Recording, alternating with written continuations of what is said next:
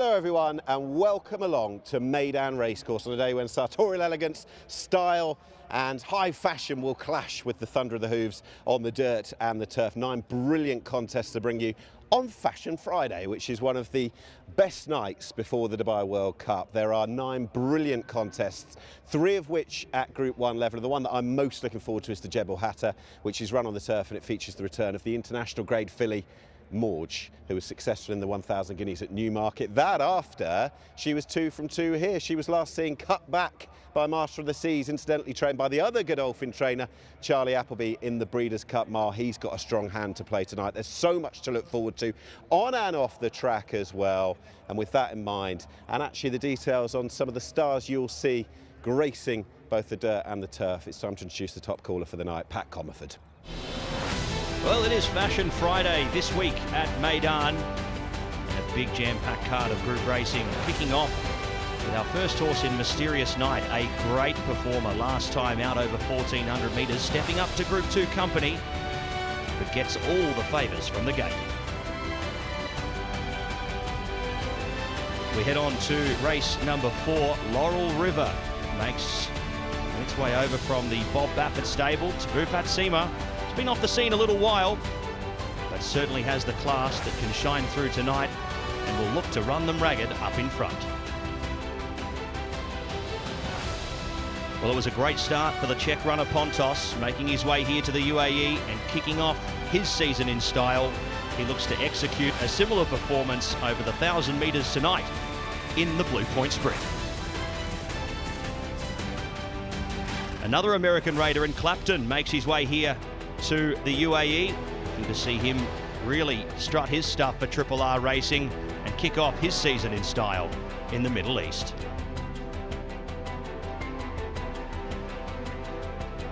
And last but not least, the filly Morge takes on the boys in the Jebel Hatta, weighted to run rail under Oisin Murphy. Hopefully can continue on her great success after a successful run in the US.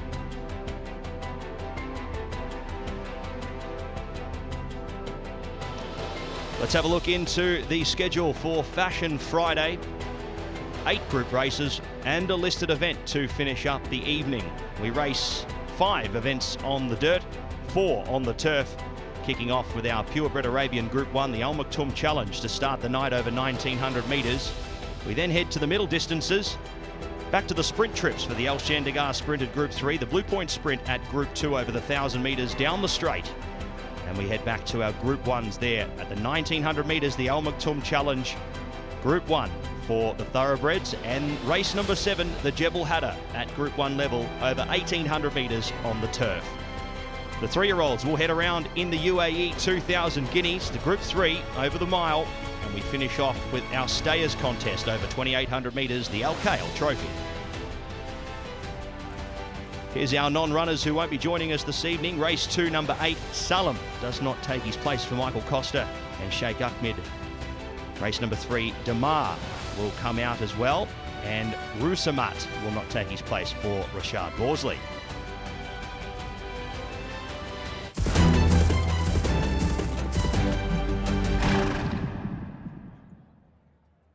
Yes, the racing, excellent this evening. Comfortably the best night of racing we've had since Dubai World Cup last year. But it's not just about the stakes races tonight, it's about the style stakes as well. Look at this. We've got the red carpet out for the great and the good. This is where you can have your photo taken for Fashion Friday. There we are. You might not want to wear sunglasses, I don't know. They're not even mine. Thank you. I'm going to give you over there. In we go. The first thing you see when you enter, for those of you here tonight, is it's all about the fashion. Over on the right, we have this area by Emar, where you can have a great photo taken on the carriage. You might want to get on the horse. I don't know. I'm not sure if it moves. Do you know what? I can't. I'm not even going to try because the trousers are a bit tight and I don't want to rip them. But you might want to wear a hat tonight because there is a best hat competition. It's one of 4 awards tonight. You've got, is that the right way around? Best hat. You've got best couple, best dressed couple, best dressed man. Orange isn't really my style, is it? And you've got best dressed female as well. That's the last of the prizes we're going to be giving out. Now, if you want to register for Fashion Friday to win all of these excellent prizes, you do it over the far side Style Stakes registration 2024. Entries close, as you can see, at 5:35 p.m. And this is where you might want to have your photo taken. It's Fashion Friday. Welcome along. Tom, thank you very much indeed. There is today's Turf Tracks Going report. Our thanks as ever to them. It's good and even spread, good to firm all over. Nice conditions here at Meydan. Welcome along, top race caller Pat Comerford. Pat, this is the first time that you and I have previewed a card, but it's worth waiting for because I've been looking forward to sitting next to you. But 9 group races today. This is probably why you came to Dubai, isn't it?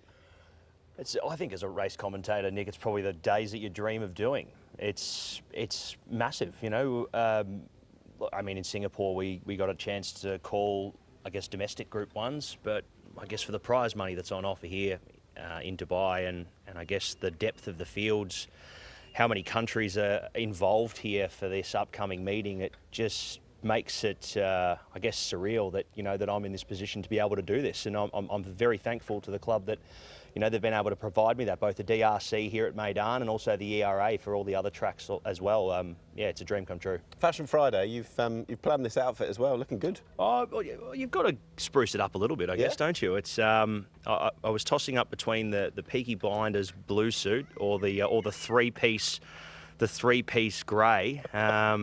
I decided on the blue, but yeah, I'll tell you what, the decision went down to the last minute. Do you know what? I was thinking back to the other people, the other commentators in the past that I've worked with that would not carry off the look, the Peaky Blinders look quite that much. I'm thinking Terry Spargo years gone by. Pat, let's get on with the racing. Let's do it. First race is going to be one of the, or is the Group 1 for the Purebred Arabians. It's the Al Maktoum Challenge Group 2. These are, or Round 2, Group 1. These are some of the runners, the first 5. And that does include a couple of big players, or certainly one in the form of Baraka. I know that you like the top one, he's very much unexposed. First class, top draw horse in the past. He won the Kayla Classic a couple of years ago. Simonlau, he's talented. Rajay, French dude. There's no Rich Like Me, but there is RB Strings Attached, number 13. And one more page, there you go. That is Faye Athbar. We can have a look back at last year's Kayla Classic, and it threads together a few of these. Derian, who won this race in the dim and distant past, actually, 3 years ago, the Kayla Classic winner. Rajay's there. Simonlau, first class, the 2022 winner of this. And the best of the finishers was Baraka. Now, my view is, as the winner went and cut him down, I think if he runs like this, he wins today. You'd say so. Yep. On the exposed form that we've got as purebred Arabians who have been there and done it at group level, he certainly stands out. Now, I mean, first class, we know she's a dual crown winner.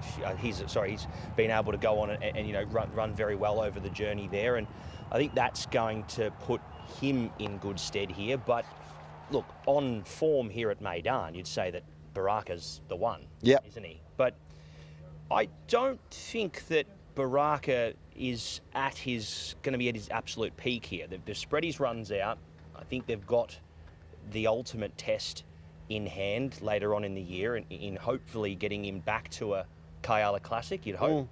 And I think it is a time for a horse like Alakam to, I guess, show his hand here. He's been incredibly good at Alain without beating too much from a quality perspective, but it's the manner in which he's done it.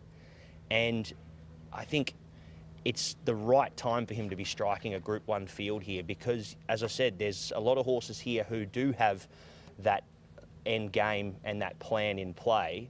And I think Alakam's got a bit of X factor about him. He'll get every chance from the gate, and Ty Gaucher's done nothing wrong on him so far. Yeah, Alakam, whose career has only been, what, 5 weeks old?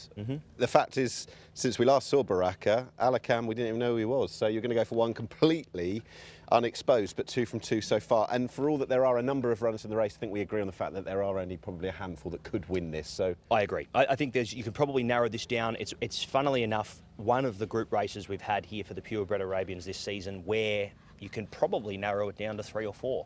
I think in the earlier ones we didn't have as much exposed form, probably 6 or 7 were the winning chances. But yeah, this is one of the more skinnier races we've seen for a group purebred Arabian race this season. And yeah, as I said, I just think Alakam potentially has a chance to, you know, show his best form. The times don't lie, and he's done very well in his runs so far. Happy days. First race then, it's Alakam for Pat and Baraka for myself. Right, the first of the thoroughbred races is the Firebreak Stakes, which is run over 1,600 metres on the dirt.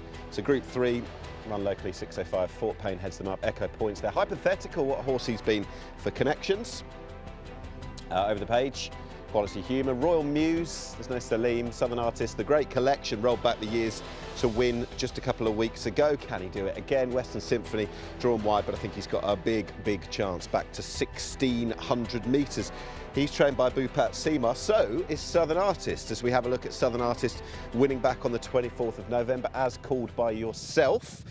This was his success over Tiger Nation. He's since run at Sharjah. Yeah, look, his run at Sharjah was, I guess, just a run in between, but that race over the mile here was impressive enough. He was put into the race at the right time, and we, saw him able to go on and defeat Tiger Nation, who was, I guess, quite brave here in the final stages, but staved them off. I think this is a tougher race. Yeah.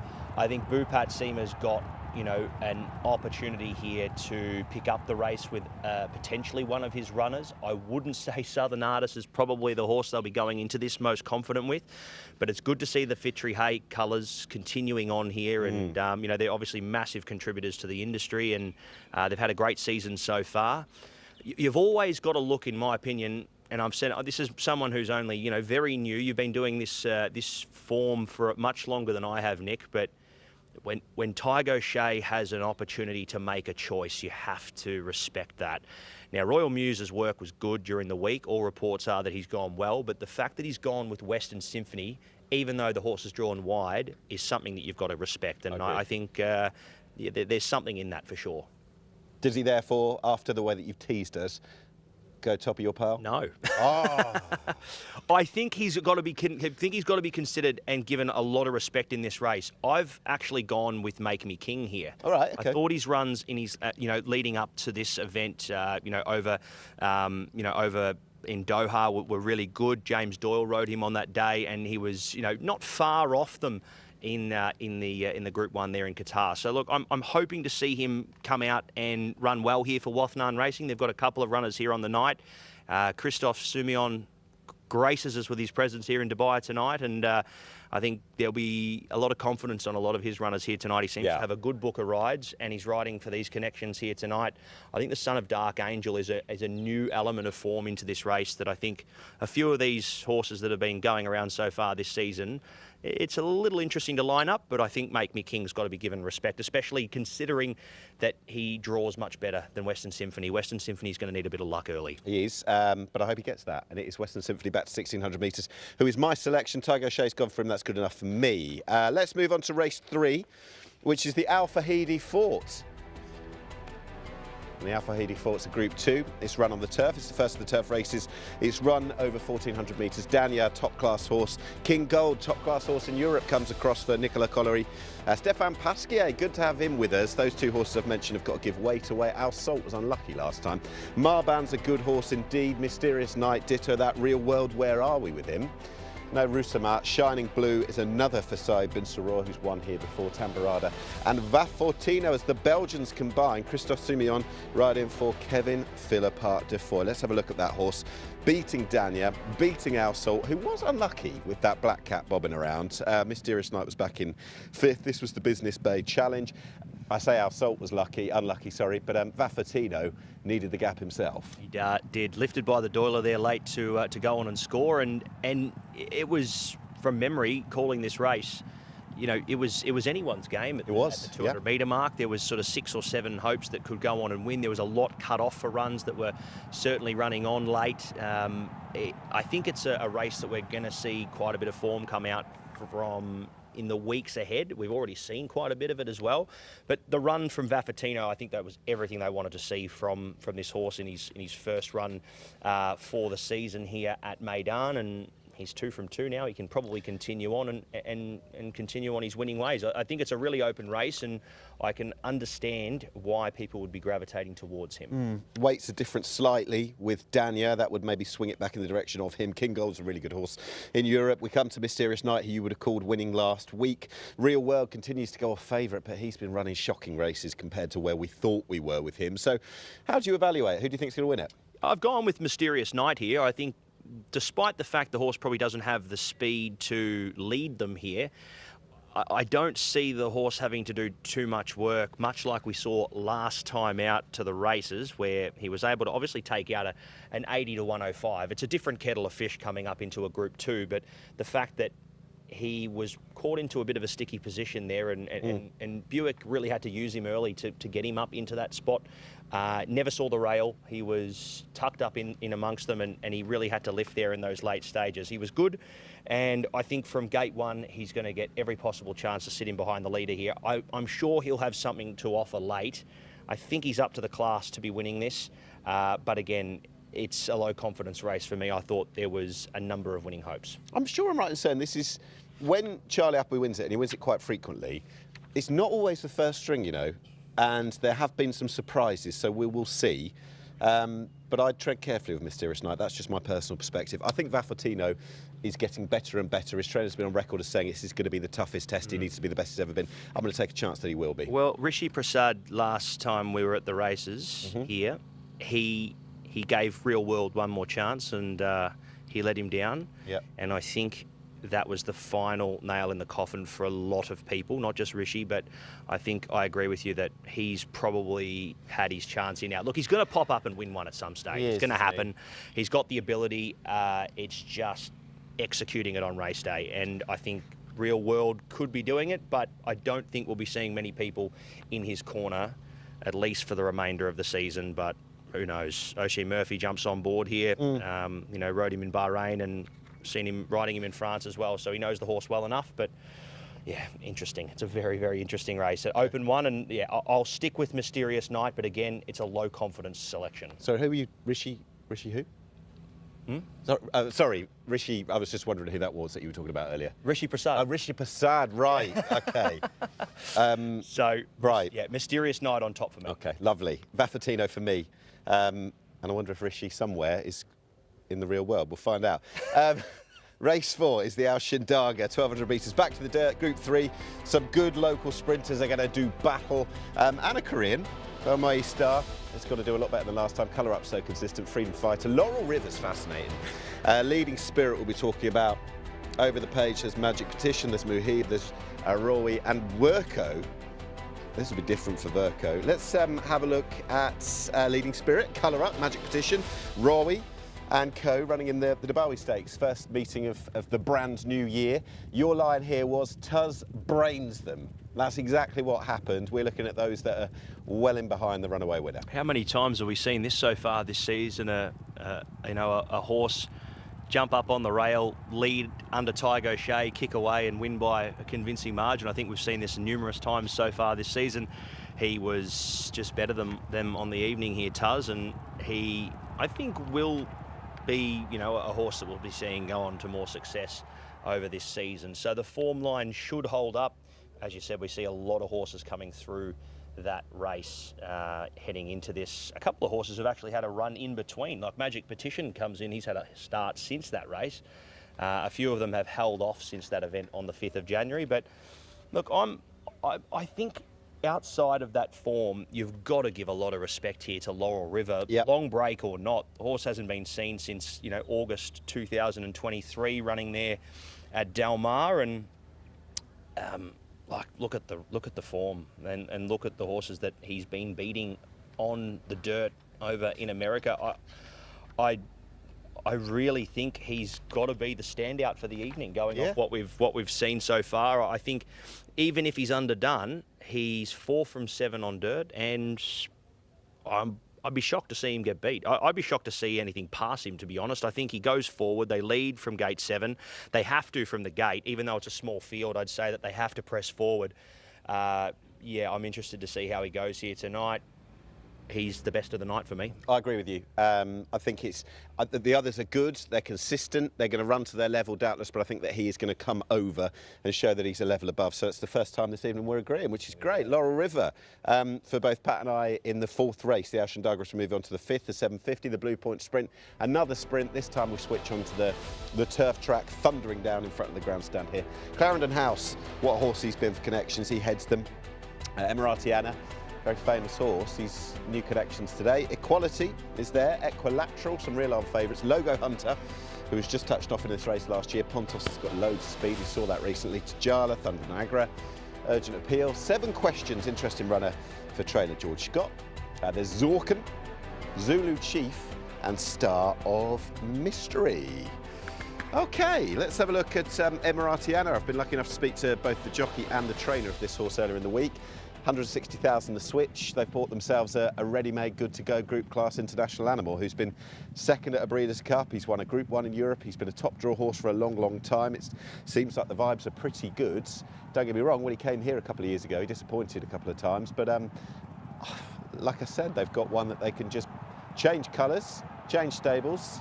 But no, they've got a good class animal to go to war with. Look, it's interesting when we were, at the press launch for Fashion Friday and heard Jamie Osborne speak about not only Emiratiana but the team itself. He's got a last of the summer wine. He's got a very last of the summer wine. He's got a very aged stable, I guess, that are coming into this. But they are probably at the back end of their careers. They're certainly in the second half of the game, that's for sure. But as you said, with that comes seasoned horses who you don't have to worry about them getting fractious during travel. You don't have to worry about them, not being able to acclimatise, being the first time that they're doing it.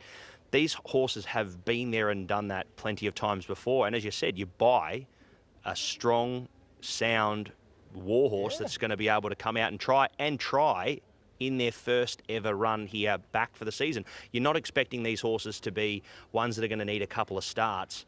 They'll be raring to go, and Emiratiana could be that horse for Jamie and Saffie Osborne that, really hits the ground running nice and early in the season. Yeah, so, I hope he does. I hope he runs really well for them. I'm going to go against him.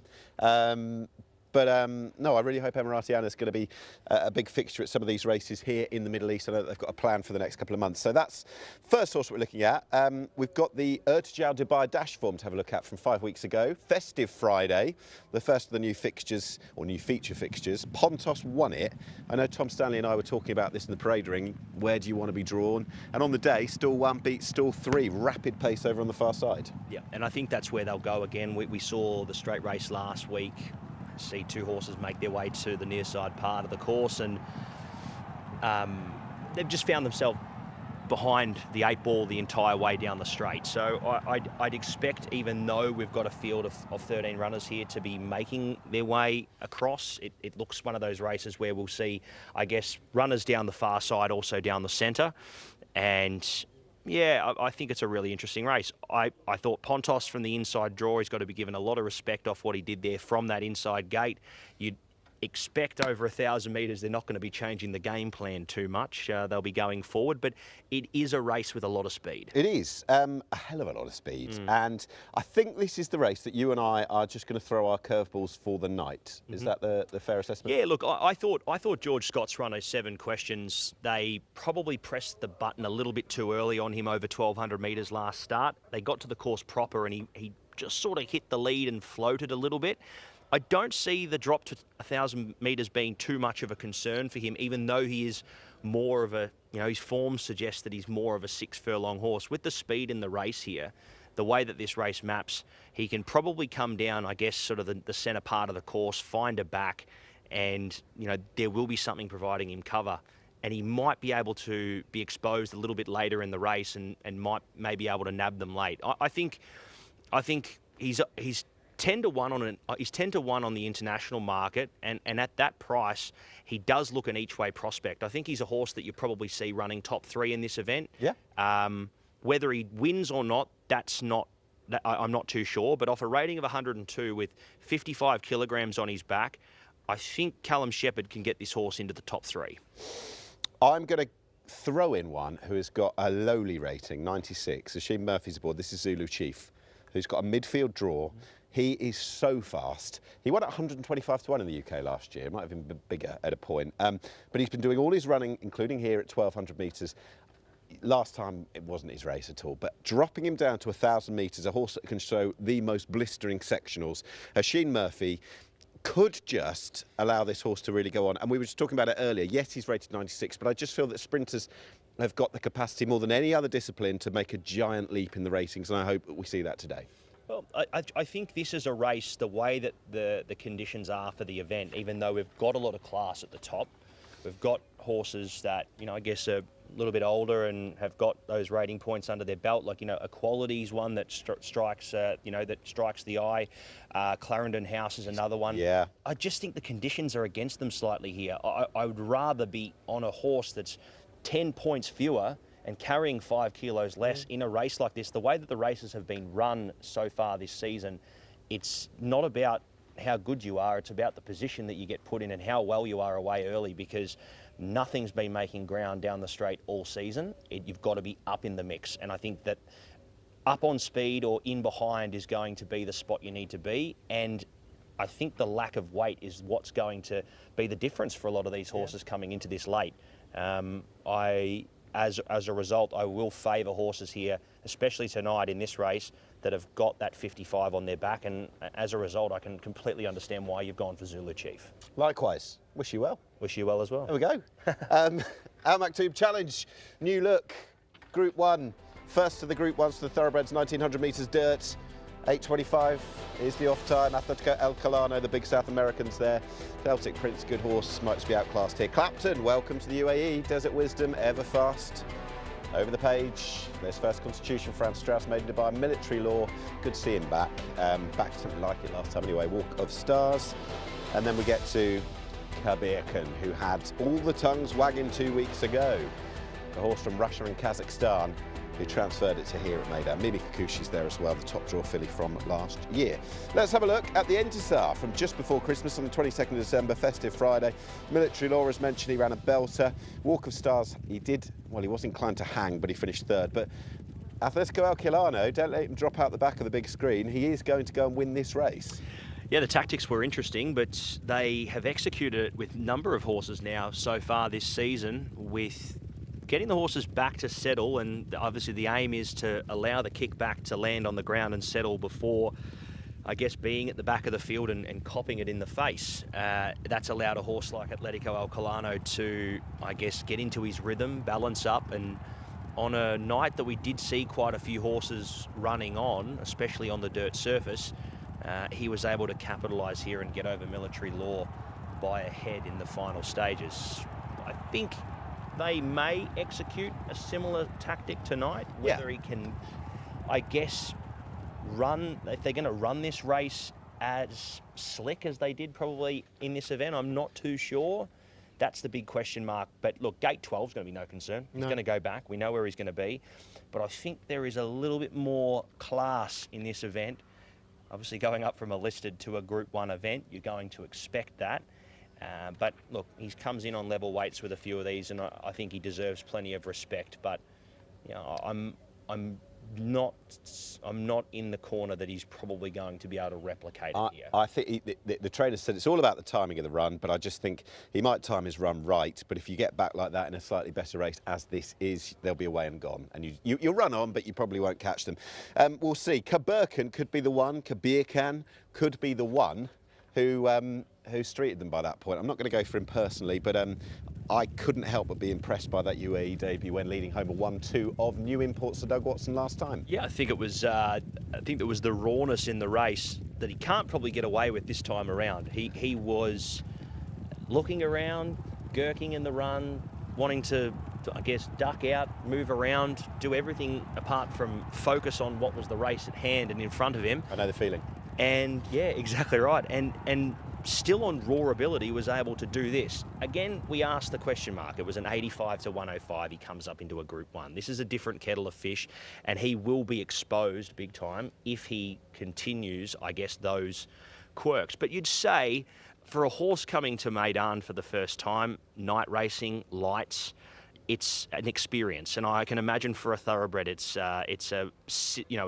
sensory overload. So I think with a run under the belt now, he's probably we're going to see improvement from him. He'll get more favours from the gate this time around. Coming out of 3, he'll be able to slot inside on the fence, and hopefully that allows him to sort of not be doing, I guess, too much looking around and too much moving around. Yeah.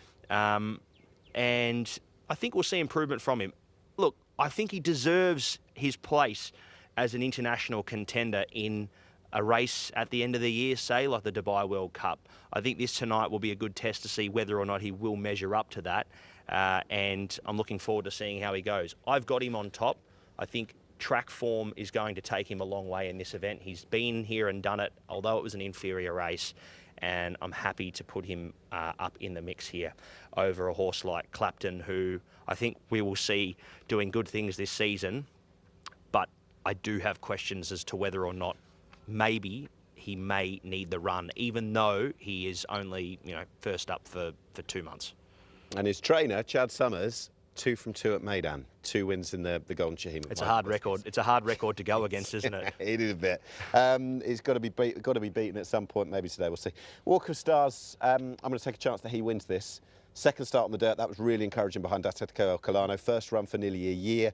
Don't forget, he was Godolphin's Derby horse at Epsom a couple of years ago. This guy was bought to be good. They spent $1 million plus dirham on him, and I think there's encouragement. I think he's got enough ability to kick on. And I've gone him ahead of Clapton. I've got him as my second selection in the event, and I think he is. I agree with you. I think there is a lot of untapped potential there for Walk of Stars to come out and, I guess, find some of that good form again. He's going to get a lot of favours here tonight, and I'm in your corner there as well. I think he's definitely a winning hope. Love it. Right, race 7. Jebel Hatta, Group 1. The quality just comes thick and fast. It's a Group 1 1800 metres on the turf, repositioned from its usual home on Super Saturday. El Patriota heads them. Erzincan, he always pops up and runs his race. Highland Avenue's there for Charlie Appleby, so too Ottoman Fleet. San Donato, what a classy ride from Pat Dobbs to win last time. Spirit Dancers conquered Bahrain, can he conquer Dubai? Measured Time, he was brilliant last time. William Buick rides him. Silawi comes across for Christophe Soumillon in the Wathnan Racing colours. Morge, the international grade filly. She really has kicked on since she was last here in Dubai.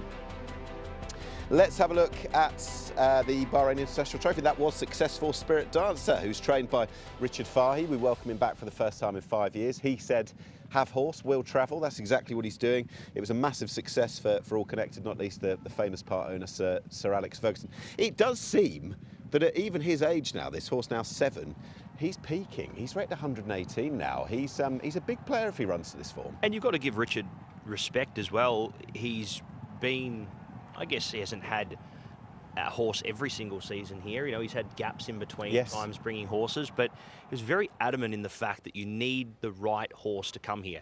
You can have owners who want to travel their horses around and race, but there's a lot of owners at the end who don't want to be coming here and running 3rd, 4th and 5th every time around and breaking even for their trip. They want to be coming here and getting the winner's paycheck in a lot of these races because the prize money's so good here. But again, you need the right horse to do it. And as you said, he's a bit like a fine wine, Spirit Dancer. As you said, he's coming on to 7 now, and he's really starting to find his form. Is this the best race for him, though? I think we're going to see, I guess, races maybe over a little bit further that I'd say would be probably more up his alley.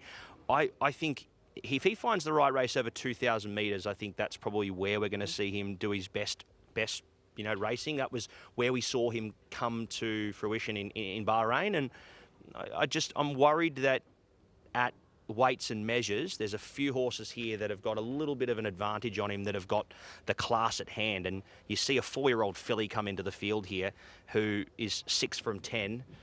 Morge is a force to be reckoned with, and she's travelled so well, which is something that, fillies and mares have. So many fillies and mares who have, that A-grade ability have their inability to be able to do. They can't travel because they struggle with it. But she's been able to go and do it here last winter. In the winter time here at Meydan, she's been able to go over to, Keeneland and Santa Anita and run her last 2 starts very well in the US. Like it's do you know what it is a bit unfortunate in ways? As she's cut back there by Master of the Seas. You go all the way to America and you get beaten by the same trainer that probably beats you at Meydan as well. Yep. Agony. It might just happen today, but she's an international grade filly. It's great for Saeed bin Suroor. I'm really pleased she's here. And to echo that point, I see where you're coming from, because I think Spirit Dancer, for example, might just be vulnerable to faster horses at this trip. That's exactly what it is. She's very fast. She's very strong. She's a class act. I'm going to go against her, though, because I think Measured Time is becoming the now horse. And I totally understand with you, because I think the question mark, we know what Morge has got. We know Morge's ability, and we know what to expect from her when she is, you know, at her best. Measured Time, we're not really sure yet. That we don't actually know what the ceiling is with this son of Frankel. He's a really nice horse for the future. He is potentially a horse that you could see, or I could see at least, going on and winning a Group 1 at some stage. He looks a really nice horse for the future. Yeah, and it could be today. That's the thing. So, look, I'm excited to see where Measured Time is here, especially after that really good performance there last start. And I think Morge and Measured Time, in my opinion, they're the two, and there's not much between them. Okay. Coin flip. And the coin has landed on? The coin has landed on Morge for me. I'm sticking with her. She was 2 from 2 here last winter, and as a result on that form, I'll go with the filly, but I can totally understand people going the other way. Love it. Love it. I tell you what, you could do the marketing as well. Tee it up. It's the coin flip. There you go. Godolphin in one side, Godolphin in the other. Yep. Let's have a look at the UAE 2000 Guineas. I was about to say it won't be successful for Godolphin. It might be. Nazi, who's got a tricky chance maybe for Saeed bin Suroor. It's not going to be easy. Oasis Boy, fascinating new recruit. He's the son of Asiatic Boy who won this very race when it was run at Nadav Sheba in 2007. He's trained by Julio Lascoaga, as is Cartier, horse number 2, Killer Collect there. Mendelssohn Bay, a stablemate of the 3 Killer Collect. Military Artists we'll be talking about. Then we come to Nazi, Rassas and Turjman, who wouldn't have been the stable first string were Mayyatal here. Let's have a look at the Mina by Azizi, presented by Azizi back on the 8th of December. Military Artist at the back. He gets a bye for this because he was very well fancied, but it didn't go his way. There was a stumble. Wasn't ideal what happened to Military Artist. There you go. So he does get a bye for this. Killer Collect won it. And actually, when we get to the business end of this race, I thought Killer Collect was going to get reeled in and passed, but he wasn't having any of it. And in the end, he was actually a very, very impressive winner. He seems to be a horse that needs it his own way up in front. Like, if he's not eyeballed through a good chunk of the race and he's able to get into his rhythm, he will be, I guess, sticking on. And my big question mark here in this event is, how do you line these races up? Because we've seen horses here come through numerous paths. I mean, Killer Collect got eyeballed here but was still able to kick away and did show rawness there at times. But I guess you look at who he's beaten home there. He's beaten home Valdivia, who's still yet to break through for Sultan Ali and Ahmed bin Hamash. And as a result, I just don't know whether or not that form line can be comparable, I guess, to the battle between Mayyatal and Cartier in the 2000 Guineas trial, because we had a horse that was rated 103 on debut come out and back it up and win. But you've also got Cartier, who gave the speed about 15 lengths and over short of what would be his best trip in 1400 metres, was able to get within 3/4 of a length. It was a massive run, and he screams a horse is going to improve so much more once he gets out over 1600. Turjman, we can have a look at winning at Jebel Ali not long ago. In fact, just a few days ago. Now, would you have been with Mayyatal in this race? You might be with Turjman, I don't know, but would you have been with Mayyatal had he been fit and firing today? Against Turjman? Against any of them in the field, as in today. Look, I think Turjman, well, Michael Costa might disagree. I think Turjman has got ability. He's taken a while to get going, but mind you, you've got to remember he did run into Marsoom on debut, who looked, I think, the classier of the two going into that. I know it was first up runs for the season. Turjman's probably taken a little bit more time to get going. But again, I look at a horse like Mayyatal and I look at a horse like Marsoom, and I probably don't have Turjman in that level. I think he's probably a little bit below that. And as a result, I can't have him here against a horse like Courtier, who I think has gone up and done that. And also horses that have got track form here. He's done all his work and he's done all his winning so far at Jebel Ali, and sometimes we haven't seen that form translate over, especially this season so far. If Meydan was here, would you fancy Courtier to beat him this time? I'd suggest that it would be a coin flip between the two. Again, we're using the coin flip scenario. I think up to 1600, Courtier probably gets his advantage here, because I do see Meydan as more of a 1200 to 1400 metre horse. A mile is certainly capable for him, but I think 1600 is probably as far as he wants it. Whereas Courtier is only going to improve out to that trip, and I think if Meydan was in this race, he'd be even money favourite. And it wouldn't see on the international market a horse like Killer Collect coming into favourite. Honestly, I think he's way too short, Killer Collect. I think this market is a little bit wrong. I think they've gone for the wrong form lines here. That's just my opinion. So don't shoot the messenger. But I do think that there are horses in this race that have got much better lead-up runs, much stronger opposition in those runs, and they'll be much more fit heading into this event. I don't think Killer Collect was properly tested last time out. He did run away from them, but what did he beat? That's my big question. Right, I'm going to go for the complete unknown. The vibes are good for all that. I think the trainer views Oasis Boy, even though he's got a much inflated racing compared to Courtier, as on a similar par with his stablemate. But I'm going to take a chance that this horse, I know that the Christophe Soumillon factor, as you've mentioned already, is going to be a player in the market. I'm going to take a chance that this racing is there to be believed, and he's going to win it.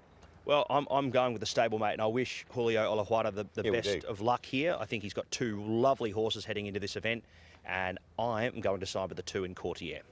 OK, last race, which is the staying race, 10:10. You'll have enjoyed a lot of racing by that point. By the time we get to race 9, 10 past 10 tonight, Al Kale Trophy, 28 and 10, the longest race. It's run on the turf. Siscani is going to be popular. Al Nair, welcome back. He's now trained over in France. Christophe Soumillon takes the ride. Global Heat's there. Dahabi, who won last time. New comedies there over the page. We're going to find Rakiz. Scottish Anthem ran a good race last time on first start for the Christopher. Seastone, Tides of War. Gallerist, very interesting runner for Francois-Henri Graffard and Michael Barcelona, the wheels came off last time, but he's better than last time. Right, let's have a look at the Nadal Shiba Trophy Group 3. Last year, this threads together a few of them. Siscani was the best of the finishers. Al Nair is weighted to get closer. He comes back to Meydan, but it's different for him these days because, as mentioned, he's trained abroad. Global Heat 6th and Tides of War further back. Siscani was then cut back by Broome and beaten in the Dubai Gold Cup on the big night itself. The claims are pretty obvious in a lot of ways for Siscani. Can you make a case for anything else? Yeah, look, I'm in the corner of Al Nair here. Okay. I think Siscani's got to be given a lot of respect here, and he looks the horse to beat here on paper. Off a rating of 114. That's going to see him, going very, very well here. You look at Al Nair's form the last 2 starts. He's got that form obviously with Double Major, who, as we know, has been quite impressive over in France so far this year. They were 1 for 1. Looking at the replays, he was untouched. He beat him there over the 3,100 metres, and then was able to over 2,800 metres, which is the distance we faced tonight, and then over raced the last start there, and unfortunately was pipped there on that occasion. But I think that form line, it looks strong enough to say that he's racing well enough returning here to Dubai, where he's had success in the past, that he'll be running a good race. We know, as you mentioned just before, Sam Hitchcock won Ride of the Year on board this horse, coming from a long way back. We know when he's on song, this horse is willing to charge the line. He's willing to go always through the field to be able to do so. It was a very good steer from Sam Hitchcock, but to have a horse that's willing to do that is something that's going to see you, obviously riding this horse with plenty of confidence. And who else to have back on than Christophe Soumillon? Okay. Might be in the winner's enclosure a little bit later. Christophe on his return, we shall see. Just confirm for us your 9 selections on the night, Pat. Yeah, very interesting night. Hopefully we can find at least 1 or 2. I'll go with Alakam, the new kid on the block in race number 1. Make Me King for Uthbarn Racing in the 2nd. Mysterious Night, hopefully can go back-to-back. Laurel River, my best for the evening. My value, 7 Questions. Hopefully back to the 1,000 can go well here for Callum Shepherd and George Scott. Kaburkan. I'll stick with the Russian Kazakhstani in the first of our 2 Group 1s. Never thought you were going to be saying that when you first got here. Yeah, there you go. Morge, I'll go with the filly in the Jebel Hatta. Courtier in the Guineas, hoping to see Julia Olajuela with some group success here tonight. And Al Naya in the last there, hoping to take out the listed event over 2,800. Okay, these are mine.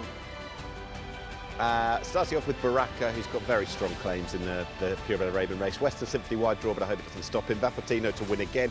Laurel River, the American, to come over and show Dubai what he can do. Zulu Chief, it might be a stab in the dark, but we'll see. He's very, very fast indeed. Walk of Stars, second start out here. And then the next couple of races, well, Pat thinks it's a coin toss, and if you've gone heads, I've gone tails. That's the great way of looking at this. Measured time for me, then Oasis Boy in the Guineas and Siskani to win the last race. Now, Tom Stanley, the silent partner in all of this, he goes for Baraka, Western Symphony, good, I like his start, Mysterious Night, Rawi, Equality, Clapton, just because he likes the music, Measured Time, Killer Collect, and Siskani. So I have gone for a couple of Toms as well. But look, it's a night where no one's going to criticise, I don't think, anyone, if they can make the case, certainly, for different opinions. I'm certainly in the minority here with a few of these as well. We're 2 and 1, I think, on a lot of those selections. He's sided with you, but anyway, that's the way the cookie crumbles. And I think it is one of those nights where we've got great depth through the fields, and it's like, you know, there are going to be results, I think, through the night here where I think a horse is going to win, and it's not going to be the favourite, but you can probably sit there and go, I can, in hindsight, I can probably see that could have happened, you know. But that's the wonders of having great fields like this. They're not massive fields, but they are good depth, good quality from head to toe, and it makes for great racing. Love it. Right, we'll reconvene at the end of the night. All that's left to do, just ask you actually, you've been here a little while now, cultured fella, as we know. I mean it. First time an Australian has ever been called cultured. I think that's a first on world television. Okay, well, I'm sure you've explored plenty of Dubai and the history that comes with it, all of the rich history that brings us to where we are now. What's your favourite fort in Dubai? I haven't visited a fort yet. You haven't? No. The right answer is the Al Fahidi Fort, and you can learn a little bit more about it now with a key member of our team. It's certainly his favourite fort, Angus McNay with the story. Hello everybody, welcome to downtown Dubai.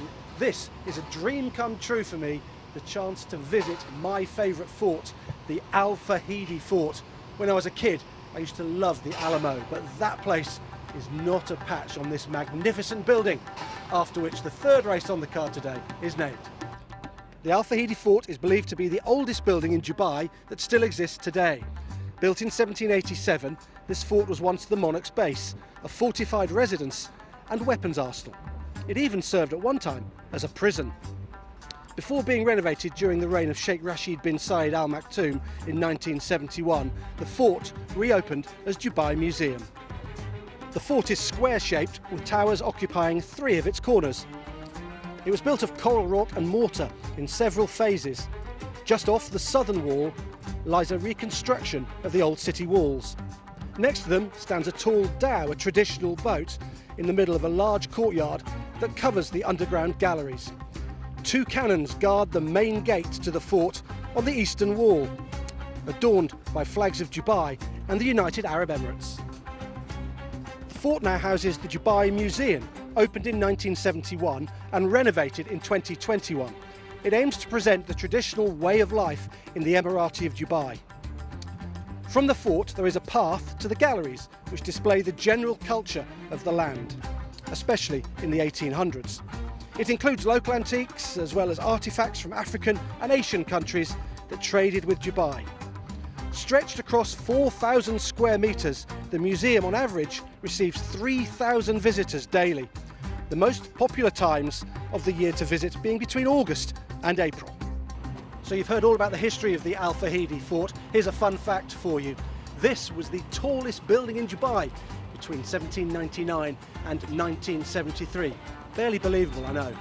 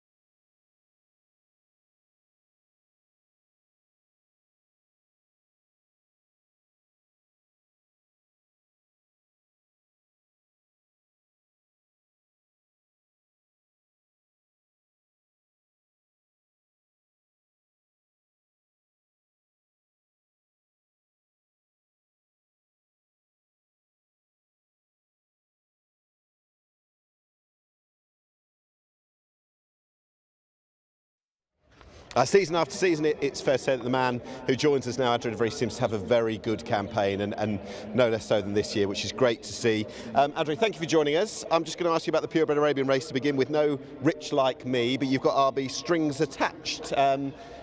Obviously not quite the quality of a Rich Like Me, but how interesting today in the first? It's interesting. He's a half brother of Rich Like Me. He works well on the dirt. It's the first time he's going to run on it. We don't have the best of draw, so he will face a little bit of kickback, but if he faces it, he will finish his race off strong, and he could catch some prize money. Rich Like Me, just an update while we're here, the big end of season targets for him? Yeah, absolutely. We decided to skip this one and keep him fresh for Super Saturday and World Cup. We'll look forward to him later down the line. It'll be a bit warmer by then. Your love affair with the Great Collection, it must have written a new chapter 2 weeks ago. He's I guess one that we know how he runs, you know how he runs. It is a short break from last time, but it's worth a go today, isn't it? Yeah, absolutely. I mean, he did that pretty easy last time. I don't think that hurt him. So the quick return, I don't think it's a problem. Yeah, but I know his style of racing. He just needs to find his legs, and he will finish his race off strong. If it's good enough for today, we will see. Is there a point in a race with him, maybe at the top of this long straight, where you feel yes today or no, not today with him? Yeah. He will let you know. He will pick it up himself. You can't force him to do things, so it's always a surprise with him. But I'm lucky. He's done well for me, so he seems in great form. So I suppose. He can end up in the first three again today. You're back on our salts. Last time you rode him a little bit unlucky before Christmas. Yeah, he was very unlucky not to win in the listed race. So if he returns in that form, he should have a little squeak today. Last time he wasn't very lucky as well, so hopefully things will open up for him today. Well, that's the thing. I finished third, and you see the black cat bobbing it up and down. The really fancied horses today were only just in front of him, and he was unlucky. Yeah, that's why. So I wouldn't count him out at all. He seems in good form. Like I said, he was again a little bit unlucky last week. So it's a quick return. Maybe he's better off a little bit fresh, but hopefully it'll be good enough. A tough task for Desert Wisdom in the Al Maktoum Challenge. How's he doing? Very tough. He didn't show the same form as 2 seasons ago, but today finally he's got a good draw. I think that the further trip would help him. There's not too much pace in that race, so hopefully I get in a good posse and he can nick some prize money. Well, we know you've done with 3-year-old fillies recently. What about 3-year-old colt in the form of Military Artist? I get the feeling you've always rated this horse quite highly. Yeah, he's a really nice colt.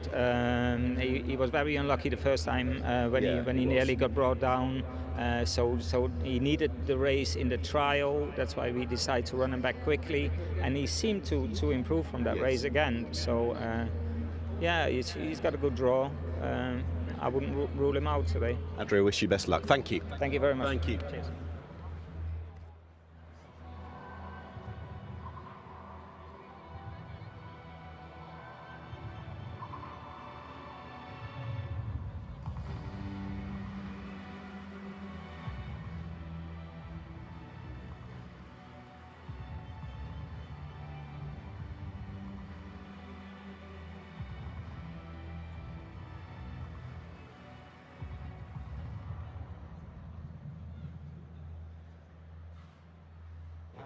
What a night ahead.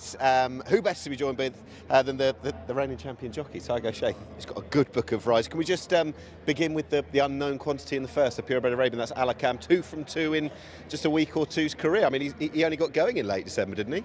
Yeah, listen, it's he's only starting off really, in the Arabian ranks. He's been ultra impressive. He's 2 starts at Al Ain, but albeit in a lot lesser company. He's swimming in deeper waters tonight. I think he has the talent going forward to be a Group 1 horse in the making. Whether it's a step too soon tonight, I don't know, but he's drawn well and he's got a big engine. Right, on the draw, Western Symphony could be better the draw, but he's got a big chance at the trip, hasn't he? Yeah, he's loads of boot. He's been around here plenty, so yeah, look, he won well first up, and then obviously he ran in 9.5 furlong and didn't quite get home. So yeah, he seems training well at home, and looking forward to a good spin. What can we expect from this big horse from America, Laurel River? Very good horse. We had him entered in the mile as well. Yes. does everything right at home. Very, very easy to do anything with. But obviously he's been off for nearly 18 months, so tonight is just the starting stone back. And he's a high-class horse. He's done some big sectionals in America, and great to get him back on track, and really looking forward to him. The new look Al Maktoum Challenge. I think Walker Stars has got more than a sporting chance today. What would you tell me, good or bad? Yeah, hopefully he's drawn well. He missed a kick his first run on dirt, which they can do, So hopefully he'll step a bit quicker tonight. He's drawn well, and look, it looks a very open renewal. 4 or 5 in there I have down that could possibly win, or certainly wouldn't be a shock. But he's got a lot of ability. He's learning his trade on dirt. It's only his second run, so he's going to have to put his big boy pants on, but I think he's up to it. Now, the 2,000 guineas, I love the different form lines coming together. We've got the South American influence as well. Your fella, Killer Collect, looked like a very, very strong performer last time. I think you said that he felt like an older horse to ride. Yeah, lovely horse. Very, very laid back, takes everything in his stride. And, the top of the straight the last day, for 2 or 3 strides, he probably looked beaten. He's the same at home in his work. He only does what you do on him. So, look, again, we'll find out tonight how good he is, but I think he's up to it. Doug, best of luck. Thank you. Thank you. Cheers.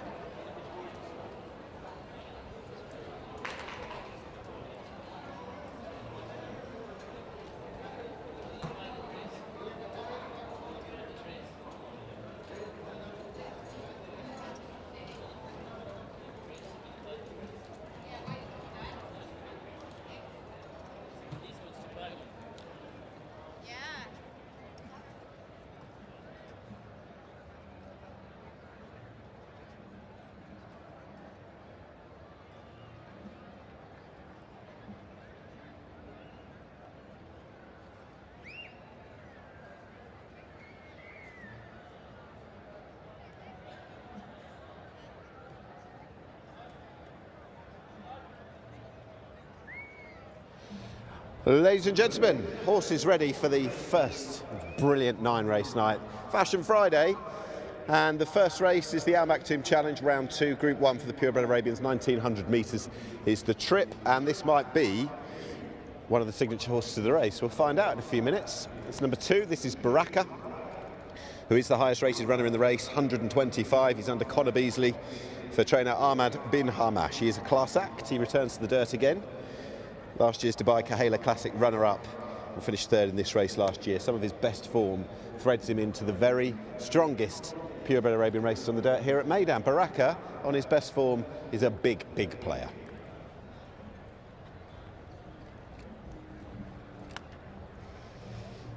Number 3, that is Derian, who has seen it done it at the highest level. Won the 2021 Dubai Kahela Classic. He's not the force of old, finishing midfield in round 1 of the challenge back in December, and was 5th in this race last year.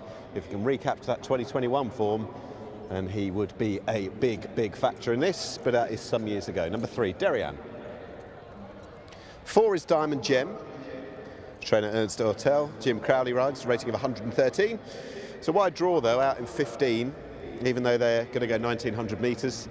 You don't want to get too far back on an early split from the gates. Came across from the US and France with big, big ratings, Diamond Gem, but has beaten only 1 home on each start since coming across here, so we'll see what Diamond Gem can do today.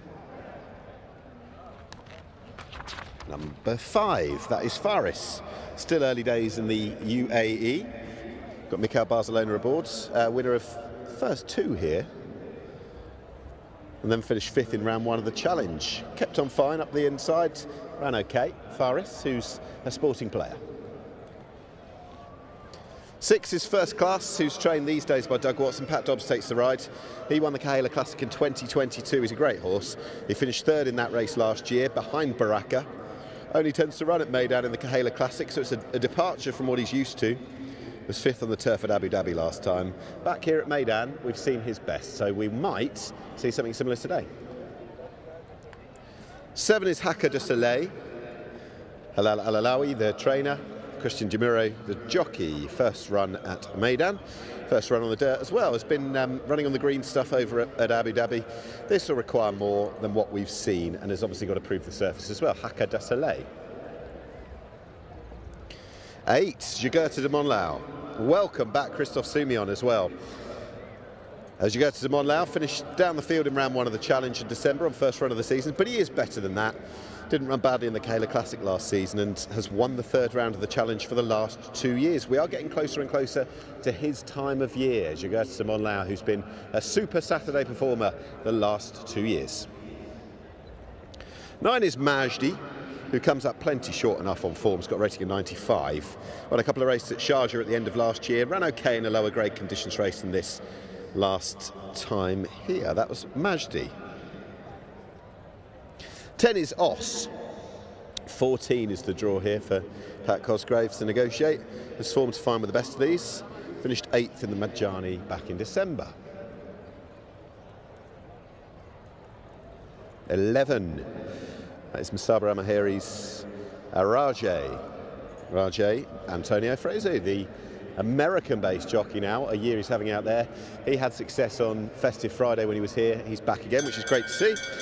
Rajay, not many hiding places with this horse. He's been around a while. Looking for a first win since this race 2 years ago. Finished 2nd in it 12 months ago, so this has been a good race for Rajay. 12 is RB French Dude, who was 2nd in the Majani last time. Hasn't won in quite a while, but he's a very capable purebred Arabian, to say the least. Won this race a full 3 years ago.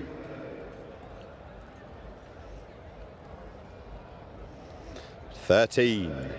No RB Rich Like Me today. How about his half-brother, RB Strings Attached? We heard from the jockey Adre de Vries. Rare dirt switch, 2nd start on the dirt, so he's got to prove it on the surface. He's been running on the grass over at Abu Dhabi. Still a very young horse in the context of things. 7 runs. Working our way towards the high numbers. 14 is next, and that is Reem Bayuna.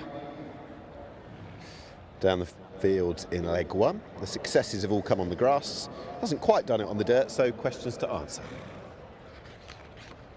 15, that is Dubai, who's got the widest draws to negotiate. 4th in the first round of the challenge in December. Ran very well that day. He's got more form to find, but he's on the improve and could make up into a player. And lastly, Theda Athbar. And that is the sole mare in the lineup. She's been running in Europe, Britain and France. She's quite interesting though, 4 from 5 in a short career so far. She makes the dirt debut and firmly a mare on the upgrades, it would seem. I said that was the last one. Last number, prematurely, because we're going to have a look at number 1. This is the horse that the champion jockey spoke about. 2 from 2 so far, Alakam. A brace of wins so far over at Alain. Dominant success the last time. This requires more, but Tig, by his own admission, said no, he's 2 from 2. His career only began a month ago and he could be up to a Group 1 level. It's a Group 1 test today. It's the first of 9. It is the Al Maktoum Challenge, round 2.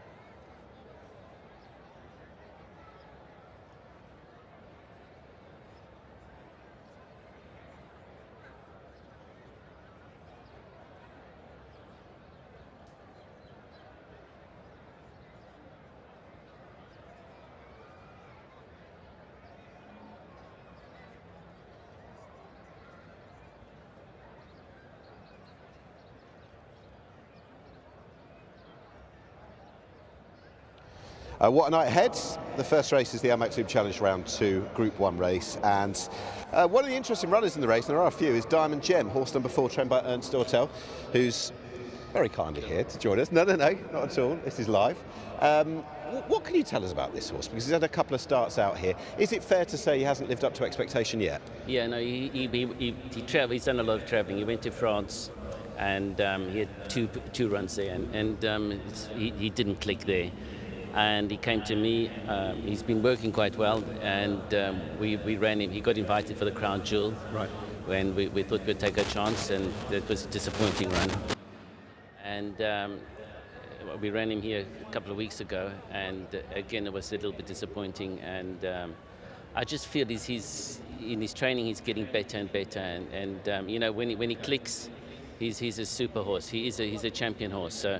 I'm just a bit disappointed in the draw. Yeah. If I had a better draw, I would be more confident. But still, I like the horse. He's a good horse, and yeah, he just needs, you know, once he comes back into himself, he's going to be awesome.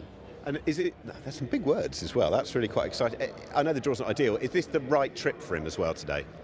Yeah, he's won in America over 1900, yeah. And.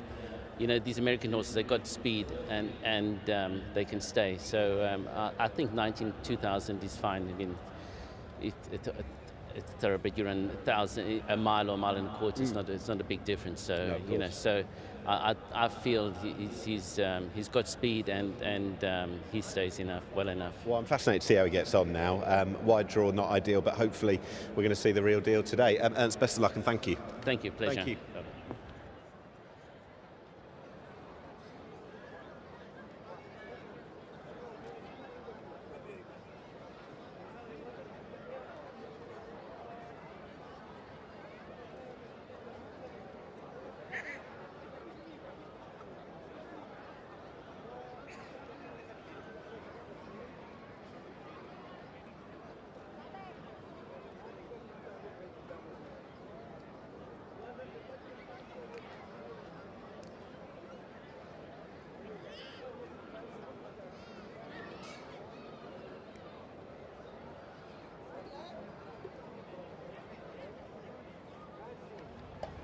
All right, we'll be doing the Best Turned Out award shortly. Goodness me, I haven't spoken for a while. That went well. We'll be doing the Best Turned Out award shortly, but first of all, we're going to have a closer look at some of these. You saw them in the paddock with Nick Lightfoot. Pat said a word about them, and first class is certainly one of the likely ones here, just on that official rating. He's fairly drawn to get out, get handy, and probably at that sort of kick-on age as a purebred Arabian. Nick, you know, just turned 7. Would be no surprise were he to go and take this, I don't think. I was looking at his profile earlier, going through these studiously, and when he runs here, he only tends to run in the Dubai Haler Classic itself, so it's a bit of a departure and should be maybe a bit shallower as well. Won that race 2 years ago, 3rd in it last year. He's got that form to turn around with Baraka from that, but you would think on his best days he's a real player. Was 5th on the turf at Abu Dhabi last time, but when he comes here he tends to run really well, so he's got to be a big player these days, based with Doug Watson. Yeah, relatively early days for Doug on the horse. Who were you with, incidentally? I didn't see. Are you with Baraka? Baraka for me. Okay, I am as well. Oh. Is Pat as well? No. Okay. He's going to go, Sensible. and he's gone, for the untapped potential of a horse whose career only began on the 23rd of December.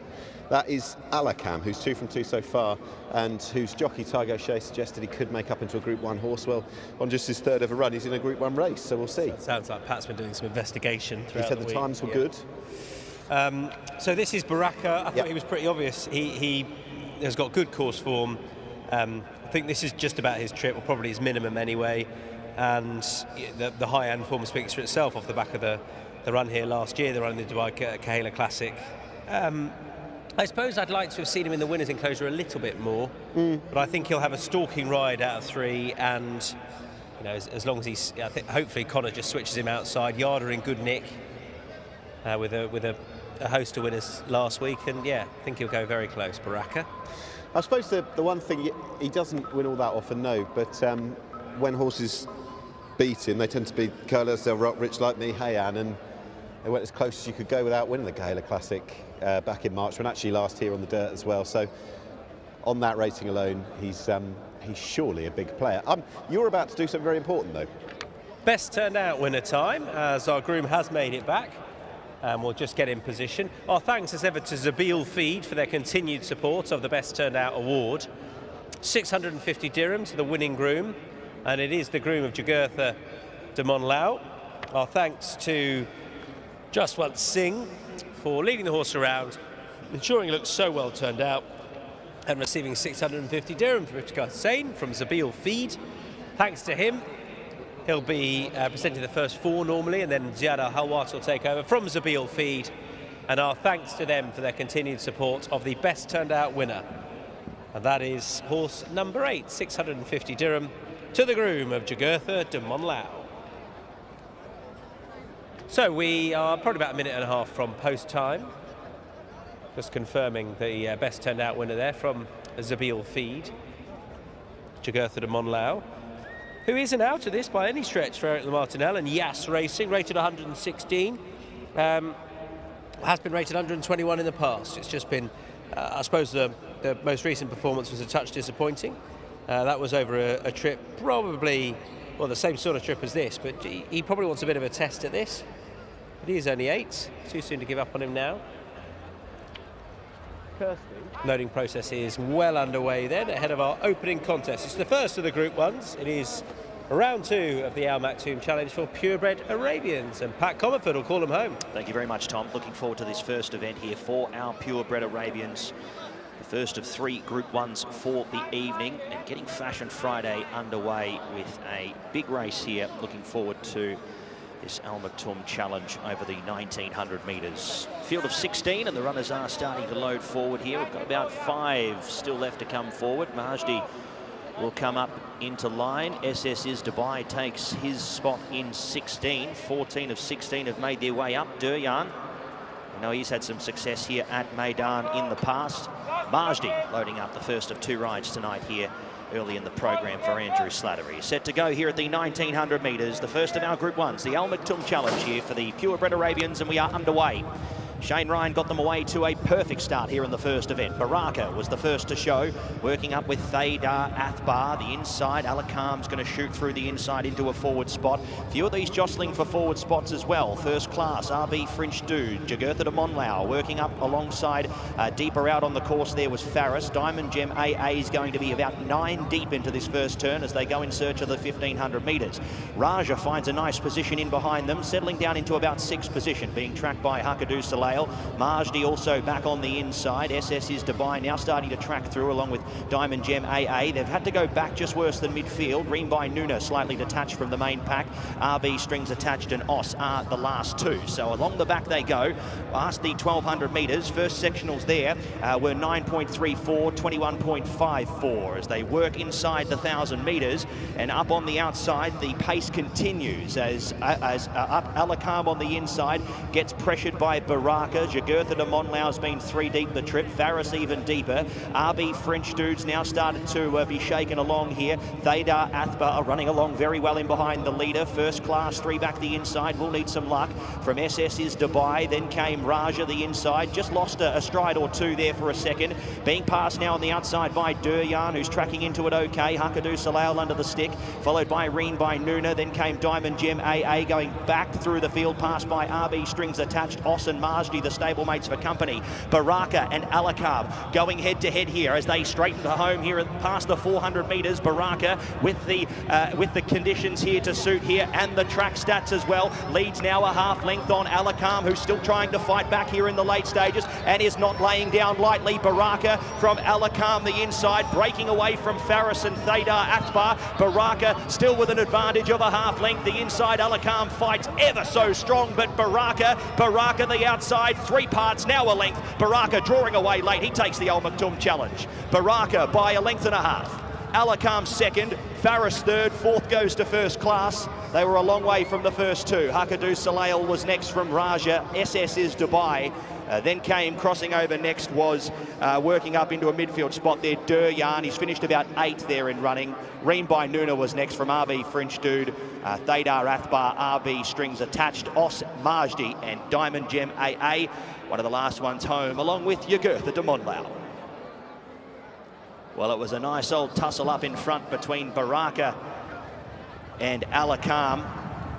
The new kid on the block up against Baraka, who has been there and done that, and he showed his class here this evening and has shown that he's been in these Group 1 contests before. 2:07.89 the winner's time there, a length and 3/4 that margin on the line. Baraka 2 beats the 1 here in the first.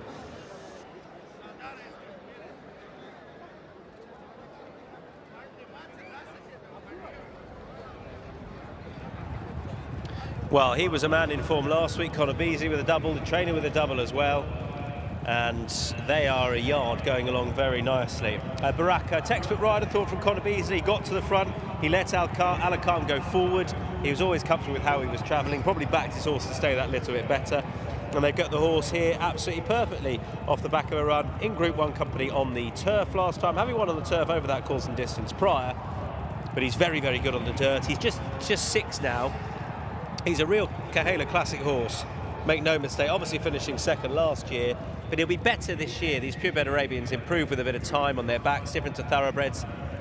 This is, he's 6 now, he's the equivalent of his, I guess, thoroughbred 3-year-old season, because they take a little bit more time, and I thought it was pretty comfortable. Alakam's run an excellent race, so lightly raced, just 5-year-old. and was 2 from 2 coming into this. Well, he's no disgrace whatsoever in finishing where he has. The two have pulled nicely clear, but he just was up against a horse who was a bit too streetwise, a bit too good, really. Disappointments were, well, First Class was a little disappointing. He was never really travelling out of 5, but perhaps he'll come on for that. Had a little break of 54 days, and that's his first go on the dirt for a little while. I would imagine they're using this as a Cahalan prep off the back of his 3rd last year. But this was where they turned into the straight, and it became clear there were only 2 horses in the race, really. And it was Tiger Shea fighting out with Connor Beasley, Alakam and Baraka. And near side, the Bay son of AF Al Burak has won a good length or so in the end. Baraka takes round 2 of the Al Maktoum Challenge, the first of the Group 1s tonight. And the results there of race number 1, 2, 1, 5 and 6. 2, 1, 5 and 6. Baraka, your winner, stopping the clock at 207.89. Margins 1.5 lengths by 14 1/4 lengths. 2, 1, 5 and 6. The numbers here for race 1.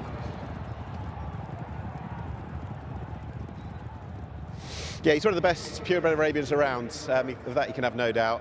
Connor Beasley's just ridden Baraka to success. Connor, well done indeed. I know you're enjoying a great season out here. Fellas like him in the purebred Arabian sphere are going to make it that much better. That was the first time you'd ridden him on the dirt today. He's a monster, isn't he? Yeah, definitely. To be fair, you know, the boss and the team back at home have done a fantastic job with him. You know, I won on him first time on the grass at Abu Dhabi, and then a bit of a blip the next time. But no, listen, he's come here today and obviously loves the dirt, and no, he's done that really well. He's a proper tool. Is everything working back? Oh, apologies. Everything working back from the Cahalan Classic, given how close he went in it? I know you weren't on him last year, but how close he went on it in 2023? Yeah, I imagine that'll be the plan. You know, obviously it'd be the plan. Obviously looking forward, and he loves it around here. And you know, he was just touched off in that big race there last year, wasn't he? So you know, whatever he does building up to that, will be really exciting. Looking forward to the big day. Connor, well done.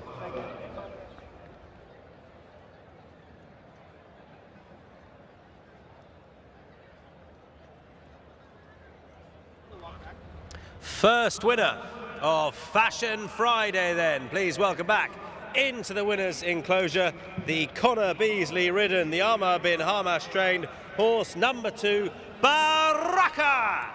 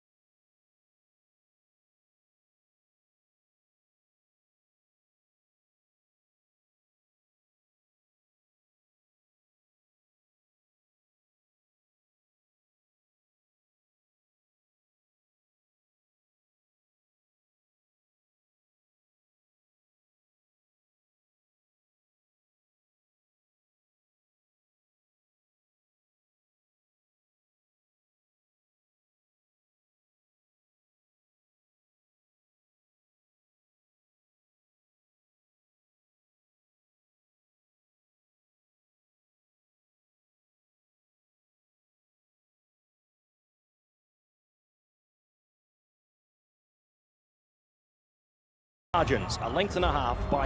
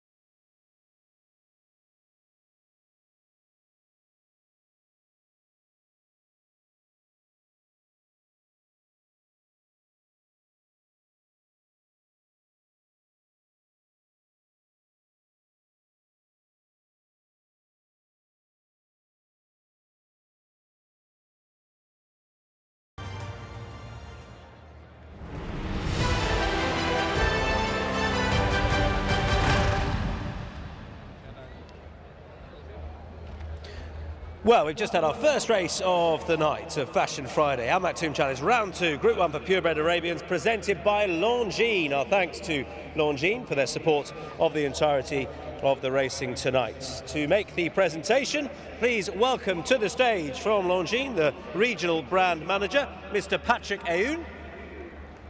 And Patrick will be presenting many trophies tonight.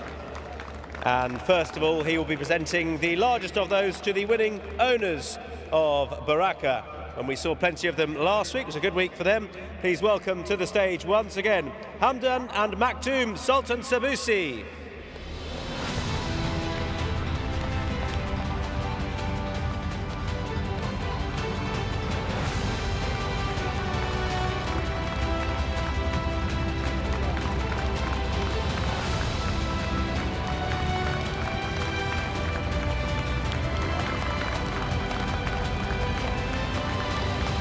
Well done to them. They have the winning owner routine absolutely sorted after a double last week and another one tonight.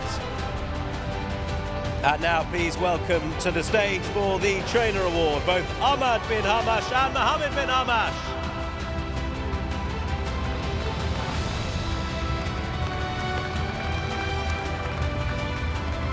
A first Group 1 for the winning trainer, Ahmad bin Hamash. Well done to him.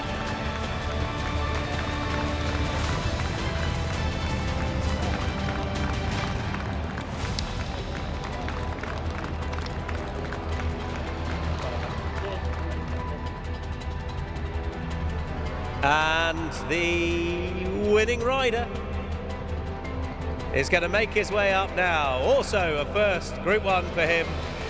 Please welcome to the stage, Connor Beasley.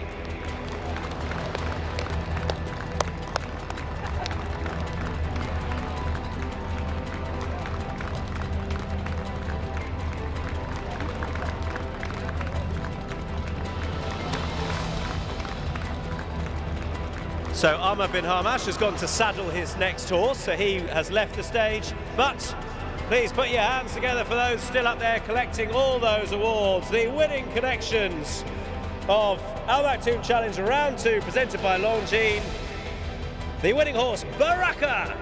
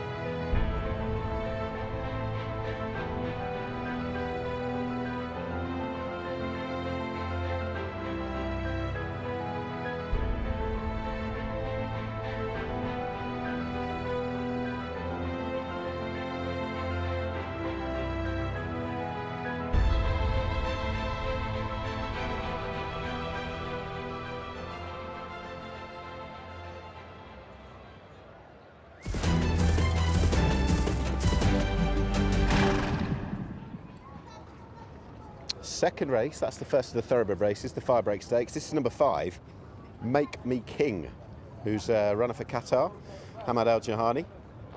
A horse formerly trained in France, actually, for Andre Fabre. New Connections paid a lot for him, and ran in the Qatar Derby just last time out on stable debut, dirt debut here. Down in trip, it's a change of discipline. Off to the left, number 7 is Royal Muse, he's there, he could run well. 9's there, that is Southern Artist, who's lightly raced. One of the powerful Bupat Seymour contingent in here. Number 2's next. That's Echo Point, who's adapted well to the dirt this season. Cut back and beaten by the Great Collection over 1,400 metres 2 weeks ago. Number 10, well, that is the Great Collection even, who's belying Father Time at the age of 10 and got back to winner's enclosure for the first time in well over 3 years. We've got one who hasn't gone down yet, whose final adjustments, little tweaks being done. I say that, there's horse number 11 here who's just about to come right past us. That's Western Symphony, who the champion jockey Tiger O'Shea gave a very good word to earlier. He's got a wide draw, wider than ideal, but at the same time, he's got a lot of quality about him, and he looks the pick of Bupat Seymour's runners, even though the draw's not great. And the last one is just coming out. That's number 6. And number 6 is Quality Humour, who returns to Meydan. Quality Humour down the field behind the class act Isolate in the Al Maktoum Mile a couple of starts ago. Third at Sharjah last time, and he could give the connections of our first winner, Baraka, a very quick double indeed.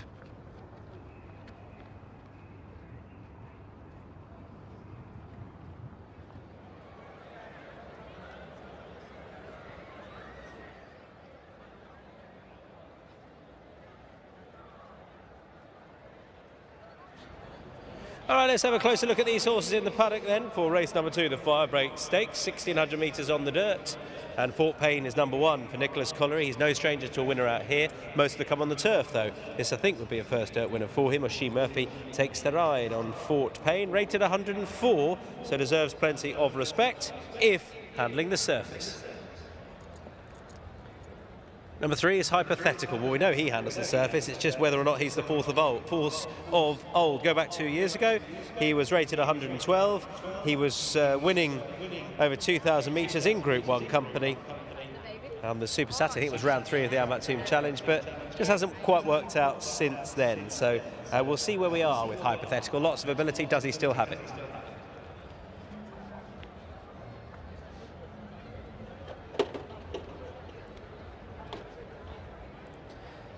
Hypothetical is the chestnut with 4 white socks. For some reason, a lot of people don't like the look of that sub horse, but there we are. Looks well. Imperial Ace is another Lope de Vega here. Imperial Ace for Royston French and Salim Bin Gadaya. Relatively lightly raced out here, just a couple of goes so far, including over a mile last time, when pretty well held. Previous form would indicate further will suit in time, but sometimes horses take a while to adapt out here, and he probably fits that billing. A lot to find on official numbers. Let's go back to Echo Point. Echo Point has a bit of stepping up to do. It's possible, you know. He ran really well last time when passed late on by the Great Collection. I guess the one question mark I'd have is whether or not he actually gets a mile on the dirt. That's the one question mark. The drop to 7 suited him last time. They're going back up to a mile.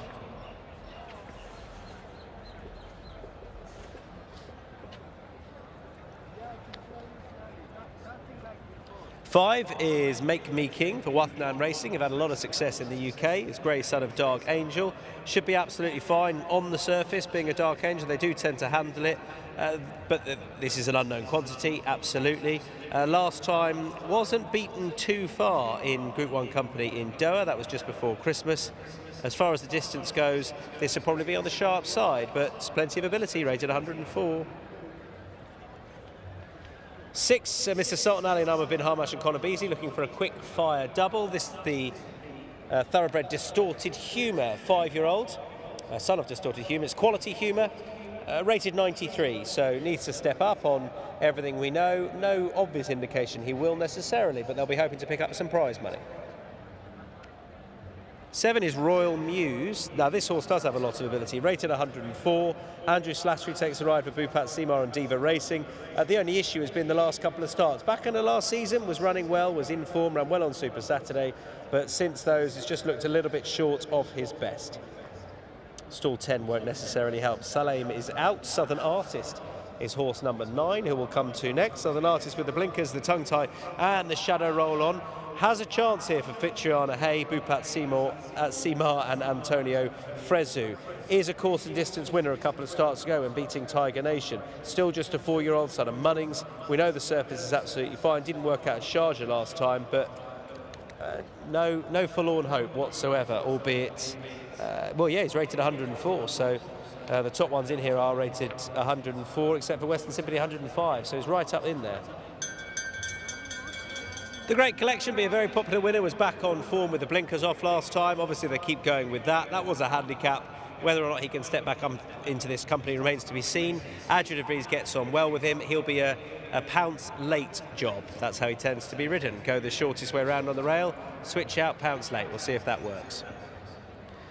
And Western Symphony is probably, in my mind, the most likely winner. He's drawn 11. That's not ideal, but I think he'll be able to get over and get a nice position. There's not out pace, at 1 or 2 bits, but not a crazy amount of pace on his inside. So I think he'll get out and just try and sit just a couple off them maybe. Happy to sit a couple wide. He's got loads of ability. He's proved himself over this trip now. I do think he goes very well fresh, but he did win off a short back up last season. He's certainly one of the most likely ones. Western Symphony, the step up and trip didn't work last time.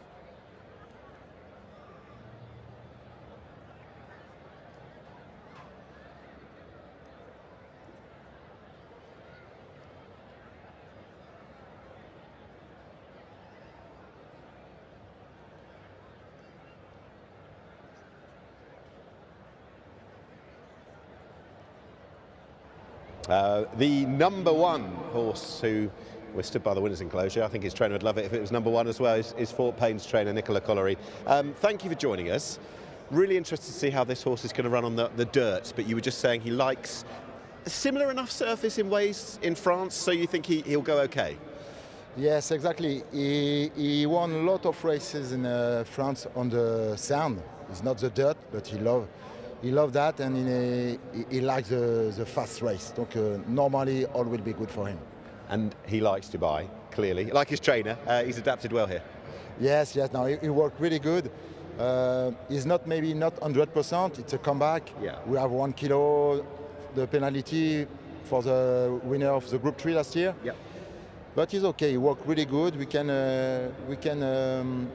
do well for the first race. Former champion jockey in the UK, Oisin Murphy, he's booked up to ride the horse as well. Has he ridden for you before? No, it's the first time today. Yeah. First time for Payne on the dirt, and first time for me, Oisin Murphy. Okay, all the firsts. Yeah. King Gold later, a very good horse indeed. He won the Group 1 Prix de Maurice de Geest. He's got the Group 1 penalty. How are you expecting him to run first up in the UAE? It's the same of Fort Payne. It's a comeback. The last season was really good. He started here on the dirt, and after he won a Group 1. Today is not the target. The target is a half-court sprint, and he's ready for run good. But it's a comeback with a penalty also.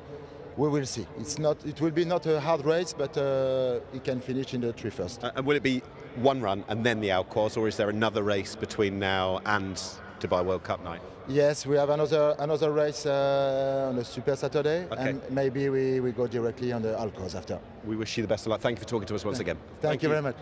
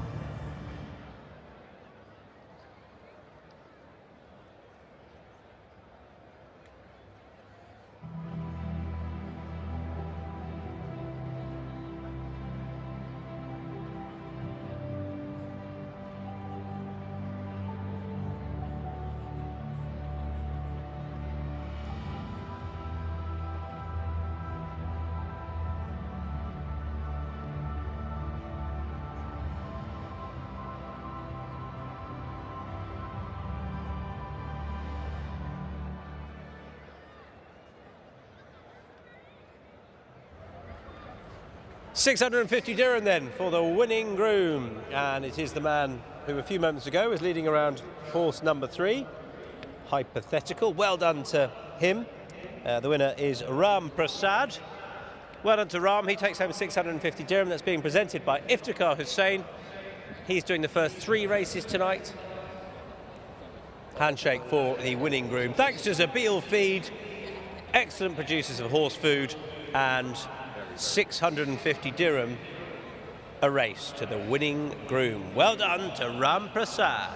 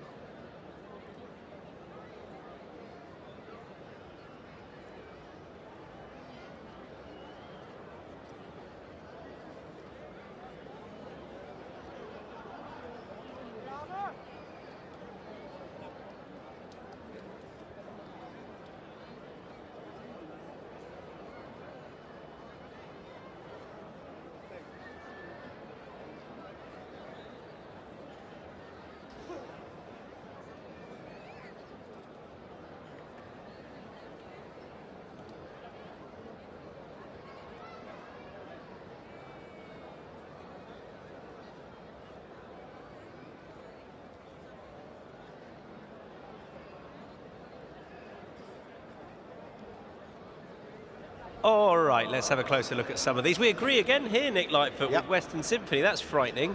It's good. I think since Salem come out, he just screams as the most likely winner of the race. Draw's not ideal, I guess. It's better now Salem's come out. Yeah. Well, that's what I mean. I think he was the chief threat. Yeah, quite probably. Spoke to Tiger O'Shea earlier, and he certainly wouldn't have put you off this horse whatsoever. He won that first up race in a handicap here on the opening night of the season, over 1,600 metres, and I think it was worth a go in the end, Sir, last time, but bringing back to this distance, this is, you could argue, he only just gets to 1,600s, but I think he's got enough speed to go and win this. If he breaks well, I think he'll win this. Yeah, I put it to a pal of mine talking about the race that this horse has to go fresh, to which he then pointed out he won off an 11-day backup middle of last season. But I wasn't here that day, so it doesn't count. I wonder who the pal was. I can't diverge my sources, but there we are. I think he's got a great chance. I think he'll probably get a sit. This horse will go forward, will he? Hypothetical? Yeah, he tends to, doesn't he? I think there was a little bit of disappointment for some of the connections that he didn't run in the Maxime Challenge later, because I guess when he's in a race, you can generally set your clock by it. That's another thing. The outlier is, if he's anywhere near the horse that he's been in Super Saturdays past, well, he'll batter them, won't he? But I don't think he is anymore, is he? No, he doesn't. He certainly hasn't shown that on his last couple of starts anyway. He's clearly had issues. Interesting that he's one of 2 Lope de Vegas in the field for Salim Bin Gadaya. We've got a Saint Andan horse, the Great Collection, who is Amazing 10 years horse. old. He's been phenomenal. When he won here a couple of weeks ago, the whole place was delighted because he's such a firm favourite. Yeah. And we know how he's going to be ridden anyway. He'll be ridden for a bit of luck.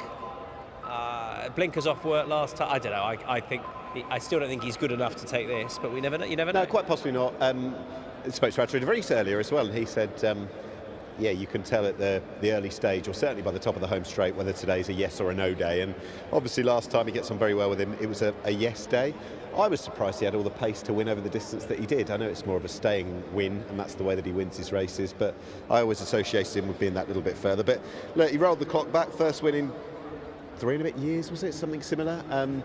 With that in mind, maybe a little bit of London bus effect, he could win again, but they wouldn't be running him again if he wasn't completely sound 2 weeks on, because he is at the veteran stage now, and he is probably such a fan favourite and such a stable favourite, they wouldn't want to be doing him any disservice by running him too quickly. I think the Bupat Seymour trio have all got a chance. Southern Artist, Western Symphony and Royal Muse, rated 104, just £1 below the Western Symphony, the same as Southern Artist. But again, he's just got 2 previous performances to put behind him now. Well, Royal Muse? Yeah. Yeah, they did expect much better last time, but there was a reason for that when he was found to be lame in his right foot. And someone I saw on Twitter said that when this horse runs second, or X now, whenever he runs second up, he tends to win. So he's had that first run. There was an excuse for it, for all that you would have loved to have seen better. All right, loading process well underway. Pat, all yours. Thank you, gentlemen. I've certainly gone with Make Me King here in this race. As you mentioned, Bupat Seymour with a very good hand. Western Symphony, although all of them have claims of their own, his run in Doha have certainly caught the eye. Sumion jumps on board here for the first time of multiple occasions for Wathnan Racing, who have a number of runners on the card tonight. The Great Collection comes up. Blinkers came off last start, and he was able to return a winner, turning back the clock there last start. Quality Humour loads up. Connor Beasley and Ahmed bin Hamash looking to pick up back-to-back group winners here on the card nice and early. Western Symphony loads up into the outside stall, and we are set to go here. Field of 10 at the mile, and we are ready for the Firebreak Stakes at Group 3. Set to run racing. Good start away. Fort Payne half a stride slow, if any. Imperial Ace, the Great Collection, going back to his rear roll as usual. Good pace as they make their way out of the chute and onto the course proper, where it is Southern Artist up in front, who leads Hypothetical a half length. Quality Humour third. In the 1-1, Echo Point gets a nice run in transit. Royal Muse forced to race 3 deep, but spots the lead 4 lengths and settles down into 5th from Make Me King. Then came into about 6th position. There was Western Symphony. followed there next in turn by Make Me King, who's now dropping back with Fort Payne, who recovers onto the back of the main clump. Then came Imperial Ace, and detached is the Great Collection. So the select sections there, 13.48, 24.04 as they make their way off the back here at the 800 metres. And up in front still Southern Artist goes at okay sections. Hypothetical sits on his girth and has been there the entire trip so far. Quality Humour back on the inside, getting a nice cushy run, but just asked to improve here, given a squeeze by Connor Beasley. Echo Point edges out 3 wide. Royal Muse ambles out 4 wide. Then came next in turn there Western Symphony. Make Me King still with about 7 to pick up. Sumion takes the short way home as the gap opens up on the inside. Then came Fort Payne, followed by the Great Collection. Imperial Ace drops out of it. They run into the straight here in the Firebreak Stakes, and Southern Artist still has the buffer of a neck now. Hypothetical the outside, looking to bounce back here with a winner under Macau Barcelona. They break away 3 or 4 lengths on Royal Muse, followed there by Quality Humour. It's Hypothetical the outside though, getting the better here late of Southern Artist. Hypothetical going down a winner. Salam bin Gadaya on the board nice and early, 3 parts on Southern Artist. Photo into third there, I'd say Quality Humour just from Royal Muse. Make Me King made some ground up the inside into 5th late. From the Great Collection, who motored home late, Western Symphony, Echo Point, Fort Payne, and the last one home, Imperial Ace. Hypothetical. Macau Barcelona, Salam bin Gadaya for His Excellency Sheikh Hamdan. Picks up race number 2 here, and a Group 3. For 700,000 dirham here, Hypothetical. As the boys mentioned downstairs earlier on, if he was able to find some of that form we've seen him produce on feature nights in recent seasons, he was going to be a competitor here, rated perfectly on the outside of a leader. These two virtually got left alone up in front. He had enough in the tank to serve it up to Southern Artist there late, and he went home the better. Hypothetical. The 3, our winner here in race number 2, 3, 9, 6 and 7 come up in the frame.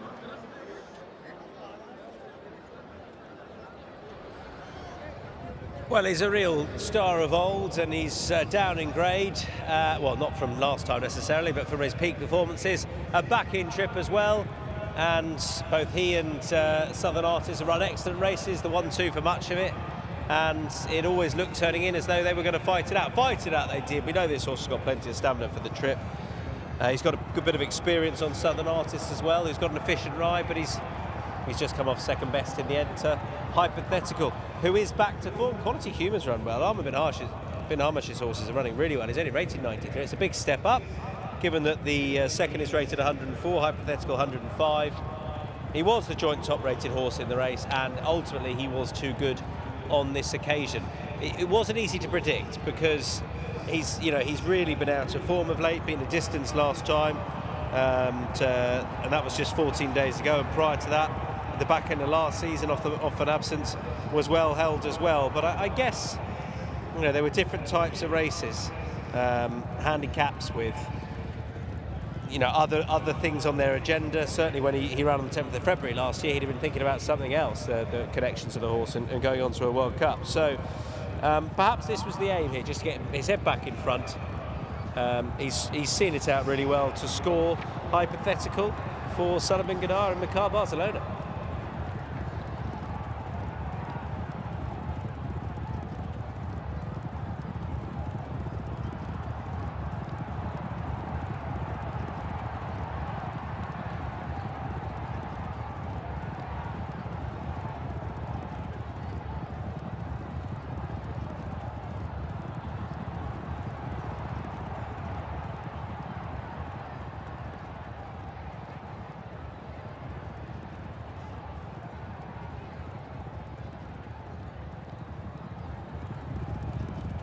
Very, very popular result. A horse we haven't seen a lot of recently, but we know how good he is on his best days. Hypothetical has won Macau Barcelona. That must mean a lot.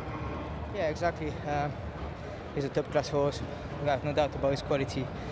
He's a Group 1 winner over 10.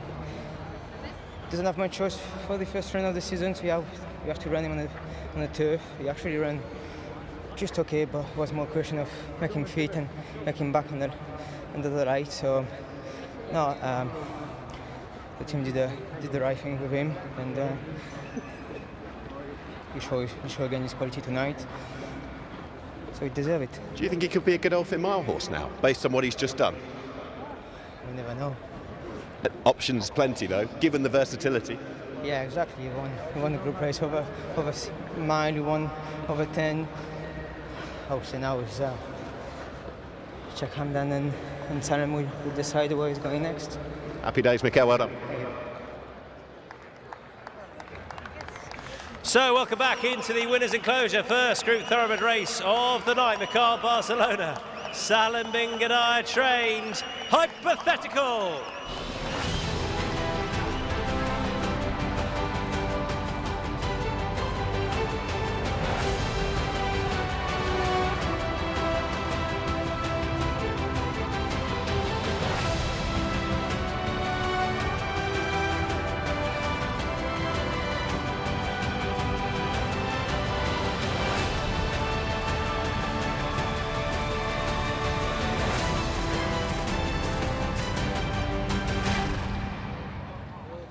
Numbers in the Firebreak Stakes Group 3 presented by Longines over the 1600 metres. 3, 9, 6 and 7. 3, 9, 6 and 7. Unofficial time 1:37.89. Margins 3/4 by 1. 3, 9, 6, 7. Race 2.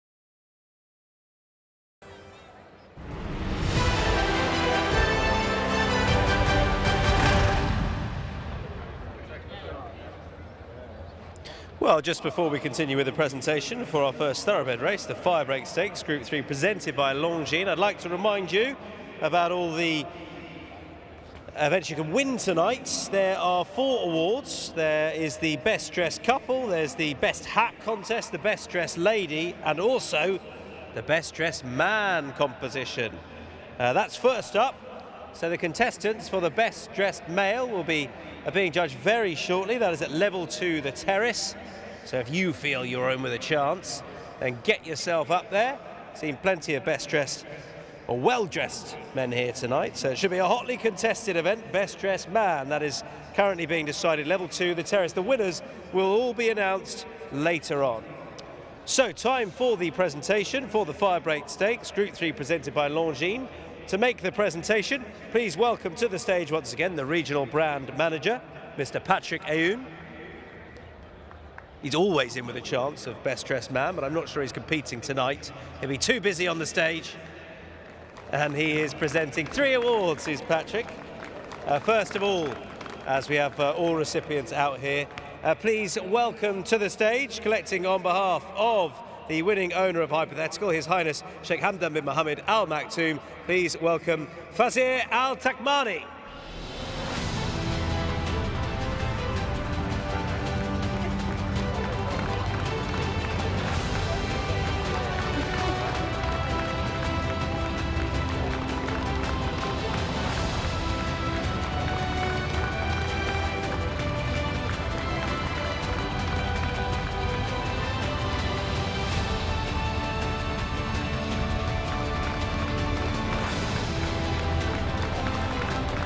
Well done to Faiz.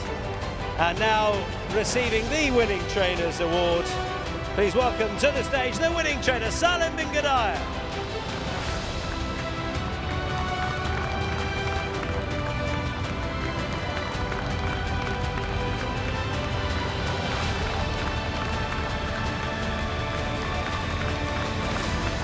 And as is often the case, a group winner ridden for Salim by this man, the winning rider, Mikhail Barcelona.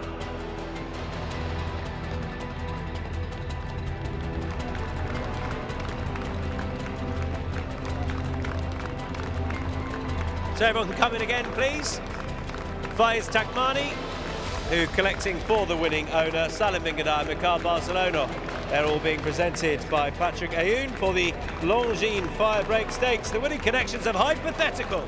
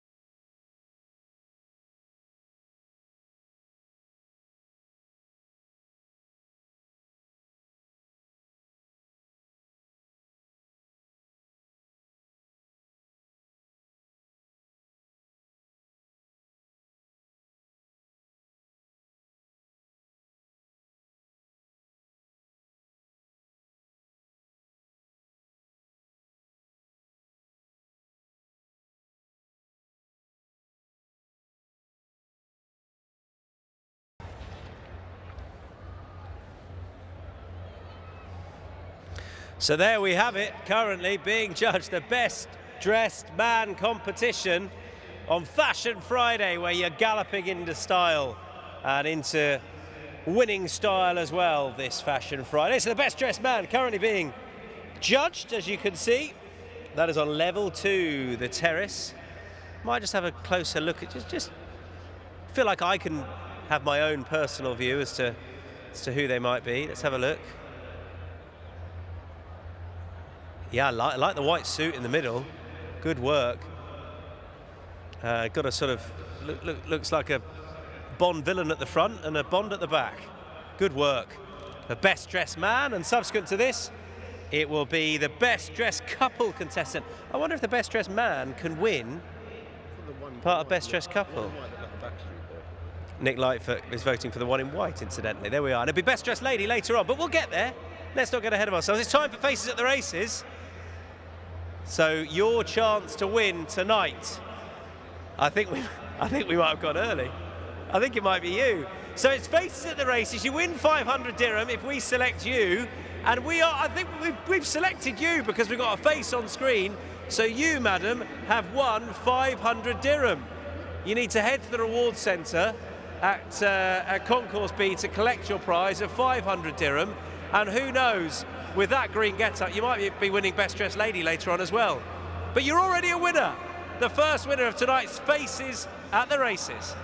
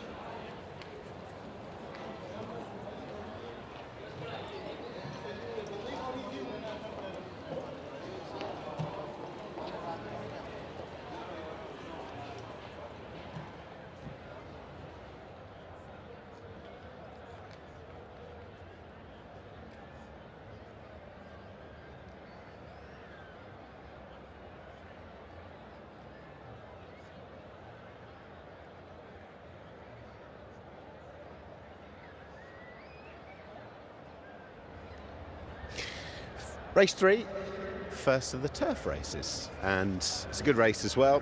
the Al Fahidi Fort, named after one of the great forts of well. It is a 1,400 metre race, and it's a Group 2 as well, and it's attracted some very, very good horses indeed. In fact, the top two, who we're going to be looking at in a few moments' time, are Group 1 winners in recent times. Danya's one of them, number 1, who was the hero of the Al Quoz, but 2 runs ago, back on the 25th of March, a surprise winner though he was in the Al Quoz. And he has got a bit of weight to give away. He was just denied over course and distance by Vafortino in the Business Bay Challenge last time. There's a great run under the penalty. There's less weight to give away this time. He's had the run back. Danya's a big player. Number 2's next. That is King Gold, another of the Group 1 winners. And thanks to Nicola Collery, we heard from the trainer earlier, this isn't the main objective. And a clash doubtless with Danya in the Al Quoz is exactly where they want to be working back from. King Gold, very good horse indeed. Stéphane Pasquier, he takes up the rides. Stéphane Pasquier, who was on that horse when winning the Prix Maurice de Geest back in August. Number 3's Al Sols, who Andrew de Vries wouldn't have put you off earlier. He had a very close-up run and an unlucky run as well behind Vafortino here in the Business Bay Challenge a couple of starts ago, under Andrew de Vries, who's back aboard, and was a little bit unlucky last week as well. Jim Crowley rides Danya. Al Sols, another player in the race for Shadwell. Number 4's a non-runner, so number 5 we come to, that's Majestic Pride, with Michael Barcelona looking for a quick double. Charlie Appleby, the trainer for Godolphin. Charlie Appleby with real strength and depth in the race. Was keen last time behind Uzo over 1,800 metres. This trip should be more than suitable for him. Will doubtless require a little bit more, but should be said that though Charlie Appleby has dominated this race, it's not always with the apparent first string. 6 is next, that's Marban, who is a classy horse. He was a classy horse in Europe as well. Group winning juvenile, and second to San Donato in the Zabil Mile on first start in the UAE last time. San Donato, who goes out in the Jebel Hatta a bit later. 7 is Mysterious Night, William Buick rides. 1 week on from success. Charlie Appleby's won this race a record 7 times, all since 2015. Totally dominant, as was Mysterious Night last week. Having been behind Vafortino on first start out here in December. The draw was much kinder last week and we saw an awesome handicap win. They bounced him out quickly and Buick said that was the performance they've been waiting a while for. Good draw in 1, and he's a Grade 1 winner in his youth over in Canada. Right, now the enigma of recent times, that's Real World. We haven't seen the Real World recently, and his mark has consequently regressed a lot in recent times. He hasn't won in 2 years. He's been sent off hot favourite the last twice. They tried to bring about more with the tongue tie last week, but it didn't change much. He's a little way off being the best in Europe, as we saw a couple of years ago, or second only to Baid in a couple of the best 1,600 metre races. 9 doesn't run, so we'll come to 10. That is stablemate of Real World, that's Shining Blue, who did win a handicap first up here, swinging well wide into the bend last year, and won first up in Britain last season. So getting him on first run since August might not be a bad thing. He's a good horse, he's got a wide draw, bit to find, but freshness could be a key attribute. 11 is Tamburrada, who comes up a little bit short perhaps on what some of these have achieved. That said, the yard are going very well. Connor Beasley's already had a winner. Horse who hasn't won since the early days with Charlie Appleby. And the last one, that is Vafortino, seemingly in very good form since his course and distance win in December. The trainer, Kevin Philippart-Defoy, acknowledging this horse is going to have to run the race of his life in the highest grade he'll have faced. He's a couple of pounds worse off with Danya, but the Belgians combine. It's Kevin Philippart-Defoy and the star rider who's back here as well tonight, Christophe Soumillon. That is the field for the Al Fahidi Fort.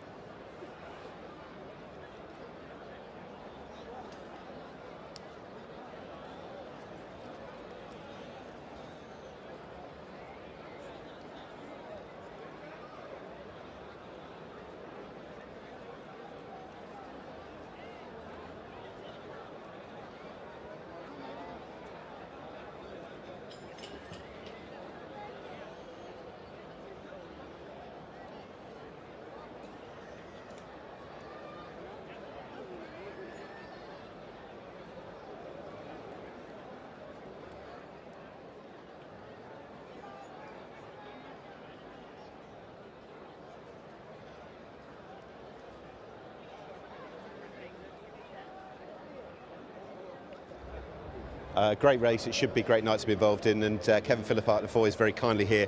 He's got number 12, Vafortino, who won here on the other of the big nights back in December, Festive Friday. You were watching on.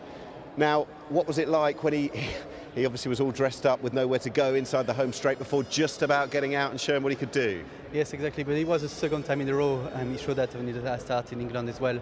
And it's kind of like the more you restrain him, the more he wants to go. So it's just like he's a real gamer. Like he loves it. He's gutsy. But today's all about, does he have the class to perform at that level? He will need to run his career best. We think he's good condition, but we'll have to see. Do we think he's that much more down the line and fitter for having had that run last time? I think he's slightly fitter than he was last time out. He had a long break before his first start in Meydan. Should come on a bit from the race, but the others will do as well. How proud were you to, even though you were watching on, to saddle a winner here, your first ever runner? It's a real privilege to be here first. So having a runner was a privilege. Winning was, yes, above expectation.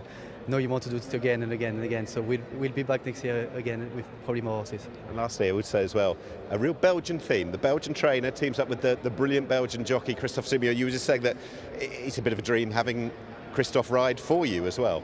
Yes, exactly. When I was a kid back in Belgium, it was like the best jockey, and he's coming from my country. So yes, really proud and really privileged to be partnering with him tonight. We wish you well. Good luck. Thank you, Kevin. Thanks a lot.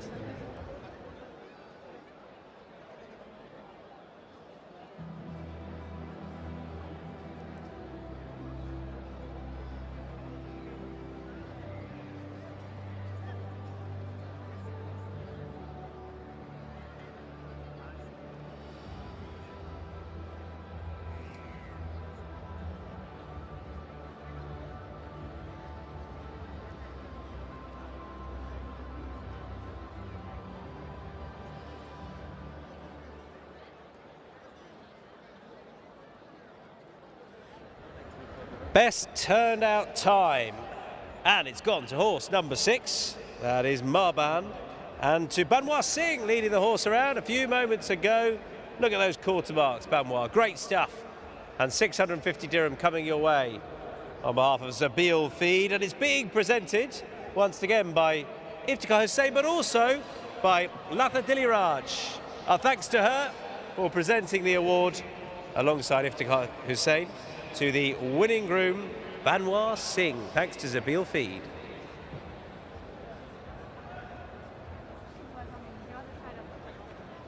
All right, let's have a closer look at these. Yeah, really interesting race because, well, this horse, Mysterious Night, 8 days ago, you wouldn't necessarily have thought he was the likeliest candidate for this off the back of his run in listed company first up out here. But he left it well behind, Nick, last time. That was a far better performance in every way, the way he went through the race, and definitely that finishing kick as well. Any concerns? No, not really. The train of provenance in this race is awesome. 7 times since 2015, that's not too bad. Did say, though, that it's not always with the apparent first string. In fact, I think the divide's almost 50-50 or thereabouts, if you can have that with 7 runnings. There's the maths. I think he was brilliant last week. He was drawn well. It was the performance, I think, in your interview with William Buick, where he said this is the performance we've always thought he's capable of, and seemingly can kick on from that further. Who do you have down as your chief danger? I thought Shining Blue, who goes fresh, could be interesting. He could. He won first up here last year, hanging so far wide. He won first up in Britain last year, so first run since August isn't bad. I'm a Vafortino fan, and I really hope Kevin Philippart de Foy can go win. It was quite a nice thing hearing him say, as a young Belgian racing fan, he's obviously always looked up to Christophe Simeon, and getting him to ride for him now is quite a privilege. Absolutely. He's on board Vafortino, who was very good ahead of Mysterious Night last time. That was 35 days ago. Pat Comerford, all yours. Thank you very much, Tom. A sea of blue here for the Al Fahidi Fort, presented by Longines for 850,000 dirham. Last one to come up in the red cap for Godolphin, Shining Blue for Christian de Muro. 2 for Syed bin Saror here, 2 for Charlie Appleby, 4 in the royal colours. We are set to run. Under starters' orders, set to run, racing. They all broke well. Back in the early stages was Shining Blue, going to sneak back and head over onto the running rail. Leading the way, early Majestic Pride from Meydan in second. Mysterious Knight gets a cushy run back up on the inside, but pace just slackening here a shade. Dunya going up to the outside now and is forced to improve from Vaffatino. Deeper out, Real World, followed there by El Salt, King Gold, Tamburrata, and onto the back of the field there was Shining Blue. Early sectionals, 13.6, 24.53 as they come past the 850 and sneaking through there to lead now. Up in front there, working up into the race here was Majestic Pride, leading the way by 3 parts. Now a length, Dunya happy to sit in second here. Mysterious Knight getting the run of the race, just will need some luck. Meydan 4th, Real World 5th, and Vaffatino sits on the inside, 3 back the fence, also requiring some luck here. King Gold was next, followed there deeper out on the track by Real World, El Salt, Shining Blue, Tamburrata still last with plenty to do as Majestic Pride tries to give a kick here, leading by 3 parts. Dunya, Mysterious Knight working ever so hard to shoulder into the clear, does so now. Vaffatino shooting up the inside. It's Mysterious Knight taking the lead here from Majestic Pride. Dunya, Vaffatino up the inside, trying to snag second, but Mysterious Knight will do it. Mysterious Knight takes the Al Fahidi forward. Vaffatino second, beats Dunya in a photo there for second. He'll take third, followed by Majestic Pride, then Meydan from Real World, Shining Blue. King Gold was next from El Salt. Tamburrata was the last one home. Had the best run in transit. The run did not appear, though, at the top of the straight.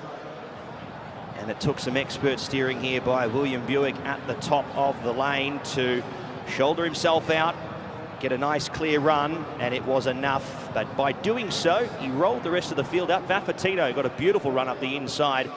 He's going to hold on to second, just nudging out Dunya by a head.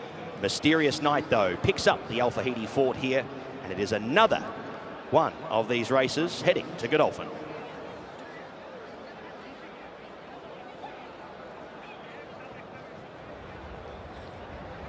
Well, a worthy performance of what is a stunning fort, the Al Fahidi, and it's gone to this horse, Mysterious Knight. He did have to work through. Pat called it in the run. It took a bit of guts to do that, because you've got to edge out and muscle a horse out of the way to some extent in the form of Dunya, who's no slouch. And the horse in front of him, Stable Companion, was he was never bang on the rail. He was just off it. That allowed Vaffatino to go up inside, but ultimately Mysterious Knight was just far too good. He's taken a big step forward for his first run at here, where he didn't get an ideal trip, but he didn't travel brilliantly either. He's been much more straightforward the last couple of times. This is a view of what happened early on in the race. He obviously he got a nice sit on the rail, going the shortest way round. He broke really well and probably could have led if he'd have wanted to, but he chose not to, did William Buick. And then it was a case of just whether or not he would get out, and get out he did. He has won that, rated 114. I mean, he's a proper animal, isn't he, this horse? Well, he's going to be going up a couple of pounds at least for that. He was pretty comfortable, I think, in the end. If he'd have got out sooner, he'd have run even more, even easier. Vaffatino's run really well, but he had a bit to find with the eventual winner. And Dunya, rated 115, 59 kilos on his back, hasn't disgraced himself either. But Mysterious Knight was just a little too good.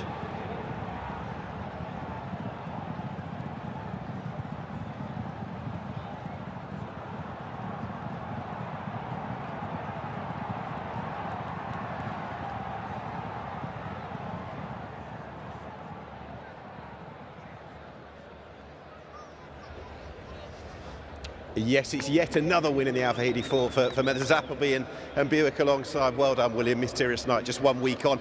Just watching that replay back again, I didn't realise quite how tight it got for you in the closing stages. You were desperate for the out. Yeah, it was. He's such a strong traveller, and the gap was sort of.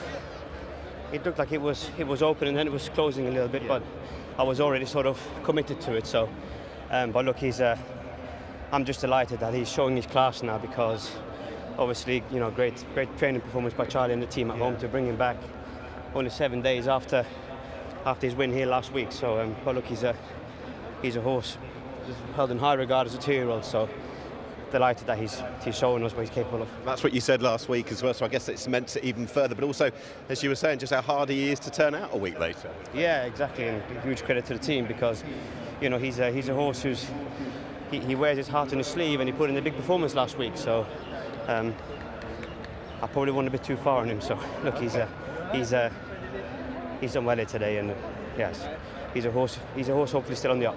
Last question, the Jebel Hatter looks a cracker. It should be for the Group 1 later. How much are you looking forward to getting back on measured time? Yeah, I'm really looking forward to getting back on him. It's another step up in his career. He's still a young horse, so we hopefully that he can carry on his upward trajectory. Well done, Will. Thank you very much. Welcome back into the winners' enclosure. Really impressive winner of race number 3, the Longines Al Fahidi Fort. William Buick ridden, Charlie Appleby trained, number 7, Mysterious Night.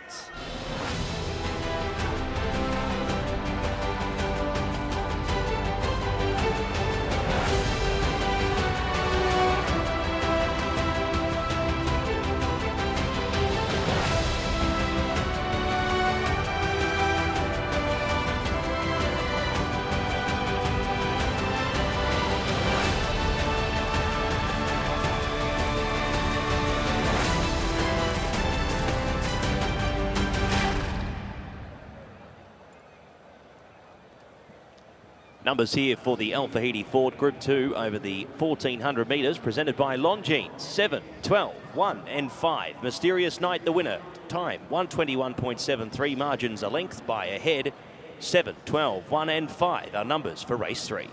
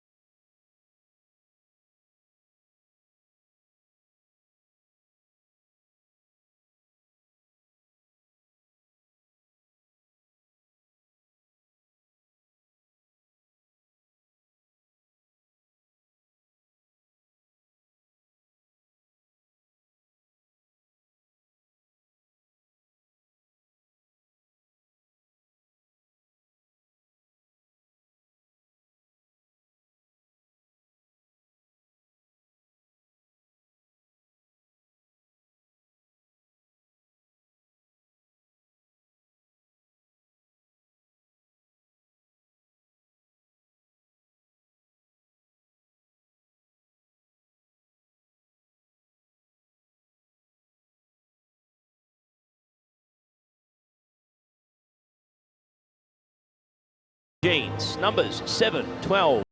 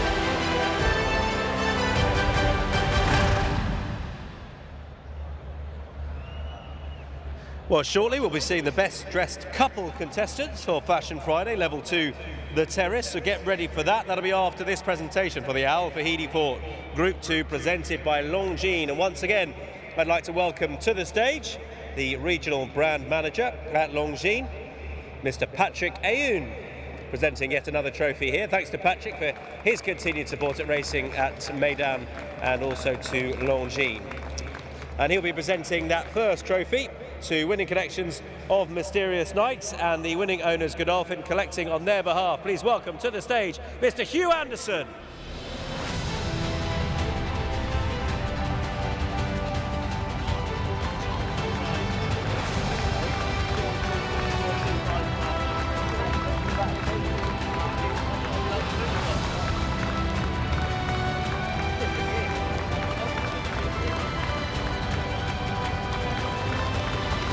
Please welcome to the stage now the winning trainer of Mysterious Knights. It's a warm Meydan welcome to Charlie Appleby.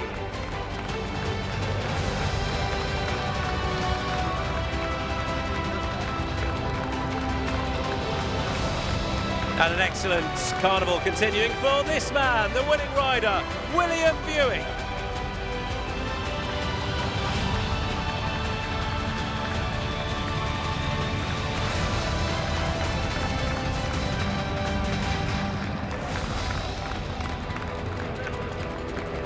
And once again, everyone can come back together for our winning group photo. To Hugh Anderson, to Charlie Appleby, to William Buick, our thanks to Patrick Ayoun.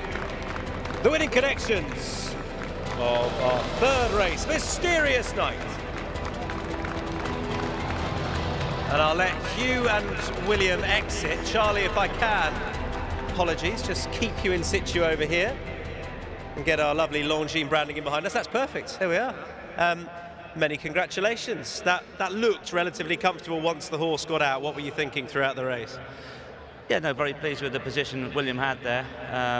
You know, the key thing with this horse was last week, really, is, you know, he was a group horse in a handicap last week, and he gained so much confidence, you know, getting his head back in front in a comfortable manner last week as well, that all the team had to do, and they've done a great job in doing so, is freshen him up as best they can within the week. And you know, again, he came here tonight as the class horse in the race. It was just, you know, the question mark was, did it last week's you know, run take anything out of him that would jeopardise tonight? But on all evidence, he was all well.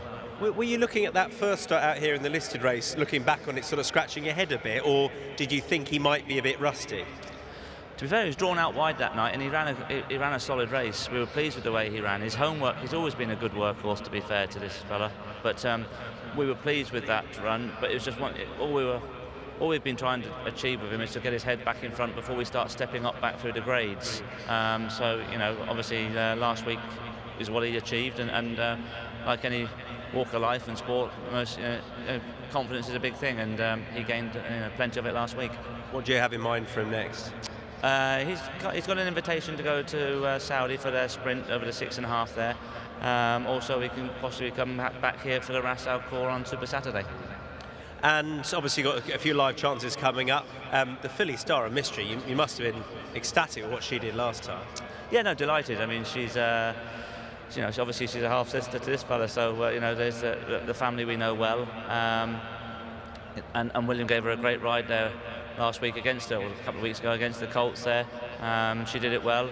You know, this is a big step up for her tonight, taking on the older horses, but she's getting a lot of weight off them, and you know, dropping back to the 5 is something that we haven't tried with her either, but she looks like she's got that natural pace, so hopefully, you know, they'll go hard up front and we can just see if we can pick up a few pieces. She was a tad slowly away last time. She did brilliantly to win. Is that something you think that, you know, she'll need to be sharper away tonight, or would it not worry you too much?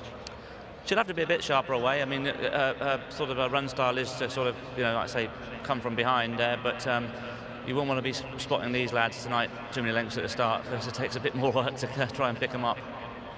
Lovely to have you out here, and fantastic to have you in the winners' enclosure with this excellent horse. Well done. Brilliant. Thanks, Tom. Cheers.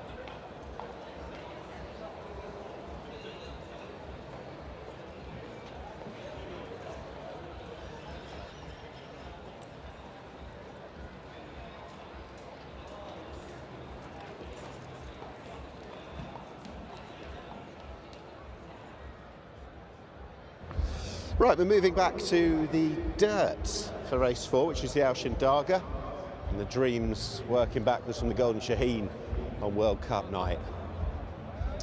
And the runners for this 1200 metre contest are already in the parade ring. First of them is number 1, and that is Bumway Star, the Korean horse. It's got the draw wide out in 9, which isn't ideal given the speed test of this race, and didn't beat a rival on the UAE debut last time. That was 3 weeks ago in the Dubai Stakes. The fastest sprinter in Korea as per the connections. I don't know whether it was a case of not taking to the dirt or what happened that day. It's a different type of surface he faces than in Korea. Tough draw, so we'll see. Bouncing around in the parade ring. Number 2's next. That is Colour Up. What a good horse he's been. And Doug Watson's got a great record in this. 4 times he's won it since 2017. Pat Dobbs on all of them, so they look for the 5 together with Colour Up. Hugely developed sprinter he is. Winner of the Al Garhoud in December. 3rd to Tuz in the Dubai last time. Had a tricky position to negotiate and perhaps not the smoothest of trips. But his progression through last year to where he is now has been electric.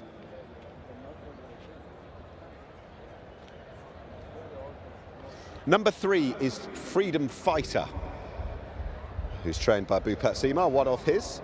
Second start back this season, 6th in the Al Garhoud on the return. Probably should have been a position better as well.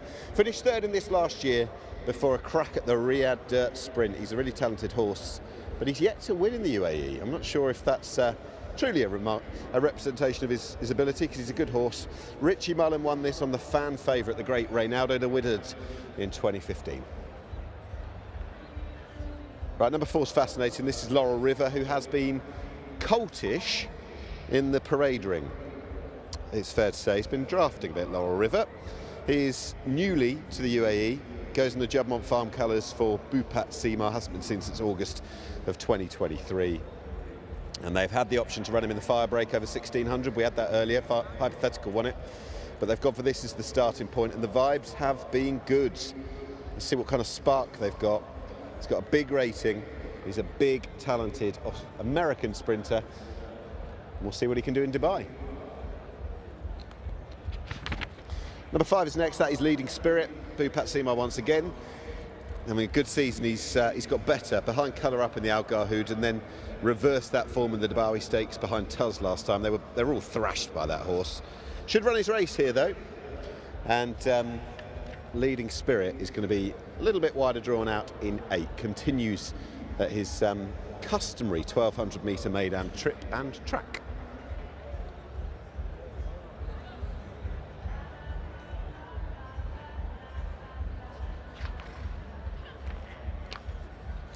This is 6, and this is Magic Petition. Connor Beasley looks for a double on the day.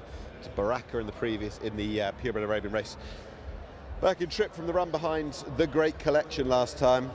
Formed the Dubai Stakes and the Al Garhoud throughout this season. Races I've mentioned because of the exploits of others. It leaves him a little bit short on form, and on ratings he probably comes up a little bit short as well. But the Yard are going great guns.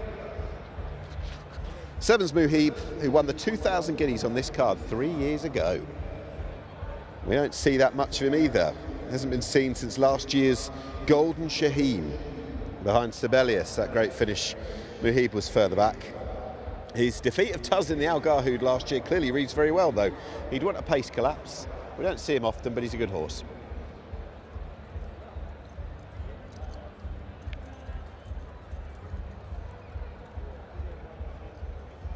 Number 8, this is twice in a week we've seen him, Rawi, who won a prep for the Jebel Ali sprint at Jebel Ali, appropriately, 6 days ago. That was down over 1,000 metres. Well down the field in the Dubai Stakes. Inside draw in 1, he could show a lot of speed, and clearly he's in good form. He runs these days for Masaba Al Mahiri. And last is Werko, who comes up well short on ratings. Shouldn't be forgotten, he was tried as a middle distance horse a few years ago. He's never tried a short trip as this, never tried the dirt. A lot of tricky factors, and is an unlikely winner, I think it's fair to say. They're the runners for race 4. That is the Alshin Darga, presented by Longines. 1,200 metres, a furious speed test, and it's off at 7:15.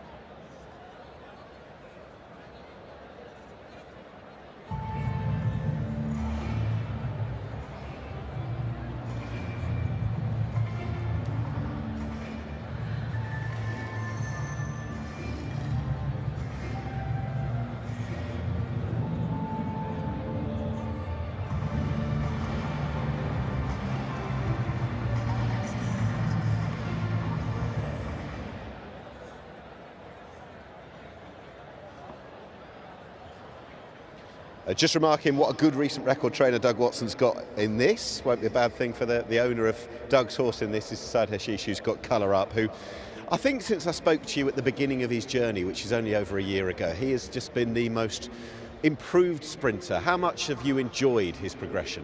Yeah, of course I enjoyed it very much. As you said, he improved a lot, but he's always been very consistent in the fact that he would try his best in any race that he goes to. So it's been really fun to have him. How would you assess his season so far?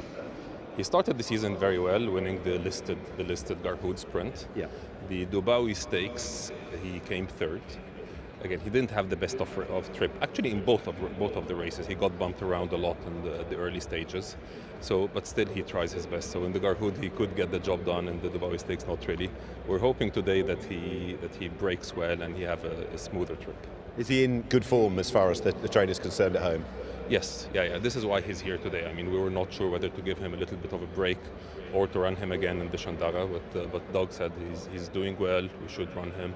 And so far they've done everything right with him. And last comment, I just wanted to say to you, because you are a big fan of racing here, a big supporter of it as well. Yes, you'll dream of March, of course you will, but you were just saying what a refreshing night this is. It's a different feel. It's spread the season out well here. Yeah, I think they've done a remarkable job, the DRC in the new season. The fact, again, a day like today, this feels like Super Saturday. It feels special. It's the same vibe. It's the same kind of presence around. So it's good that we have those big days. It's good that you have a carnival that's spread all across the season. So no, we're very pleased with what they've done. We wish you well. Thank you for talking to us. Thank you. Thank you very much, Nick. Thank you.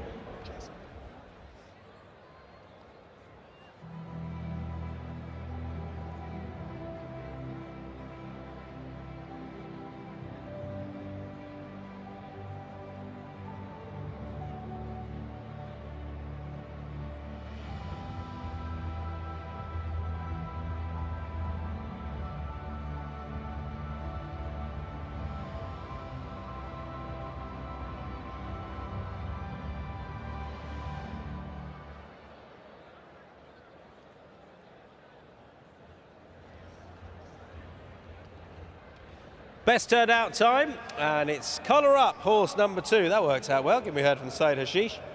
Colour Up, best turned out. Well done to Fawad Ali, the winning groom, leading the horse around. He takes home 650 dirham from Zabil Feed, and that is being presented by Ziad Al Hawat, taken over from Iftikhar as chief presenter of this award. Our thanks to Ziad, who thankfully wasn't left hanging there. And well done to Fawad Ali, the winning groom. There he is, 650 dirham to you, thanks to Zabil Feed.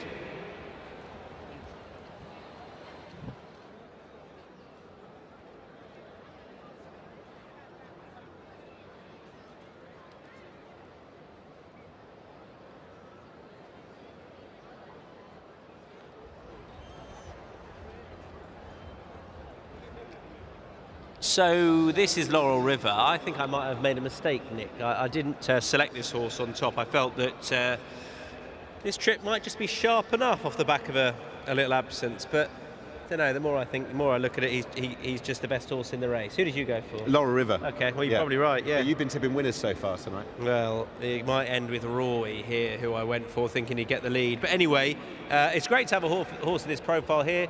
Great to have a horse in Bupat's care for Judmont. He'll be delighted with that. So he's obviously got a great chance. We'll see. He was very coltish. I don't know if that's a trait he's exhibited in his past life in America. It's his first run in a good old while, since August.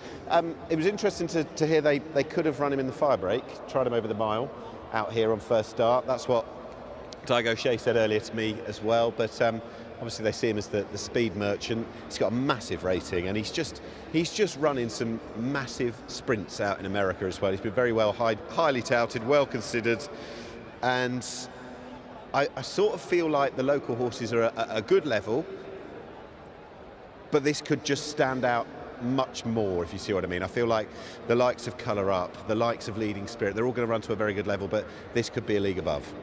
Yes, he is on ratings, isn't he? And I thought the fire break would be more likely. He was favourite for the Breeders' Cup Mile before he didn't make it there, and then I don't know. They obviously know what they're doing there. They've probably got Saudi on their agenda, the Saudi sprint there as well. This horse could go pretty well, Muhib. Yeah. He'd want a good pace to attack, which there should be. We don't see an awful lot of him, do we? No. He's been withdrawn a few times now. He won the 2,000 guineas on this card 3 years ago when he looked like a really good 3-year-old. And we haven't seen him since the Golden Shaheen. He beat Tuz in an Al Garhoud last season, so he's got form, he's got good form, he's got the ability, he's got a good draw as well in 2. If he's fit, firing and fresh for a man who's just had, well, the most incredible season so far, Michael Costa, then he's no back number. This is Colour Up then. So he's got a little fine with Laurel River, £10 in total. And, well, look, he was well behind Tuz last time, but most of them were. A little bit unlucky that day. He's got that form to turn around with Leading Spirit, but then they met the time before and Colour Up beat him. He's been a model of consistency. Doug Watson's won this 4 times since 2017. Good race for the trainer. He's clearly targeted it as well. He can travel really kindly in his race. If he gets a good break, then Colour Up's going to be a big player in this. Syed Hashish, the owner, I think he's a bit nervous, but he was very kind to share his thoughts with us earlier. He's very happy with the balance of how this season is going, and the vibes are good. So this is the horse who's got form with Colour Up. That's Leading Spirit. He's coming out of stall number 8. He's been consistent since that win. You feel like he should come up just a bit short here in this Al Shindaga on all known ability. He should. He's 8. You know, it's not like there should be any improvement, but he's very consistent if, say, Laurel River disappoints. Well, that's the thing. The champion trainer, given, I assume, the choice has gone for Laurel River. Freedom Fighter wouldn't have been a terrible ride by any means. Leading Spirit, ditto. So it speaks volumes that he goes for this American horse first up out here. On recent form, Leading Spirit would be a very safe conveyance to go for. Clearly a bit of a track and trip specialist, given the fact that his last 3 runs here have been 1, 2, 2.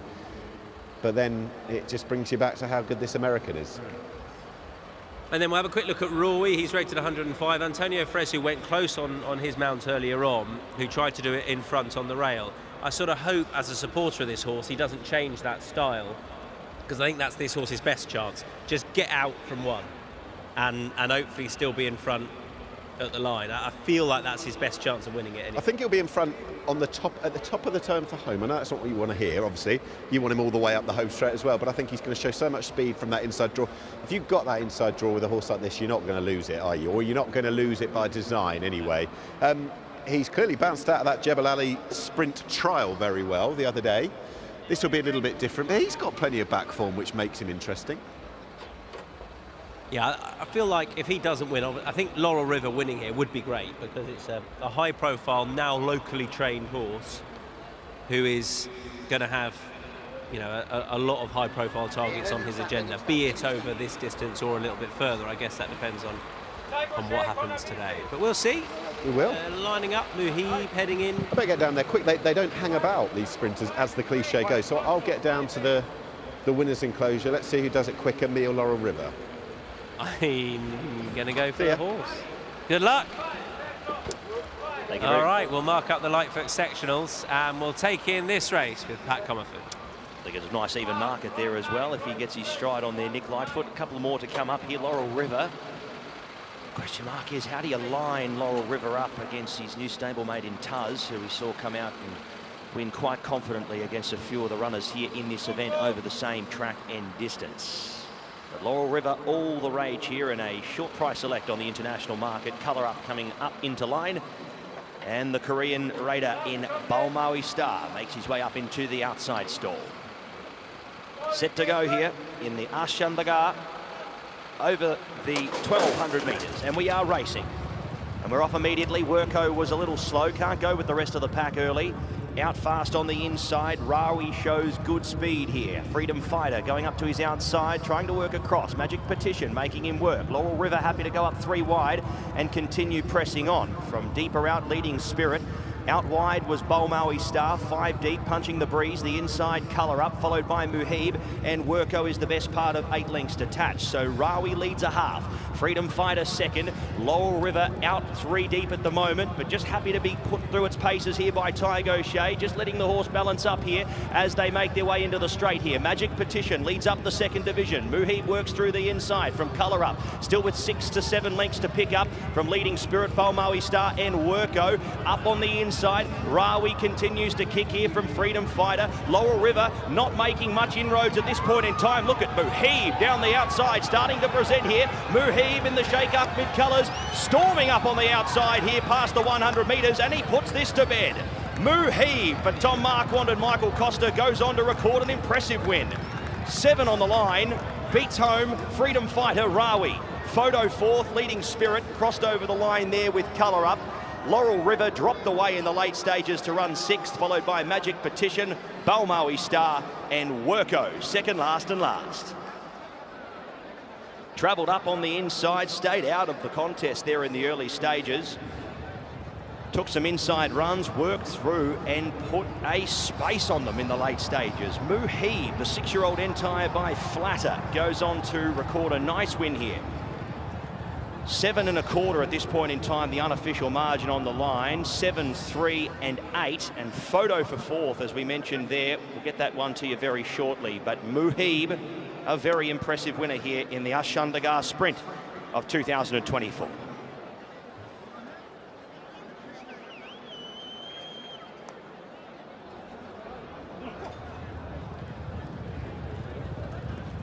Well, that was mighty impressive. Tom Marquand just looked over to his right there. He wanted an out. But you've got to have a horse that's still travelling for you to do that, and he did. He goes past Laurel River easily, who was no doubt disappointing. And Roy, who took them along as we thought he would, he's run a good race. He's ended up finishing 3rd, but they couldn't touch this. That horse has won easy, easy. Really nice horse. They've gone hard, that's suited. You know, you wonder if he's a horse who would be looked at over further coming into this. I don't know now, because he was able to lay up with them. Tom Marquand's done that ideally or perfectly there. He switched out at the right time because he noticed Laurel River had started to come back to him, and he didn't want to get trapped in that pocket there. And yeah, really taking performance from Muhib. But we know he's got loads of ability. There've obviously been a few little niggly issues because he's been withdrawn a few times. We'll speak to Michael Costa hopefully after this and just see what his plan is with this horse. Freedom Fighter's run a really good race. Freedom Fighter, who, you know, he's on the cusp of being rated up with the top ones here, but he just has lacked a bit of consistency of late. But he's run well. He got himself in a nice position. But Muhib, very talented horse, has won over further, has earmarked himself as a top sprinter, and he's won that rated 110. To be a bit higher off the back of that for, I don't think, 116 rated Laurel River has run up to form. But yeah, very, very exciting first start of the year for Muhib.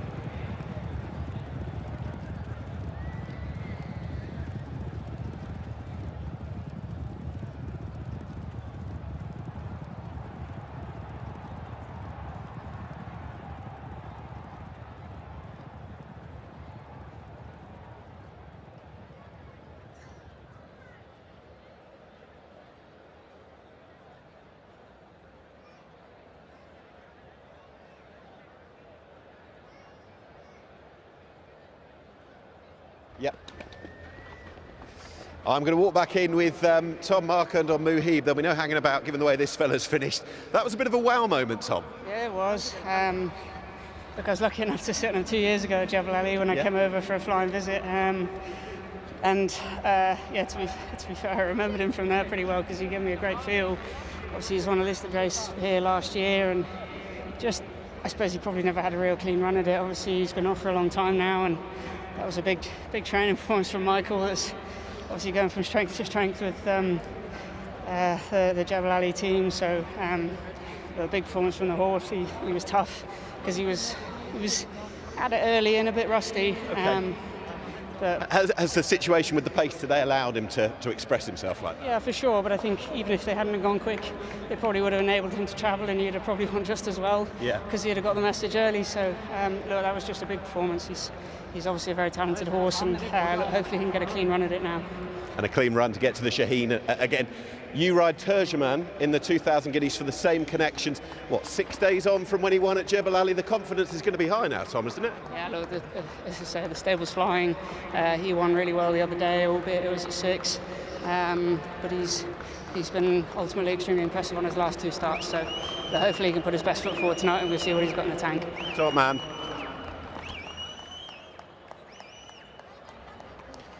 Welcome back into the Meydan winners enclosure, trained by Michael Costa, ridden by Tom Marquand.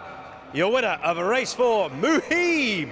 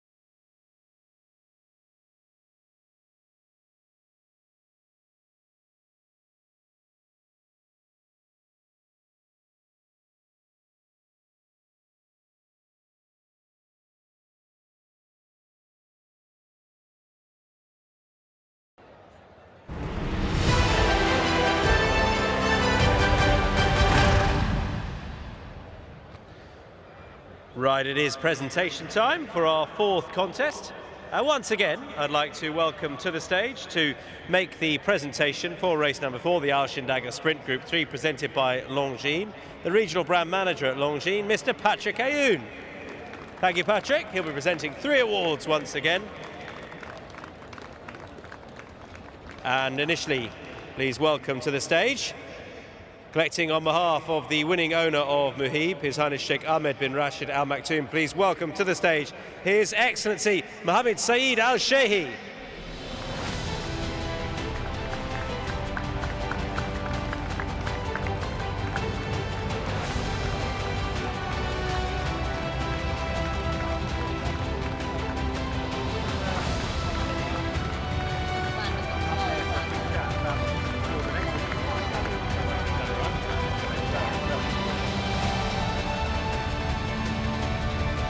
And now please welcome to the stage the winning trainer of Muhib. An excellent season continues for Michael Costa.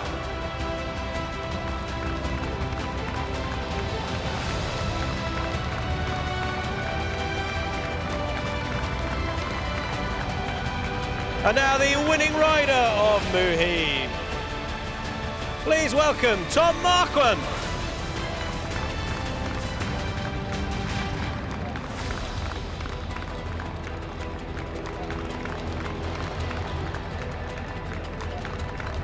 Well done to Tom, his second week riding out here. They'll all come together for another chat. We'll have to say goodbye to Michael straight after this because he's off to saddle his next runner, Tajala. But well done to all the winning connections of our winner of race 4, the Alchindaga Sprint, Muhib.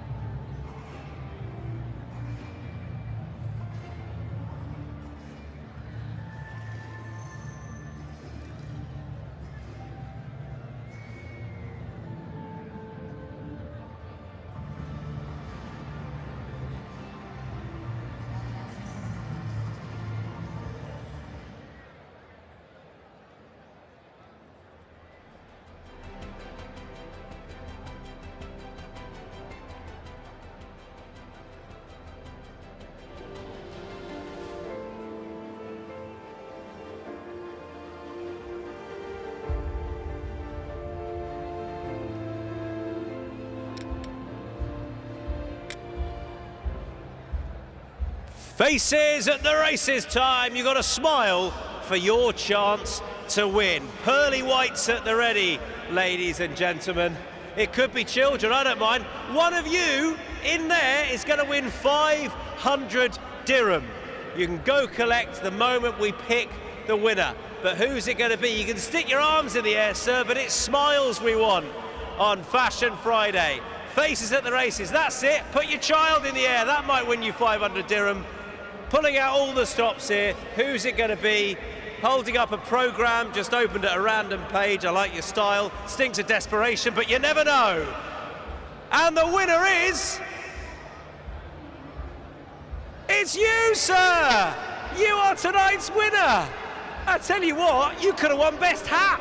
That's a superb choice. Well done to our cameraman, look at that lovely smile. And you have won 500 dirham. All the effort the others went to, you're just nonchalant, sir, and I love it. Well done. 500 dirham to you, our second winner of Faces at the Races.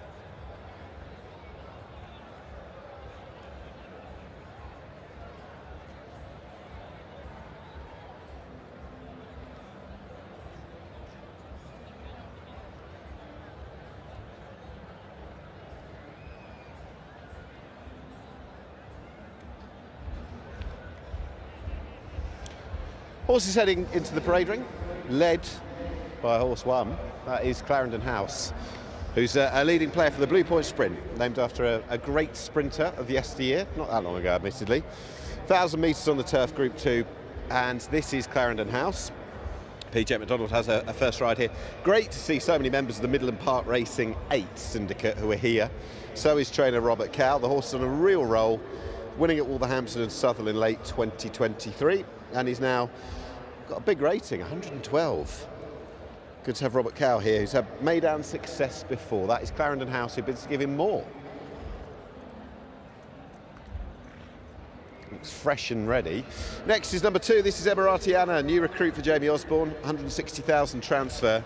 Group 1 winner in the past in the 2021 Sprint Cup, and was winning for the Old Yard as recently as October when last seen. He's got loads of back class and talent. He didn't show his best when he came here a couple of times 2 years ago, but Emiratiana, if he's still got that old zest, is a big player.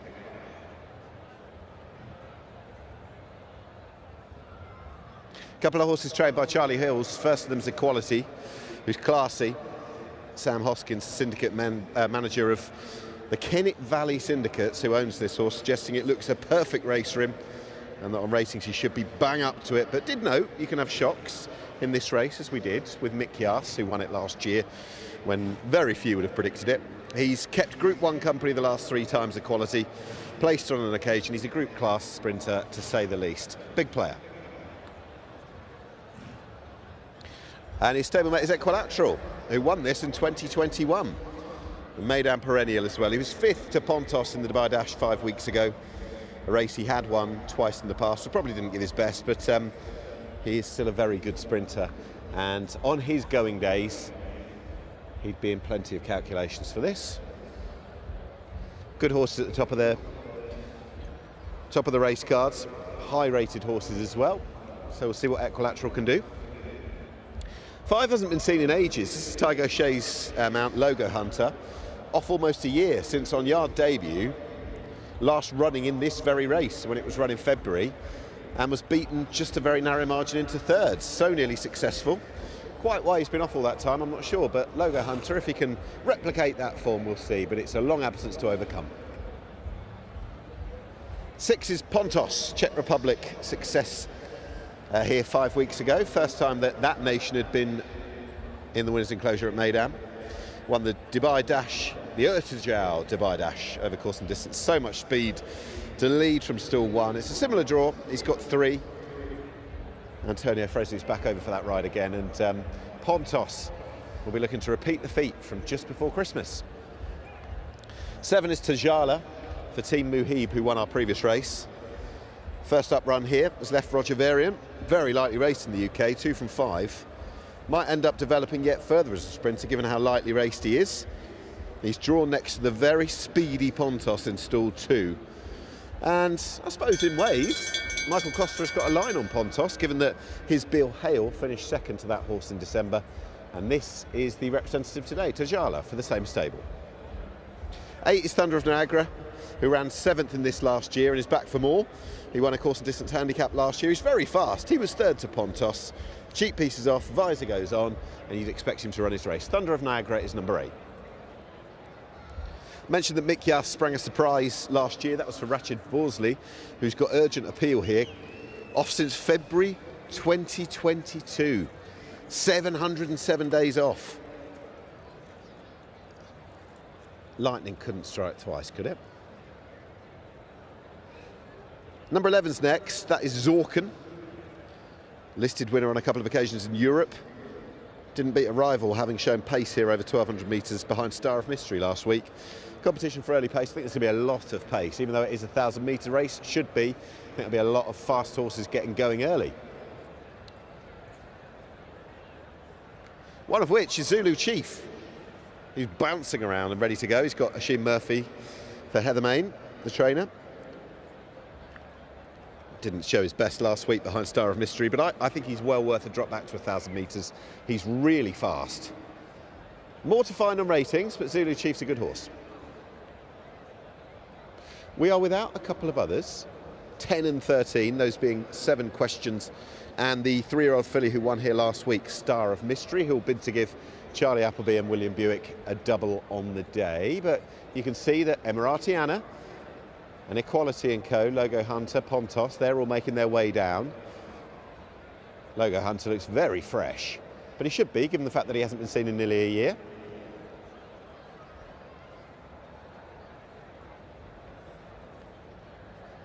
And our lineup on the big screen, as you'll see there. Clarendon House, the top left, those Midland Park colours. Below is Emirati Anna, Equality, and the Kennet Valley Silks at the top row, with his stablemate, Equilateral, that little bit lower as well. Jamie Osborne's here.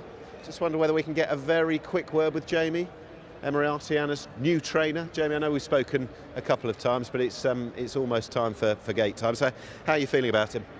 As ever, the pessimist. No advance on that. Look, it's his first run for us. He's formerly a very good horse. He's an 8-year-old now, so we're finding out about him. He looks very well. He's been training well. Probably even at his best, you would say that he's a better horse at 6 furlongs than 5. Okay. But this is a good starting point for him.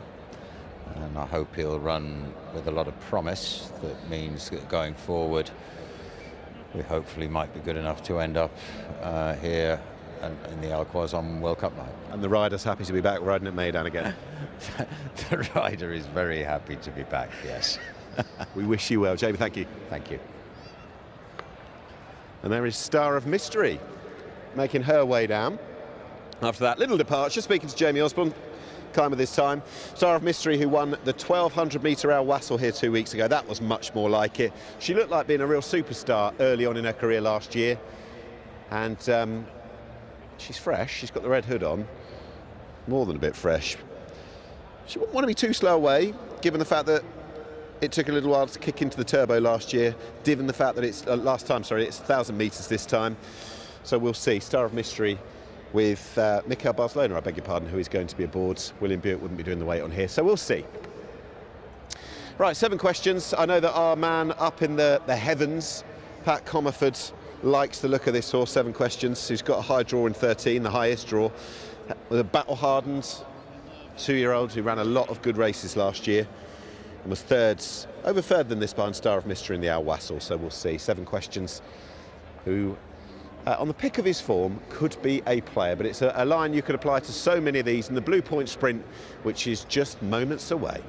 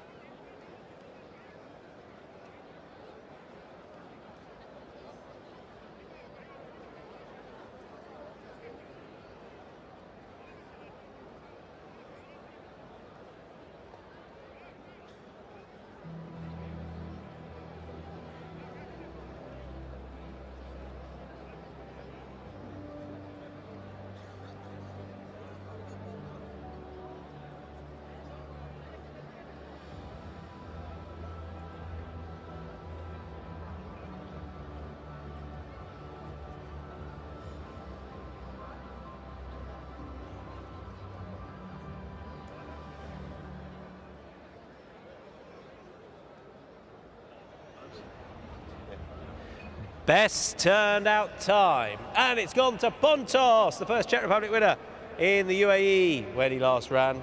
Can he do it again? Well, he's one best turned out. And that man in shot is responsible. That is Bom Singh. Well done to Bom. And there he is in shot. Oh, what a lovely shot that is, a Bom. What a great handshake as well from Ziad Al-Hawat, as ever.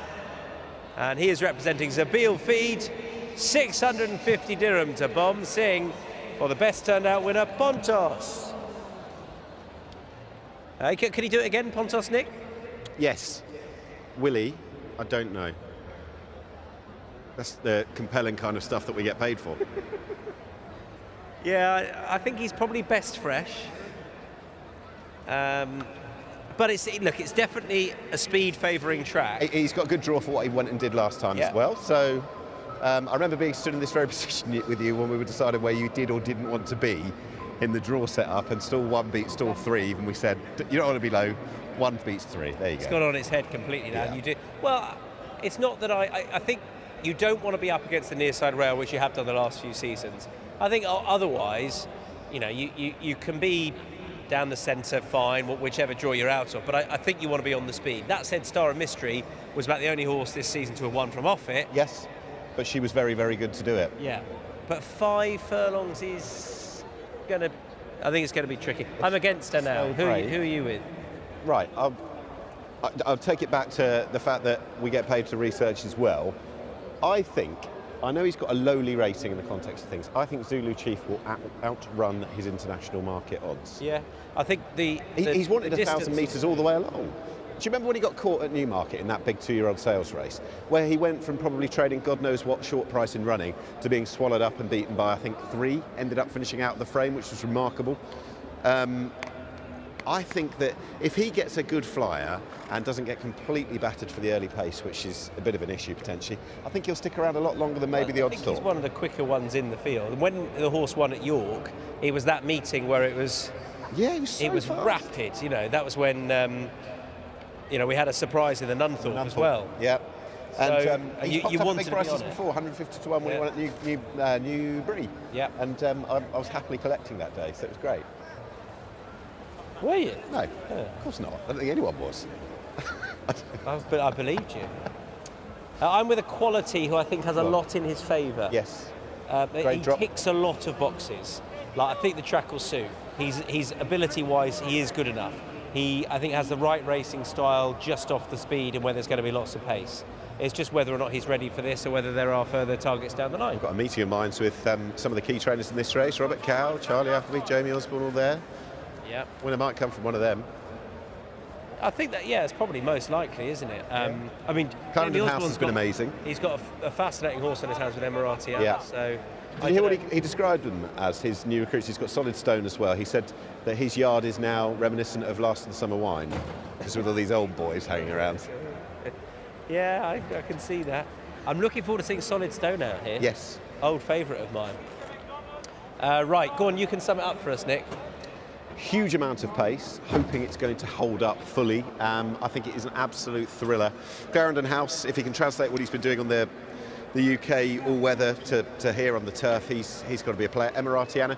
The one thing I'd say about him, he did fluff his lines twice when he came here for Super Saturday and World Cup night 2 years ago, but we'll see. I'm hoping it's going to be one of the younger brigade that's bang there at the end, so we'll see. Okay.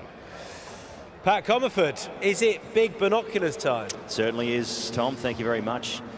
And yes, great racing here once again at Meydan. Group 2 racing down the straight here at Meydan. Our curtain raiser race before the Group 1s this evening. The Al Maktoum Challenge for the Thoroughbreds underway in the next. And we are loading up nice and quickly. Clarendon House coming up into the inside stall here. The 6-year-old gelding by Memis. Up comes the value pick here by Nick Lightfoot in Zulu Chief for Oisin Murphy. That'll leave 4 runners to load forward here. Pontos will be one of the last ones to come up. 7 questions late down to the start. He comes in, and that'll leave 2 left. Equality and Logo Hunter to complete the field here for the Blue Point Sprint presented by Longines for 850,000 dirham here. Group 2 sprinting down the straight here on the grass. And we are set to run here, and we've had a false start here. So Tajala and also Thunder of Niagara have come through the gates here in gate number 1 and 2. So stand by here. We will hear more. They haven't gone too far here, but I believe one of them may have anticipated the start, has busted through the gates. So we may see a vet check under play. So Pontos has been removed from the adjacent stall. And Emirati Anna also coming out here as well. So just waiting to hear what's coming through. A vet check underway on these two runners who have broken through the gates here. Zulu Chief has come out of the stalls as well. So Thunder of Niagara and Tajala both making their way back behind the stalls, but undergoing a vet's examination here by ERA vet in David Craig.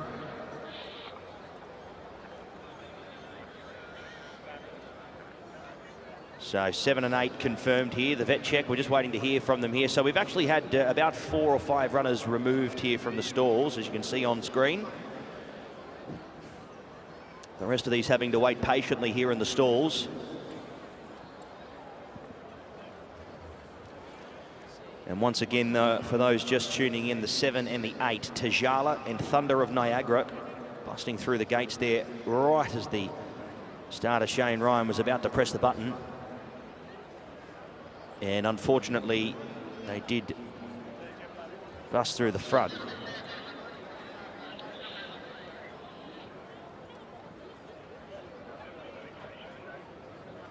So 7 has been cleared. We await on the 8. Tajala will run.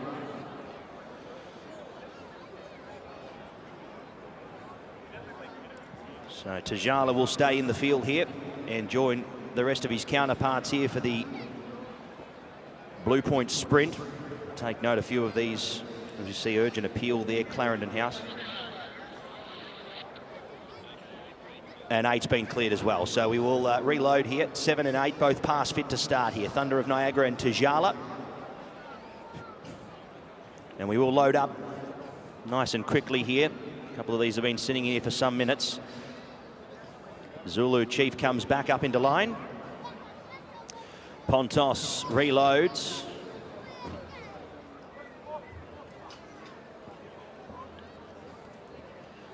Logo Hunter looks like he'll be the last one to come up into line as Thunder of Niagara retakes his place along with Tajala.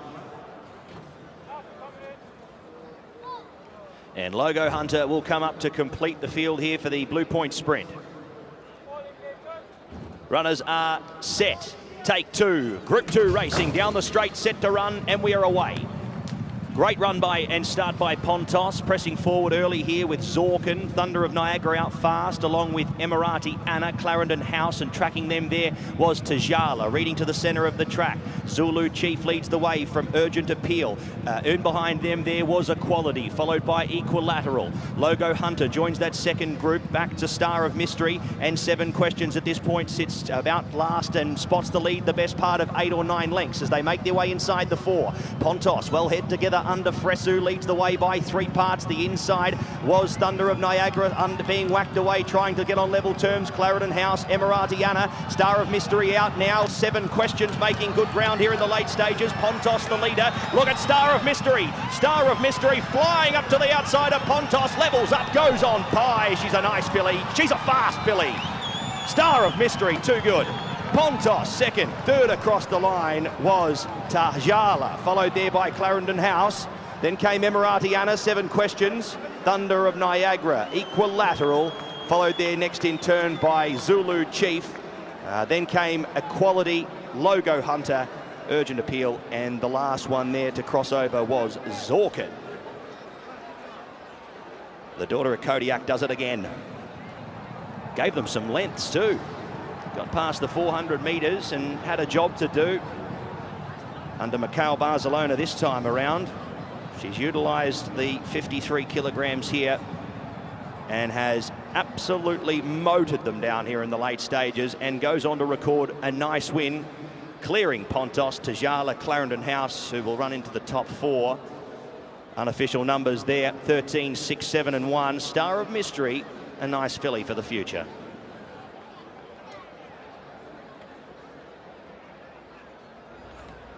Yeah, this filly's really, really good. It's not easy here to pick up from way off. I know they've gone hard, but I mean, look where Pontos finished. She's an absolute tool of a horse, Star of Mystery. And to do that over 1,000 metres as well, like, look where she is. That's a really, really taking performance. Tajala's come from a little further back, but probably over the right side. I mean, if you were really going to level stuff against this filly, she was last. She was not ideally drawn given how the race panned out, although she has come through the middle of horses in the end. And she's just done it comfortably in the end anyway.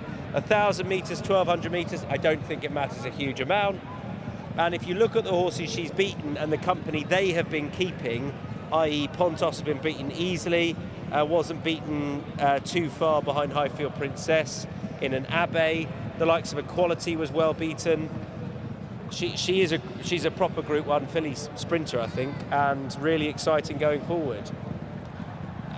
And yeah, she's won comfortably. She just needed a while to find top stride. Clarendon House has run well, Pontos has run well, Tajala picking up from off it, but nothing could match this. Star of Mystery, a brilliant 3-year-old winner of the Blue Point Sprint.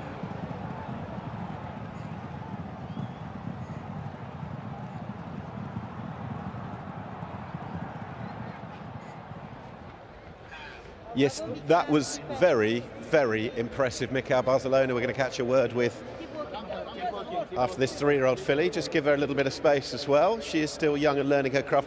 Mikhail, that looked electric. Just describe us for it. Yeah, exactly. No, we went pretty very fast gallop. I just doubt we'll have enough time to come from that far back. But we went a decent pace, and I could squeeze wherever I want.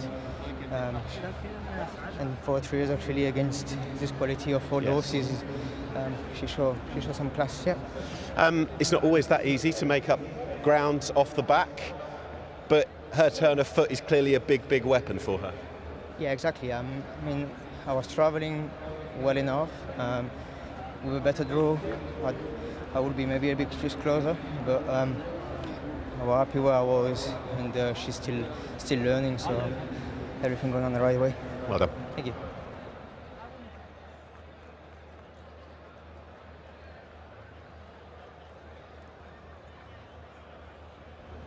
Second winner of the night for Charlie Appy, a second for Mikhail Barcelona as well. Welcome back into the winner's enclosure, winner of the Blue Point Sprint, Star of Mystery.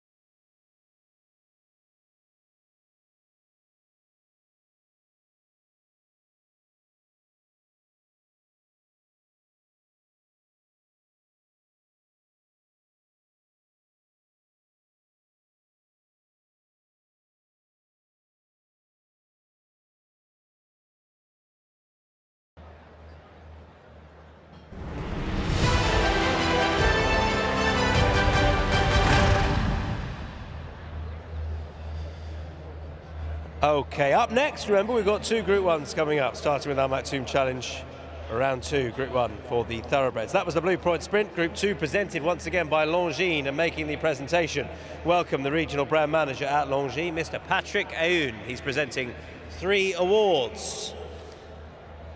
We'll meet the winning trainer again soon enough. Makar Barcelona, second winner of the night for him. We'll see him. But first of all, collecting on behalf of the winning owners Godolphin, please welcome to the stage Guru Sukavanam.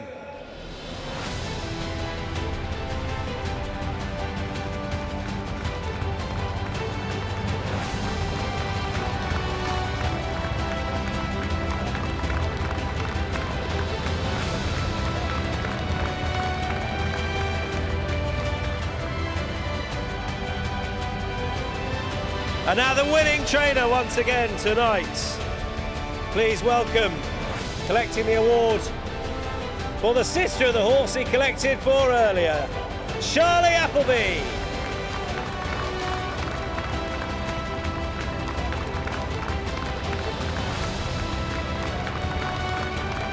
And the winning rider of Star of Mystery. Please welcome once again to the stage, Mikhail Barcelona.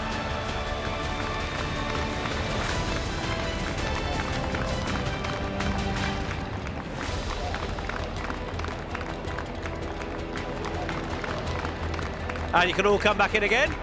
Guru Sukavanam, Charlie Appleby, Makar Barcelona, Patrick Aoun of Longines presenting the award to the winning connections of Star of Mystery.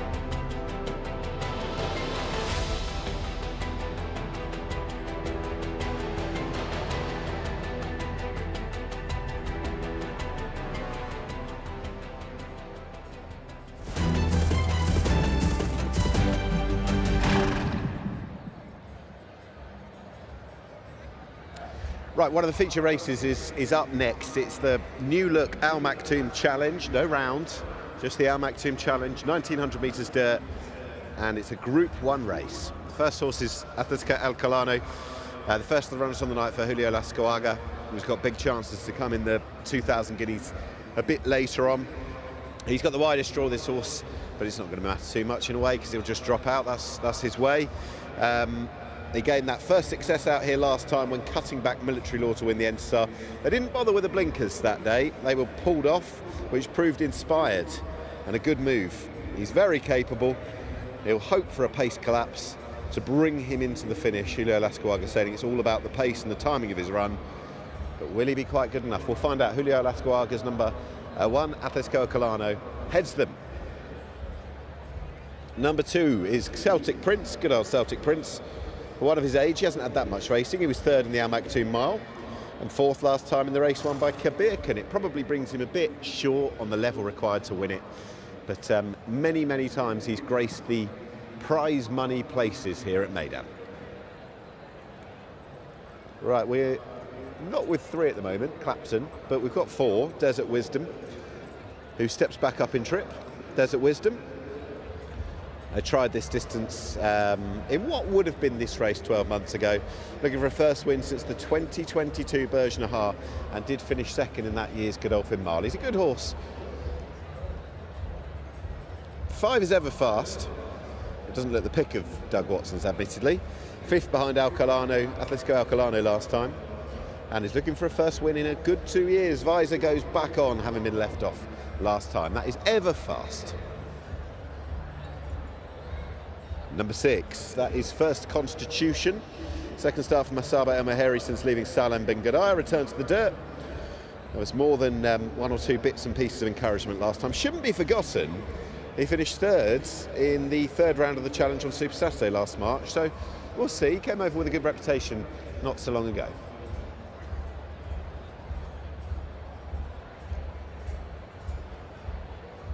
Next up is number 7, lucky number 7, Franz Strauss.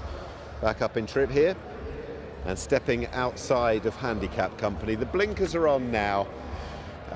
He's got a bit to find, this Bupat Seymour runner. Richie Mullen is aboard. This is Franz Strauss, who'll break from stall 10 and hopefully gives Connections a good run. Right, we're going to go back and pick up number 3. This is Clapton, and he's worth looking at.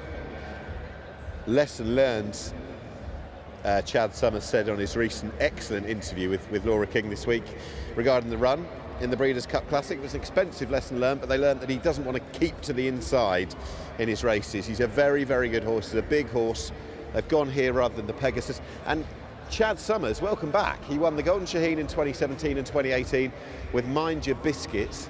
And would you believe there is 2 runners so far in the UAE? He's 2 from 2. So that record is on the line with Clapton. 11, Kabirkan goes out early. There is Pat Dobbs on the Doug Watson Potential Star. Ex-Russian and Kazakhstani. 8 from 9 in the native lands. Came over here and wow, that was what he did in the UAE first up. Suddenly rated 109. It was a 1-2 of ex-Russians for Doug Watson that day last time. Pat Dobbs praised his courage, his toughness and his character, and they're dreaming of the biggest race of the lot, the Dubai World Cup. This is an important test for Kabirkan. 8 is next as we go back to the sequence that is made in Dubai. I guess in ways hypothetical could have run in this, but he instead went for the fire break and won that. And Mikhail Barcelona bids for 3. Excellent ride to win on the turf 3 weeks ago this horse received. He needs delivering perfectly to go and win. On ratings he's got something to prove, but I always feel like Made in Dubai just leaves a little bit up his sleeve. The old boy Military Law, great to see him back to something like it last time, even though he was cut back by Atletico Alcolano in the NSR. It shouldn't be forgotten in 2021, he broke out the stalls in the World Cup. He was probably just about the best local horse for the Dubai World Cup that year. He's probably not quite as good as he was, but that was more like it, and the old spark returned for Military Law last time. Next one is Mimi Kikuchi. She was the brilliant filly last year. She was a dual casting winner, won the Guineas and the Oaks, the best 3-year-old filly around. She goes back up in trip now. She was 5th to Isolate in round 1 of the challenge last time. We're waking on Walk of Stars, number 10. I have seen. He finished 3rd in the NSR, and that was his first run for Bupat Seymour since leaving Charlie Appleby. 1.2 million his transfer fee. He was bought with intent. Dear and so are. And reportedly lost a shoe when hanging last time, but I thought it was a good run. And Tygo Shea said this horse, who is very well regarded, or was in the UK, needs to put on his big boy pants. I'm not sure he's wearing them, but we'll find out whether, metaphorically of course, he's up to the task in a few moments.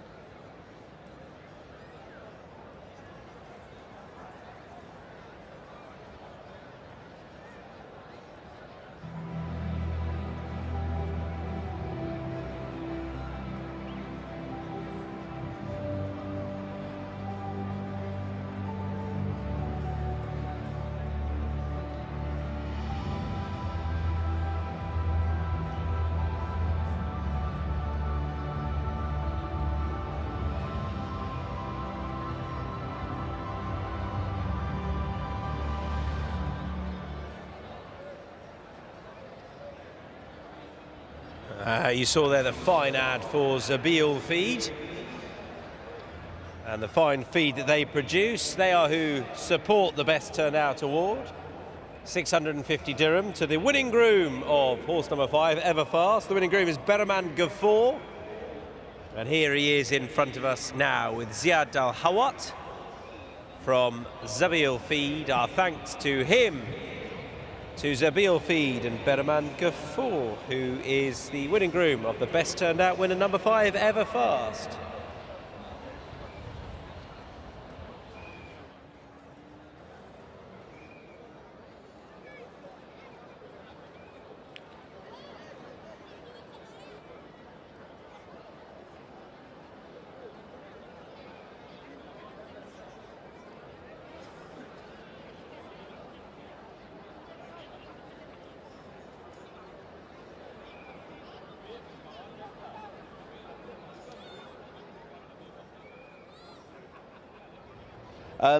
Really pleased to see Chad Summers back in the UAE. It's great to see, who's the trainer of Clapton. I know you want to face the big screen and rightly see just the final stages, but how have everything gone till this key moment?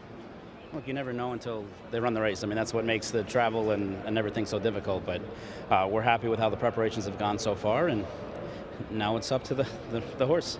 And to anyone here who doesn't know the story, what kind of a horse do you feel like you've brought over to the UAE here? Well, he's bought over here for these kind of races. We think he's a classic horse, a proper horse, a two-turn distance horse that wants every bit of 1,900, 2,000 meters, and he's probably going to need it. You're 2 from 2 here. We've talked about that. Mind your biscuits. Those 2 amazing days. Once in the rain and once I think the conditions were slightly better. Does it just give you that feeling of elation when you walk back to Meydan? I think one time I'd like to bring a front runner here. I don't like this wait for the end. Is it still a special place to you, though? Very special. Very special. Always will be special. We wish you the best, Chad. Thank you. Thank you so much, guys. Thank you. Chad Summers, who trains Clapton, who could have gone for tests in the native homeland, America, but it's here instead. And Antonio Fresu, he knows the horse, he knows the track, and we'll see what he can do, Tom. First start out here. Yeah, I think like the concern I would have is that he tends to be a pretty patiently ridden horse, not always suiting this surface out here. And the other concern I'd have is Kabirkan, who I thought was very good last time. Otherwise, this horse, I was really excited about seeing him come out here. He was the horse that Kabirkan's connections were constantly mentioning after that handicap win as a you know, a horse that they'd have to go and try and beat, and it would be tough to do so. But I sort of hope, to be honest, he does go and win because of the profile he has coming out here. He's the right sort of horse for this race and the right sort of horse to kick on to a World Cup. Although this, I know, is the target, and well, the right man trains him as far as, you know, a target trainer out here. He's pacing up and down, isn't he? And I understand. Yeah. 2 from 2 here, and they could have gone for, well, they could have gone for a race at Gulfstream this weekend, but they're here, and I really hope he runs well. He's a big horse. He doesn't want to be kept to the inside in his races, and Chad just said it'd be nice to bring a front runner here, so it's exactly what you were saying. Yeah, exactly. Well, he knows the track very well. He knows how to bring horses out here. This horse, I thought, was really impressive last time. I just don't know whether he can do it the same way here. He was, you know, a bit buffeted around, a bit slow away. I think he'll have to be sharper throughout his race to win this up in grade, but he might well be. He looked the real deal, though. He was bought with intent. It was a 1-2, wasn't it, of ex-Kazakhstan Russian horses for the new yards. They've got the dream of the Dubai World Cup. He's suddenly got that big rating, and Pat Dobbs was nothing but praiseworthy of the character and constitution this fella's got. It was a ropey race. It was. So that's the, you know, it was full of horses who were probably past their peak. Locals to be put in their place. That's exactly what happened. They were, yeah. He bolted in, didn't he? Yeah. So, yeah, Walker Star's interested me as well as a horse who's got, I think, a lot of ability on the turf, and he translated that quite nicely last time to the dirt. I thought he ran pretty well. He's my obviously selection a handful. For his, which is no... Oh, I hope he doesn't win. I don't think it's very fair and unconnected, is it really? 1.2 million dirham, that's a statement of intent, isn't it, to buy him? A lot of money. He was Godolphin's Derby horse at Epsom 2 years ago. He handled the dirt despite, I think, losing his shoe and hanging last time. Tycho Shea, I said earlier, his phrase was he needs to put his big boy pants on today, but I don't think it'd be fanciful to think he could step forward markedly from last time. Yeah, although this is the two horses who are at the top of the international market are going to be tough to beat, I think. So, but I wonder whether deep down, if this is a great race. I think it's got probably quite a top-heavy look to it. I think only probably 2 or 3 could and should win it. I might prove completely wrong in a few moments' time. What do you reckon? I hope Clapton wins, to be honest. But Kabir Khan's an interesting horse, and he'd be a nice story too. So. Yeah.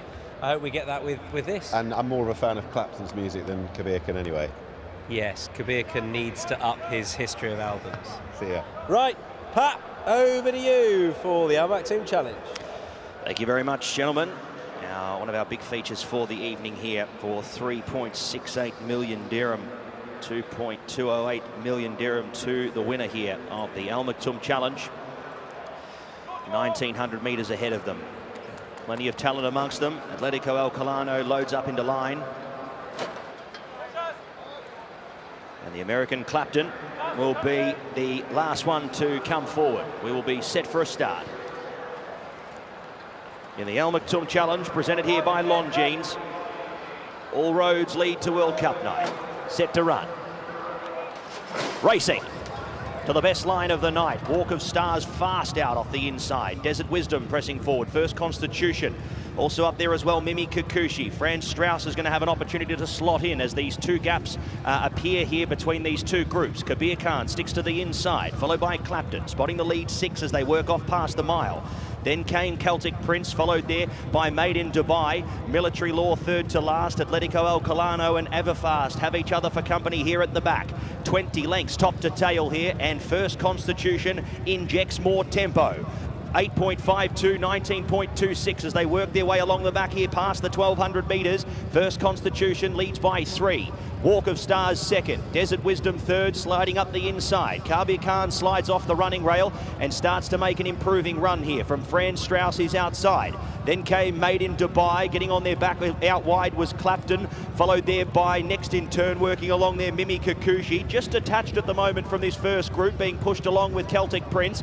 Then came Military Law from Atletico El Colano and Everfast. So 2 groups of runners make their way past the 750, and Walk of Stars leads them at good sections. Kabir Khan up into second. First Constitution, the first to be scrubbed along here. Franz Strauss makes a looping run. Clapton starting to loom into the race. Desert Wisdom was next, followed there by Meydan Dubai, who's now dropping away here. Best of the rest was Military Law. Atletico El Colano still within striking distance as they make their way into the straight here in the Al Maktoum Challenge. And it is Kabir Khan up on the outside here of Walk of Stars, who starts to lengthen now. Clapton with the job to chase down the Russian. Then came on the inside, working up into it, Franz Strauss. Desert Wisdom fighting for minor placings here though, but the Kazakhstani, the Russian, he's off. Kabir Khan, he has got the Al Maktoum Challenge sewn up here. Kabir Khan continues his undefeated streak here in the Middle East. Wins by 5 lengths. Franz Strauss second, Photo third, Desert Wisdom, and also Clapton. It was tight. Walk of Stars was next, followed there over in 6 by Military Law. Then came Mimi Kikuchi, followed by First Constitution. He got the stitch there late. Atletico El Colano never ran on. Then came Everfast, Celtic Prince, and Meydan Dubai was the last one to cross. Well, on that, I'd say his ticket to the Dubai World Cup is pretty much sewn up. He's done very, very well here. Kabir Khan, Kazakhstani owned, Russian trained. He came here with a serious resume, and he has just been able to continue where he left off, back in his home territory. Pat Dobbs, another class ride here, being able to just keep him settled here. Opted to go off the fence at a crucial stage down the back when they did try to slacken it there in the middle stages. And he's been able to amble up, and the way he came into the straight quite effortlessly, you'd say he is just continuing to improve. Kabir Khan, one to watch here, 157.72, 4 3/4. Another very convincing win to his UAE resume.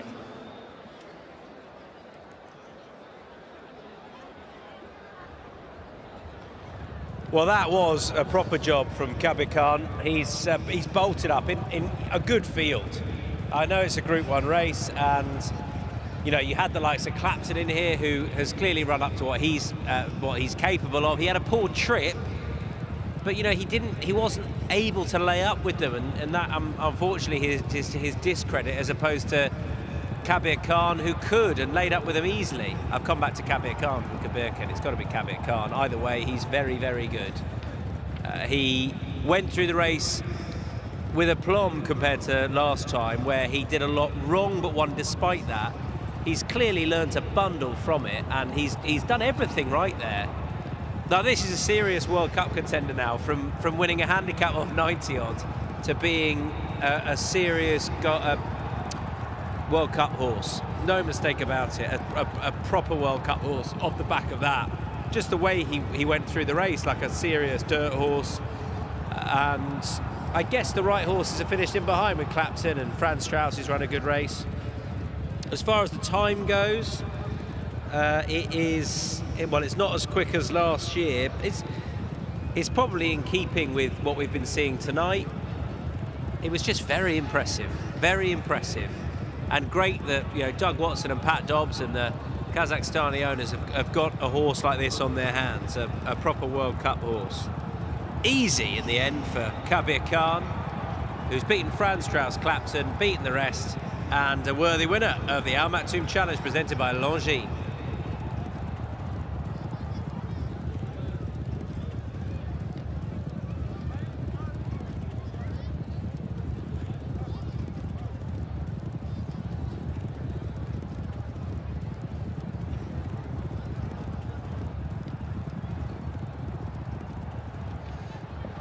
Yeah, the man we want to hear from is alongside the hero of the hour, Kabir Khan. That was a bit of a wow moment, Group 1 success. Pat, just summarise it for us. Yeah, brilliant for Doug. It's been a long time coming. Race didn't go to plan. He didn't jump well again. Then Richie came to me halfway down the back and set me alight, so we got racing a long way out. But he's very tough, this horse, and all credit must go to him. Back in 2 weeks, it's not easy on the dirt. But he's very strong, and his mentality is very good. He's just he's got everything you want in a racehorse. Has this felt like the real deal ever since you sat on him? Yes, he's such a good mover. You don't feel like he's doing the times he does. So Doug has a smile on his face when you're walking back to see him. But he said he's never had one walk 5 furlongs like him ever, so it's a fair compliment. I tell you what, you've been an ever-present, a mainstay, a very popular rider here in Dubai for many, many years. What would it mean to you just to go into the Dubai World Cup, the biggest race that there is here, with a live chance that this fella could well be? It's massive for everyone, especially Dubs. The year hasn't gone to plan, and we're down on numbers. We have some quality horses, and if they turn up, everything will be okay. Well done. Thank you. Winner of the Al Maktoum Challenge, Pat Dobbs ridden, Doug Watson trained, Kazakhstani-owned horse who has bolted up in our feature thoroughbred race on the dirt. It's Kabir Khan!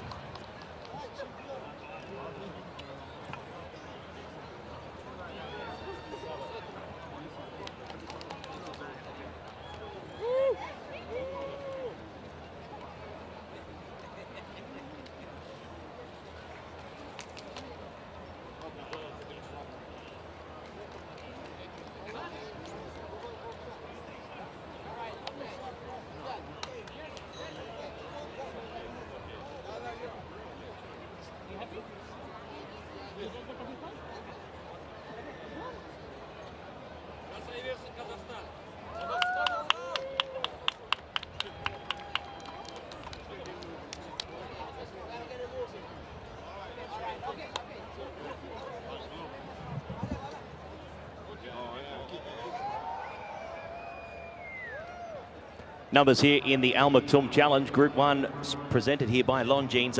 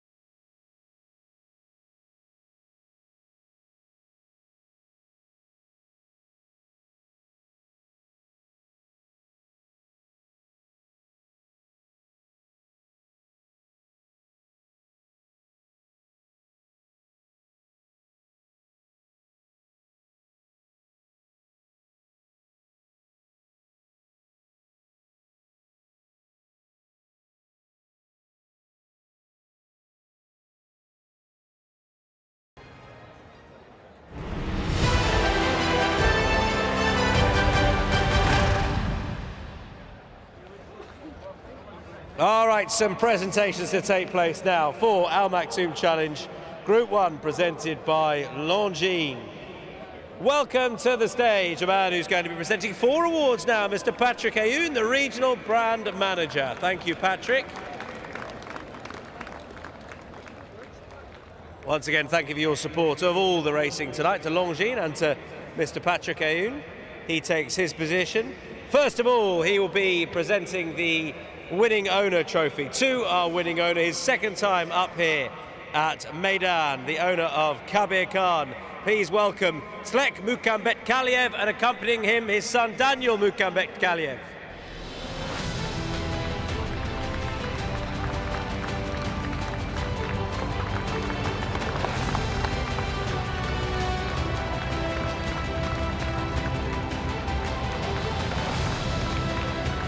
The winning owner trophy to Kabir Khan's owners. And that's not all for them to receive, because they will now receive the invitation to the Dubai World Cup itself. Congratulations to the team.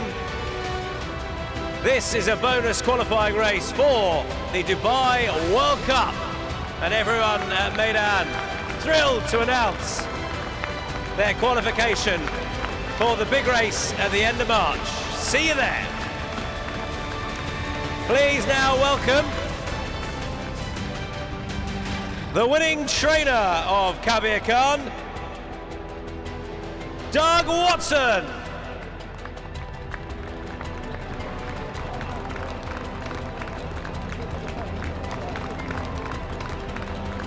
Well done to Doug on his first Group 1 success.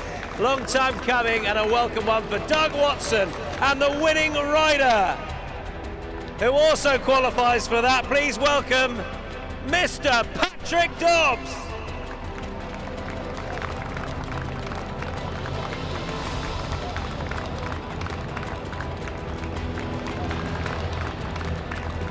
And everyone can come back together. Really exciting winner. Slek Mukhambetkaliev with his son Daniel, Pat Dobbs, Doug Watson alongside Patrick Ayoun. Ladies and gentlemen, your Al Maktoum Challenge winner, Kabir Khan. And now welcome up Team Kazakhstan, holding up their invitation to the Dubai World Cup. Well done to all of you. I'm going to infiltrate and grab Doug Watson if I can. Doug, I don't mind. We'll stand behind them. That's fine. We want to see celebrations, but I do want to hear your thoughts, please, Doug. Well done. How are you feeling? Excited.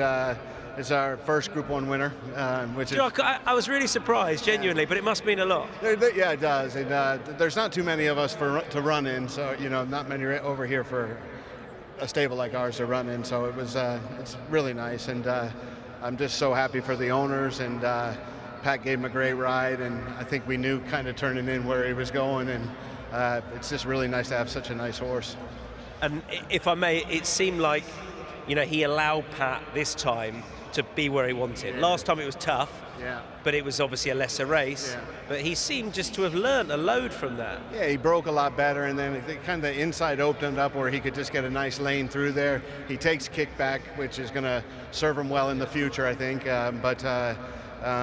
know, he's just a really nice horse. I mean, we had him working at home, and before we ran him 2 weeks ago, you know, we knew he was good, but we didn't know if he could compete like in the races, like over here, and take to this track and stuff. And he loves the track, and obviously very good. Were you nervous? Yeah, all day, last couple days. You know, and then I saw he was the favorite, and I was like, wait a minute. Where do you want a handicap? But yeah, it's just really nice for the yard. They work very hard. Everybody does in there, and it's super for them. And you know, we still not too many wins this year, but we still work as hard. So it's nice to get some nice races like this. Yeah, and you guys are going forward now with a live Dubai World Cup candidate. Yeah, I think so.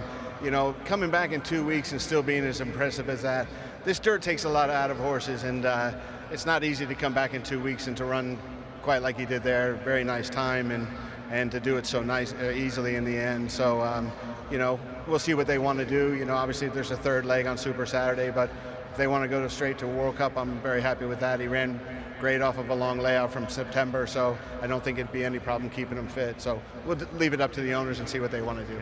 What's the second from last time doing next? Because now I'm interested. What's that? The other Kazakhstani horse. He was from a Russian horse. Russian, yeah, he had a little bit of an injury afterward, and so yeah, I'm not sure what they're doing with him at the moment. So. Okay, but this horse is hugely exciting. Delighted for you. Everyone at Meydan is. Well done. Thank you very much. Appreciate that.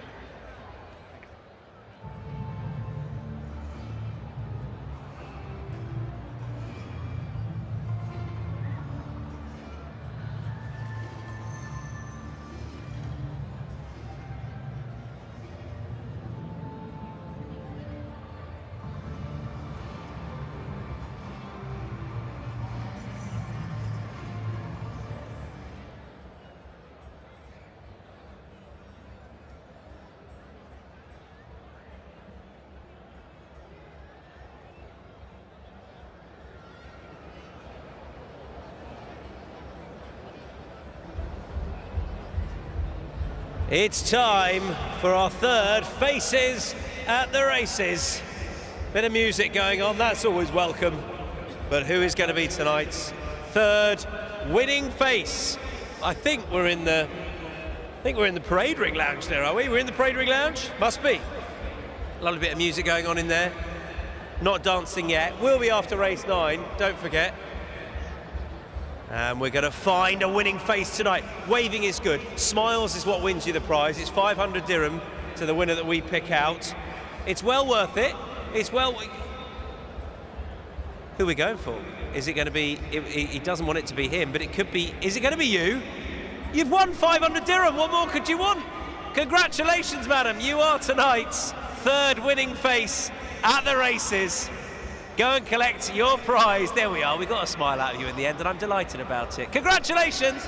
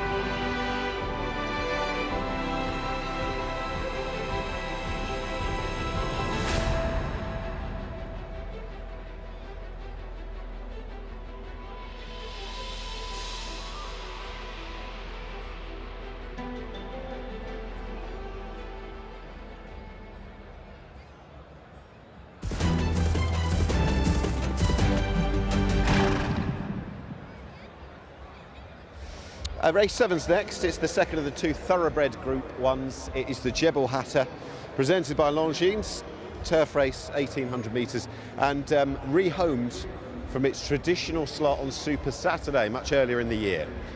Number 1 is El Patriota, who was third to San Donato last time. He's trained by Julio Lascoaga.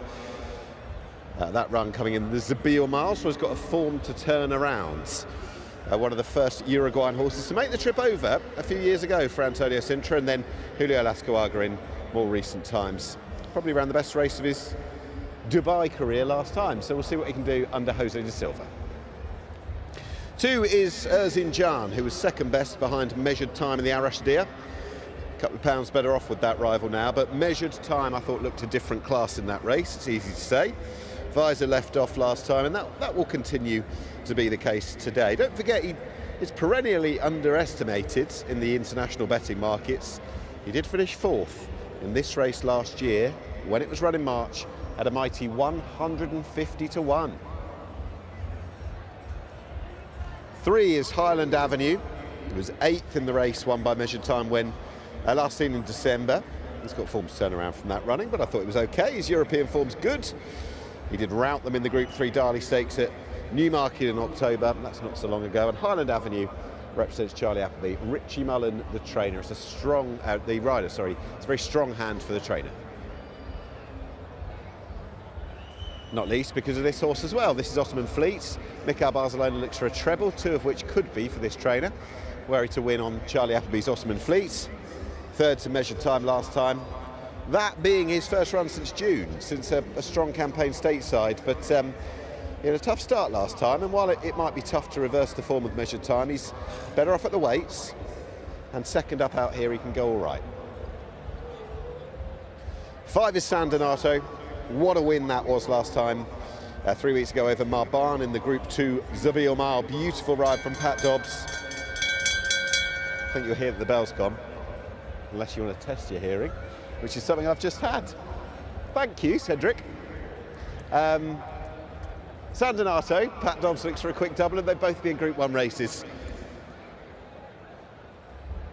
And if I do interview him, I won't be able to hear what he says. Right, Pat Dobbs is on San Donato, Doug Watson, they'll be on the crest of a wave. We're going to find number 6, because he's already conquered part of the Gulf region. That's Spirit Dancer winning the Bahrain International Trophy in November. For very famous owners, not least Sir Alex Ferguson, who isn't here. He was there in Bahrain, but I gather he'll be here later in the season if Spirit Dancer turns up in some of the big March races. Have horse will travel, said Richard Fahy, as he's back on these shores, certainly with a runner for the first time in 5 years. Machine Orr, just a second ever ride out here, having ridden Freescape in the Singspiel last year. He's one of the higher rated runners, and hopefully Spirit Dancer can run well.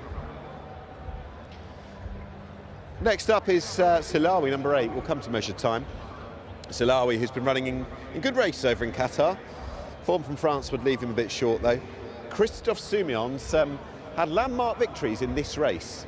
Milestones, 10 years ago Vercingetorix, 5 years ago Dream Castle. So 5 years on, can he win it again? 9 is Morge, welcome back. 2 from 2 here last year, and she kicked on after that. She won the Guineas, she won a big race stateside, she was second in the Breeders' Cup Mile. She's a brilliant filly. Oisin Murphy knows her oh so well. And Saïd bin Saror, 6 wins in this race, including the very first running all the way back in the year 2000 with Siege.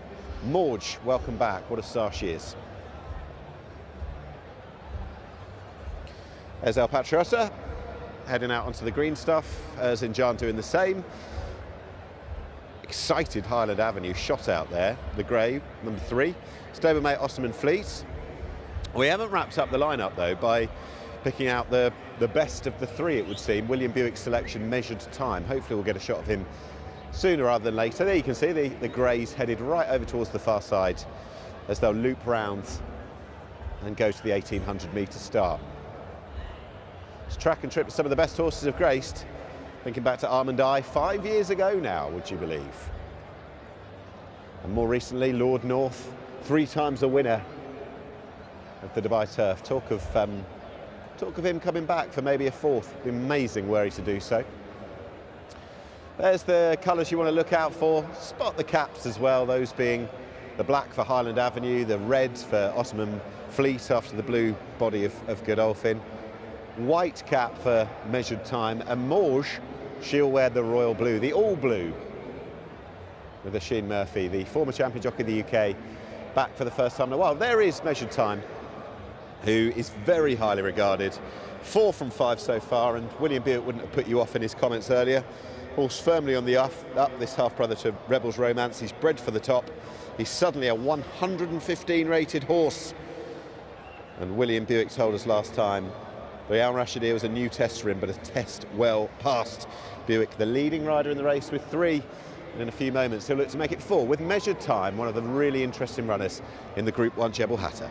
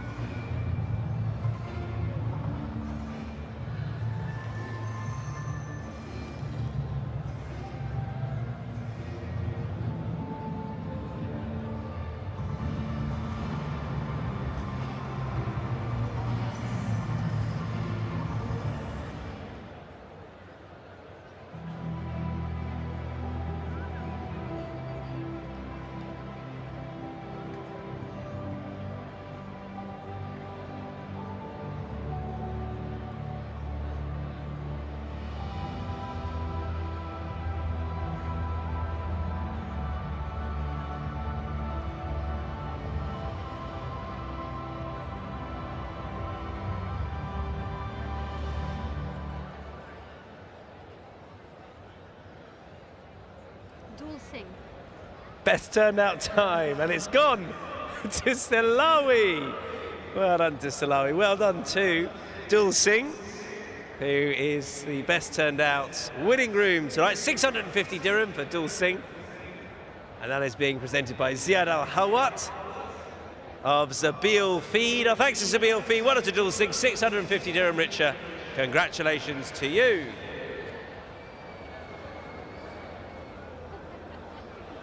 All right, so I tell you, I'm tying myself up in knots with this, Nick Lightfoot, because as you know, I've gone for Measured Time, but Morge, loves it here, and if you look back at her 3-year-old filly form from last year, it's pretty bomb-proof. So I think one of those will win it. No disrespect to Spirit Dancer, but we'll see. Pat Comerford described it as a coin toss, either heads or tails, but it would be blue either way. Right, yeah. Because he's bold like that. Yeah. That's why we brought him across from Australia. He does it, yeah. We talked about getting paid for compelling information. Yeah. Just that kind of thing. Is he Australian? Well, I don't know. He's not the most cultured Aussie, though, because he said he didn't know where the Al Fahidi fort was. Unbelievable. You can't come here and not know where the Al Fahidi fort is. So I've been told. How do you think the race is going to pan out? Do you think Morge just sit off them slightly? I'd imagine so, because she did that last year. And do you remember when Dream of Love almost ran her down? And we all focused on the second, and no one really gave Morge the credit she deserved. And she was underrated in the Guineas as well. She gets knocked a bit, but she's really good. And I love her attitude. I love the fact that she's been campaigned as she has done as well. She's fast as well, and 1,800 metres, I think she'll see that out no problem whatsoever. I have a slight doubt if they go very hard. Yeah? Well, I think Highland Avenue will probably be towards the front end. But there's nothing saying they will definitely go hard. Measured Time should be, he won't be ridden too far away. I still thought he looked a bit green, when he won last time. Yeah, but full of promise. I tell you who we need, though. Go on. Former champion jockey, multiple champion jockey, Kieran Fallon. Do you remember when we were here 5 weeks ago? He told us this would win. He said William Buick's on the right one. Yeah. He is notable by his absence now. Yeah. Looking to him and say, yeah, there's your winner. Spirit Dancer, I just wonder whether this might be a bit speedy for him. San Donato, he can travel in his races. This is the kind of race they have to be in after the way that he won the Zabil Mile last time. And this is a qualifying race for the Group 1 on World Cup night. Yeah, the turf. The Dubai turf. So, in fact, the next 3 are all qualifying races, or the next 2, sorry, we've had one already. The Guineas is for a derby, so there we are. But you'd hope to see the winner of this in the turf. Oh, 100%. And I'm sure that, listen, the first 2, if Morge and Measured Time, whatever order, finish first and second, I think both could turn up in that race anyway. And one nice thing is, for horses that need a bit of a break, this huge gap between now and the Dubai Turf will give you that option if you want to have 2 months off. It's changed the schedule by bringing this back bring it forward 6 weeks or so, but I quite like it. Alrighty, just about loaded for our third Group 1, second for Thoroughbreds. Here's Pat. Thank you, guys. Running away here now with only a couple still to come up. Measured time will be the last one. Heading up to join Highland Avenue, and we are set here for the Group 1 Jebel Hatta. Racing from the 1800 metres and getting away on the inside. Highland Avenue broke well as they make their way onto the course proper. Morge was second. Salawi's going to find a beautiful spot in, although tugging for some rain under Christophe Soumillon. Then came back 3 deep at the moment, settling down into 4th position was Measured Time, followed by Spirit Dancer. The inside in 7th, Erzincan from El Patriota, Ottoman Fleet second to last, and San Donato the last one. With 1,350 metres left to travel, 14.41, 26.39 the early clocks as they make their way along the back section. And it is Highland Avenue keeping the pace very honest. 3.5 lengths on Morge. Salawi third, happy to stay there at this point in time. The outside in 4th, working up into it, Measured Time, but wide without cover at this point in time. Spirit Dancer, as a result, gets some cover. Erzincan was next from El Patriota. Then came up on the outside there, Ottoman Fleet, and San Donato still spots the leader the best part of 18 or 19 lengths as they make their way down the side section of the course. And it is up in front here, still rolling along Highland Avenue, leading by 6 or 7 lengths here. Morge into second, starting to chase the stablemate here now. Up into third, still rolling into it as well was Measured Time, followed by Salawi. Then came still about 6 lengths off the leader was Spirit Dancer from Erzincan. El Patriota takes the inside passage. Ottoman Fleet starting to get warm down the outside. San Donato having to come off his heels this time. No inside runs at this point in time as Measured Time takes over. Measured Time at the 200 metres from Ottoman Fleet starting to level up. Spirit Dancer. Morge gets checked for a run. San Donato trying to run on. Measured Time. Measured Time steals the Jebel Hatta. Measured Time goes on to win well. 2 lengths here in the Jebel Hatta, beats Ottoman Fleet. San Donato a great run third. Spirit Dancer fourth. From next in turn, Salawi, Erzincan, dropping away Highland Avenue, who couldn't keep up with the early sectionals after burning the candle early. And then came El Patriota, and Morge, after that check at the 200, was taken out of the contest. So Measured Time. William Buick, Charlie Appleby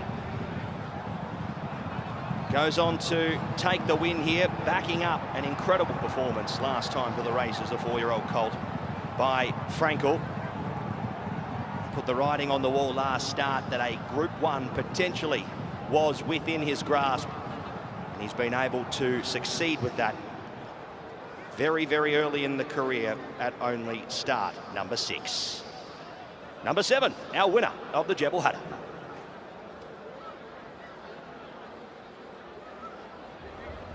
No, it's not a bad time either. 1:47.89. They went to clip. Highland Avenue, set an honest pace, and I don't want to be too harsh on Morge because she's just better than that, and that is not her running. But Measured Time's a really exciting horse.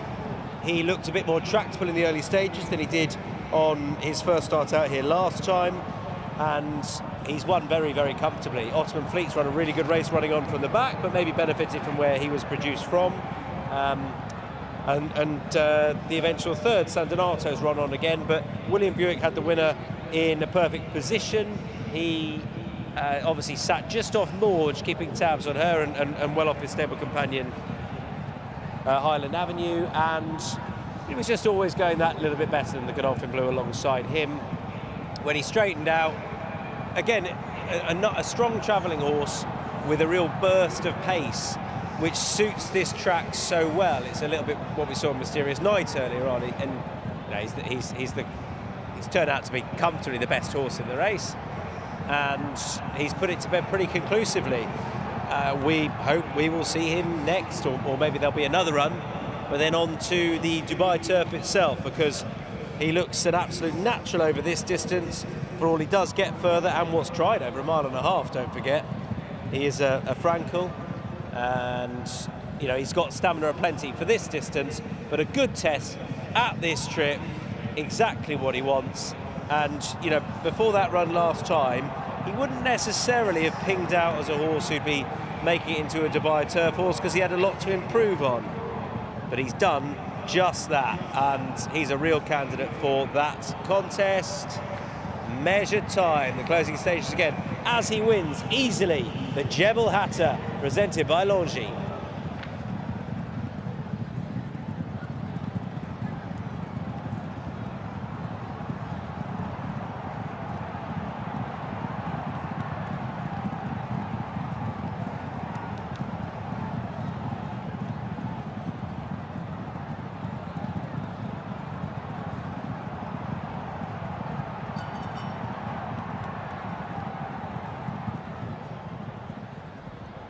This horse has only had half a dozen lifetime starts, but he's already a Group 1 winner.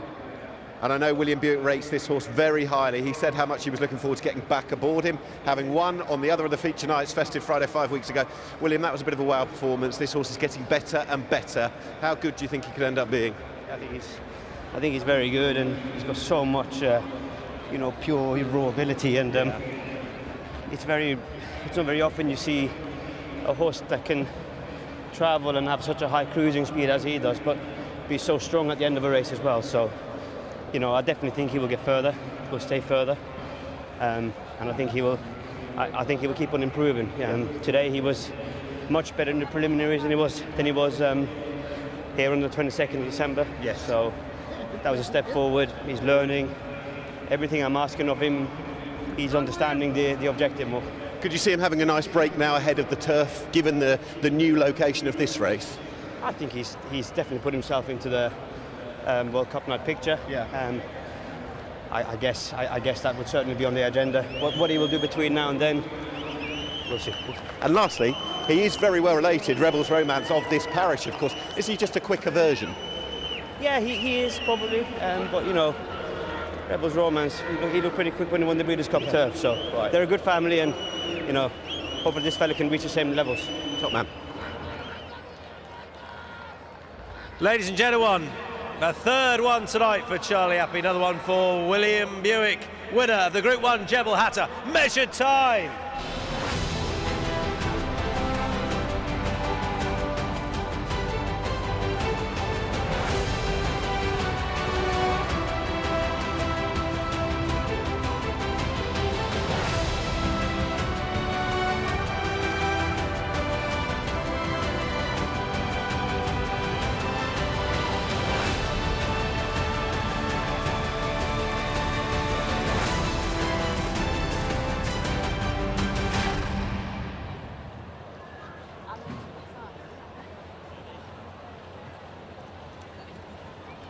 Numbers in the Jebel Hatta Group 1, 7, 4, 5 and 6. Measured time gets the win, 147.89. Margins 1 3/4 by 3/4 of a length. 7, 4, 5 and 6.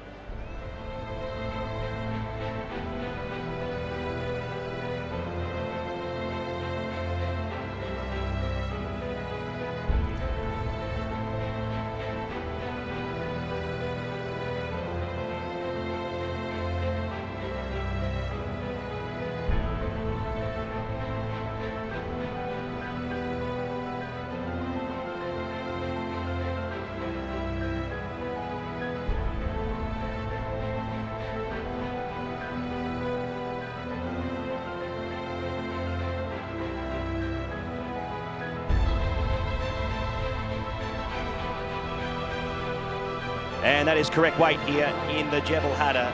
7, 4, 5, 6. Measured time, your official winner in 147.89. 1 3/4 lengths by 3/4 of a length. Correct weight, race 7, Meydan.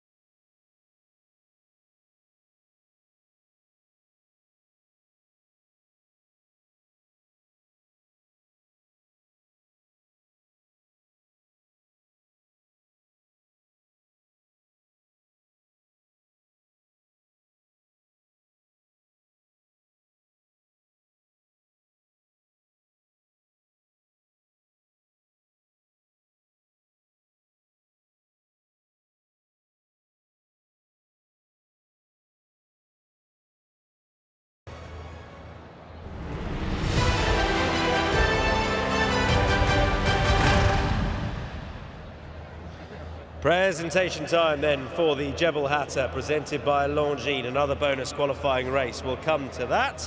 To make the presentation, once again, please welcome Longines Regional Brand Manager, Mr. Patrick Ayoun. He'll be presenting 3 awards, plus the invitation for the Dubai Turf to the winning connections. Patrick, thank you very much. And first of all, presenting the award to the winning owner, that is Godolphin, collecting on Godolphin behalf. Please welcome to the stage once again tonight, Hamdan and Maktoum Sultan Sabusi.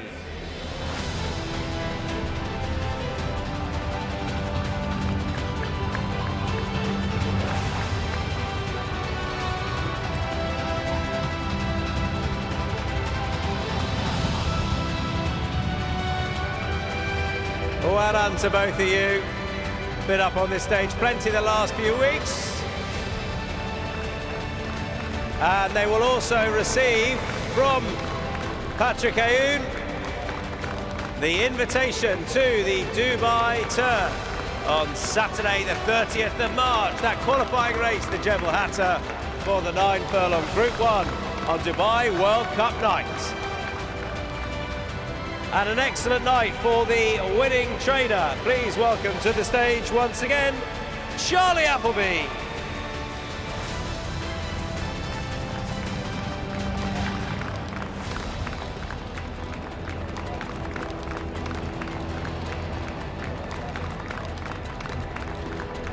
Well done to Charlie, and another one tonight for the winning rider, who heads up to the stage now, William Buick.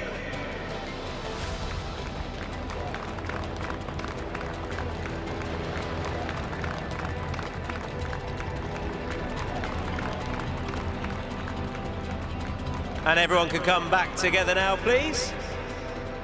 Hamdan and Maktoum Sultan Sabusi collecting on behalf of Godolphin, for Charlie Appleby, for William Buick, receiving the award for the Jebel Hatter, presented by Longines. From Patrick Ayoun, the winning connections of Measured Time.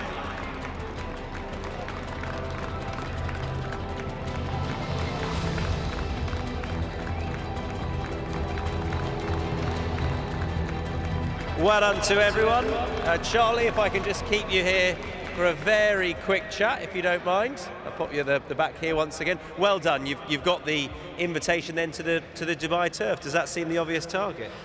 Yes, you know, that was our sort of pencil plan coming into this evening. Obviously, Master of Seas was, you know, he was due to go to America for the Pegasus Air, but you know, with this horse coming through his grades, we weren't 100% sure whether he'd book his ticket, so we didn't send Master of Seas there, thinking he would definitely be a runner of World Cup night in the Dubai Turf as well. But this horse has now gone and obviously kind of got won his invitation into it, and you know, obviously a great chance for a bonus. Okay. Do both of them go? But Master of Seas would still be on for it, would he? Yeah, no, for sure. You know, he's you know, we know what he's like round here. The trip will suit him. So yeah, I'd rather have 2 darts than 1. Yeah, I just wonder what Will's going to do. But there you go. These are nice decisions to have to make, I guess. He's improved rapidly, hasn't he? Since, I guess, that 1.5-mile run at Kempton, where it didn't quite work out, all of a sudden he seems to have found his niche.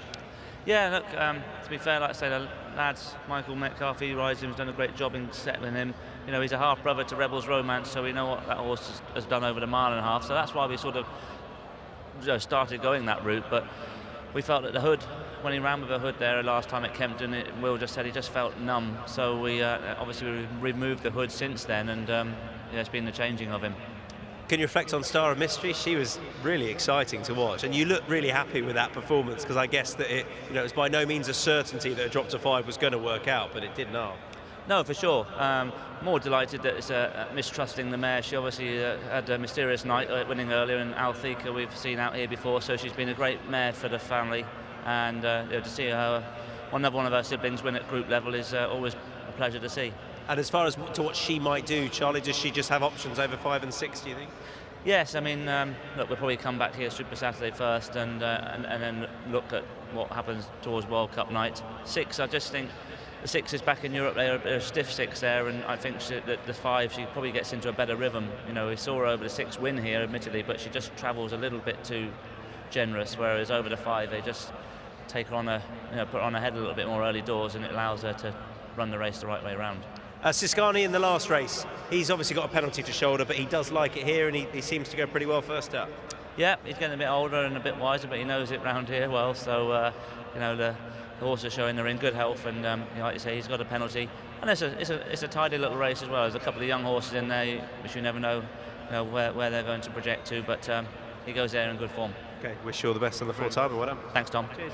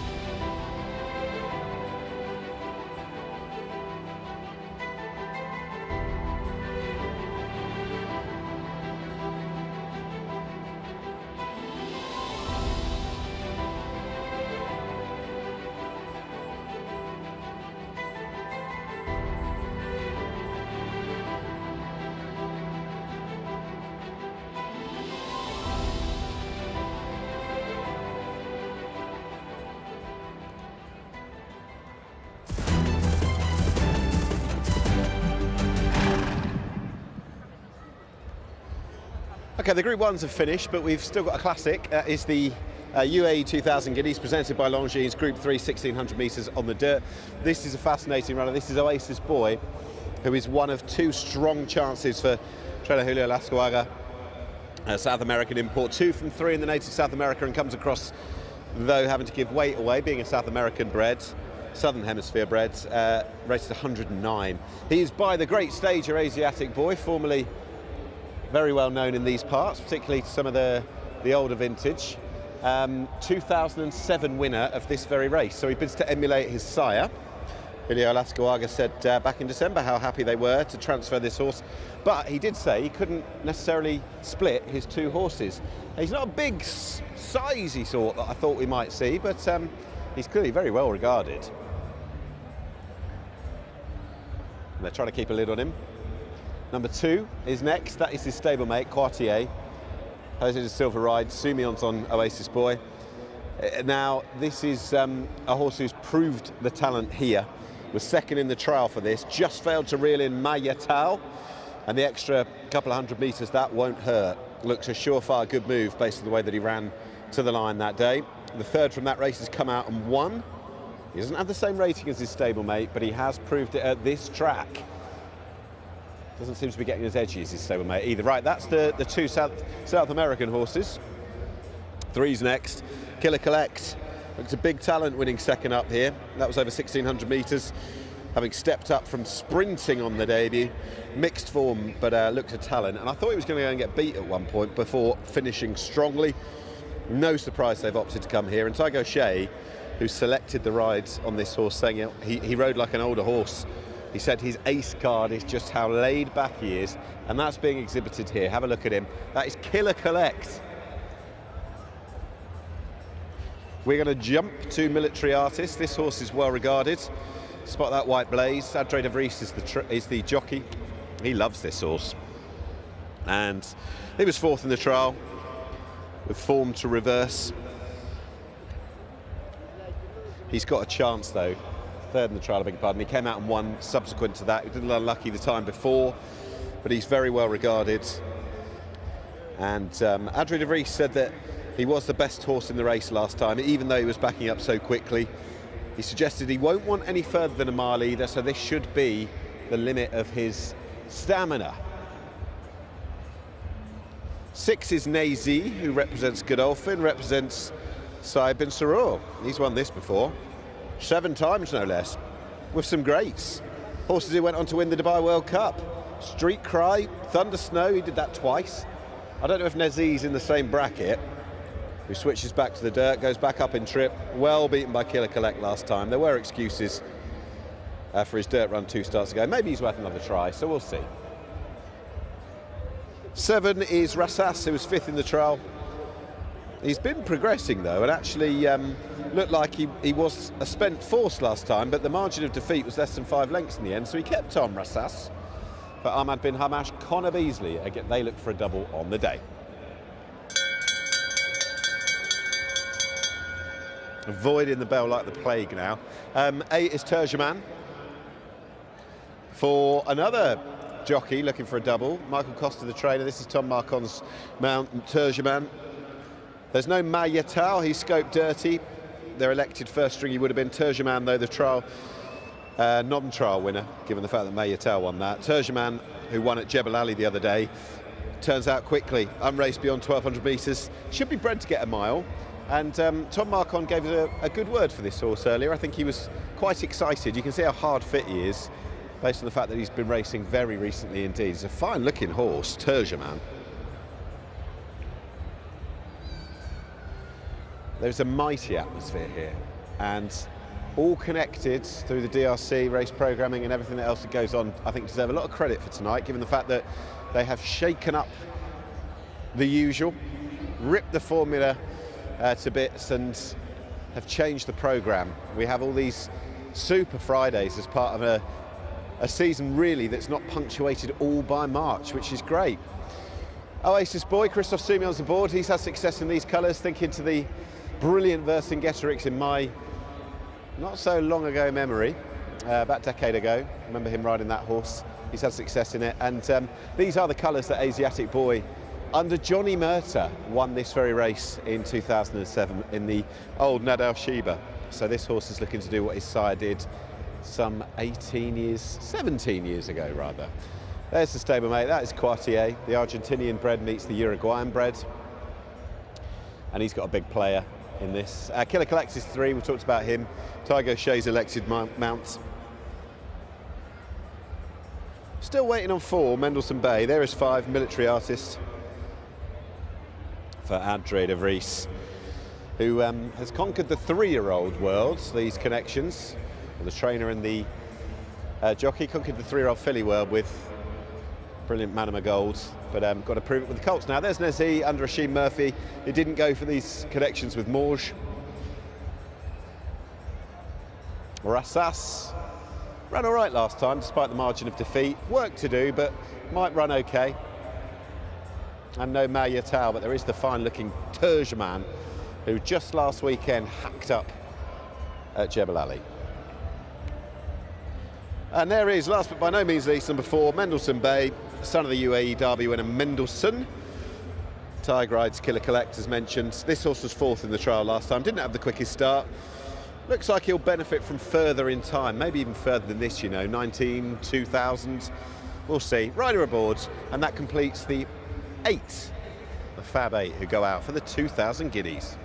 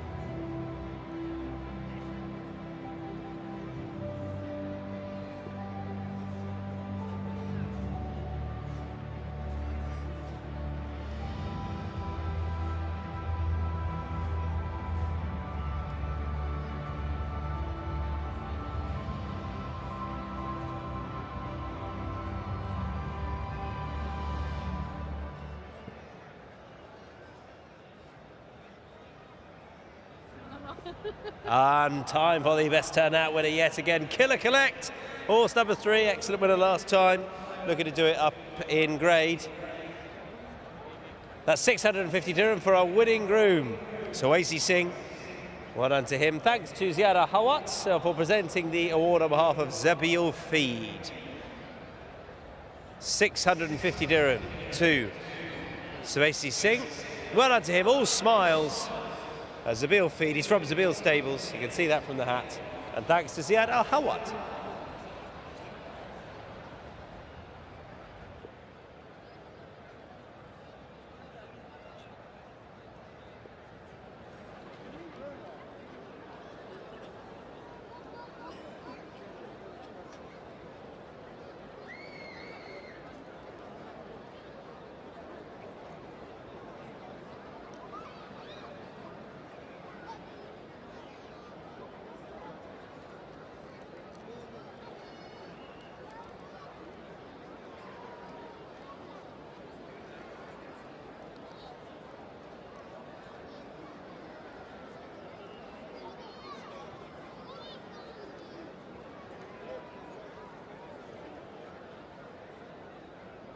I imagine that the 2,000 guineas has been in the diary for the man who joins us, Michael Costa, for quite a while, but I guess it's a slightly different looking squad. You've got Turgeman, unfortunately no Meydan, the trial winner. Just bring us up to speed why that is. Yeah, Meydan had a little bit of a dirty scope this week, so we just took care of the horse. He's a very handy horse with a bright future, so we're just taking care of him, and if he comes well, we've got a few options left for the rest of the carnival, but we'll just see how he is for the rest of the week. This fella that you did run just on Sunday, was it, Turgeman? That was a performance of real awesome quality, I thought, on the day. So I guess he's a super sub, but he's drafted his way in by virtue of doing that. Yeah, he has, and it was a little bit of an afterthought for us to come this race. Once Meydan came out, he put his hand up on Saturday with a dominant win. And, But look, this horse, he hasn't had a gallop on the track. We brought him over on Wednesday for a quick canter around, so there's a few unknowns, but that's the beauty of it. I don't know if you spoke afterwards, but I just wanted to say well done with Muhib. That was a performance of real quality. I know he's a horse that, in his previous life, as it were, trained by Nicola Bachelard, he's a very well-regarded horse. You've taken him on. He hadn't been seen in a long time, but was anything he was doing likely to leave you expecting what he did today? No, it wasn't. So, to be honest, and the plan was always to have him at his peak at the back end of the season, and I just wasn't. And the plan was to get over a mile as well later on. So, to do what he did tonight did exceed expectations because his work was good without blowing the socks off. So, will you be working? You've talked about the mile, but will you now work back from the Golden Shaheen? We've got a spanner in the works now, so we'll see what the boss says. It's a nice spanner though, isn't it? Sometimes most spanners are, problems and things, but that's a nice problem to have, which race to go with a horse that's bolted up like that. Yeah, my word. So if you've got good problems like that, you'll take them every day of the week. Thank you for talking to us. Cheers, thank you. Well done to Michael Costa on that winner earlier, Muhib, and he's had to shuffle the pack, no Meydan. So as mentioned, this would have been certainly a diary entry this race, but not for this horse that he's got, Turgeman, who I did think looked a bit of a stunner. An afterthought or not, hopefully he runs well. Yeah, it'll obviously be different to back home what he's done there. He's progressing nicely, but 6 days on, it does look like an afterthought, doesn't it? But the horse has had the stable has had loads of horses like this, just progressive young dirt horses this year. They've taken a real step forward. They've obviously bought some superior quality. Yeah, and Muhib proved the old boys can do it as well. I mean, it's been a season to go from strength to strength. This is Oasis Boy, who is just really exciting to have out here, obviously because of what his dad did and Christophe Soumillon on board. The trainer's got a couple of live sorts in here in the form of him and Courtier. I wonder how. I think Courtier will be delivered pretty cold and late. This horse has ability to lay up with it. He has, yeah. Watched his most recent performance from last summer in South America earlier. He's got that massive rating as well. Yeah, I don't know. He looked worth it at the video of him winning, but I don't know. I can't. I haven't dug into what he's beaten. So no, but I would never have proved an expert on Kazakhstan Russian form, but they can transfer over from jurisdictions we don't know so much about. I guess the other one, Quartier has seen it, done it as regards we've seen what he can do on the track, and I would say based on the way that he closed on Meydan in the trial, the extra couple of 100 metres is surely a strong suit. Yeah, definitely. Apparently he's now international favourite, which is, I guess, a bit surprising. Quartier is? Yeah. Oh, wow, okay. Yeah. Pat's onto something. You can see it. He's going to be... coin, hasn't he? He was right last time. He's flipped the coin, and he's reinvested the double money that he made on measured time and put both coins into Quartier. I think out of one, Jose da Silva, I still don't think he'll go forward. I think he'll look to take back and come late. Yeah. It's not dissimilar in ways to a horse in the same colour as Atletico Colano. Yeah, you do it like that would be very impressive. Tig says this horse, Killer Collect, rides like an older horse. He's a mature horse. He really likes him. Yeah, I had him down as the most likely winner. I thought he would go forward and try and stay there. He was really impressive last time. He was good on the clock. I thought he was the obvious one anyway. Okay. Who are you with? I'm going to go for the top horse. Okay. Going to blindly go for a horse that I've never seen in the flesh, but I have to say I didn't think I thought he was going to be a bit bigger. Okay. I know you sound like a child unwrapping a present at Christmas and it's not quite what you expected, but hopefully we'll see in a few moments' time exactly what Oasis Boy can go and do. If he's as good as his dad, then they're all playing for places. So between us, Pat, you and I have got 3 different horses, and Pat, we could all be wrong. We certainly can. It's one of those races, gentlemen. Thank you very much. And we have certainly been waiting for this UAE 2000 Guineas. It is a shame not to see Mar Yatel joining the field here. He was certainly the one that looked the highlight amongst this quality batch. But as you said, Quartier will appreciate the extra distance here. Killer Collect was dominant. He's come up against tougher opposition here. Nisa working forward. Oasis Boy, he's the untapped and untouched horse here in this event. How do we line that form up? That's the big question. As Pat Cosgrave makes his way forward here on Mendelssohn Bay, and we are set for the UAE 2000 Guineas. All roads lead to the UAE Derby. And we are set to run, and we are racing. Killer Collect missed it.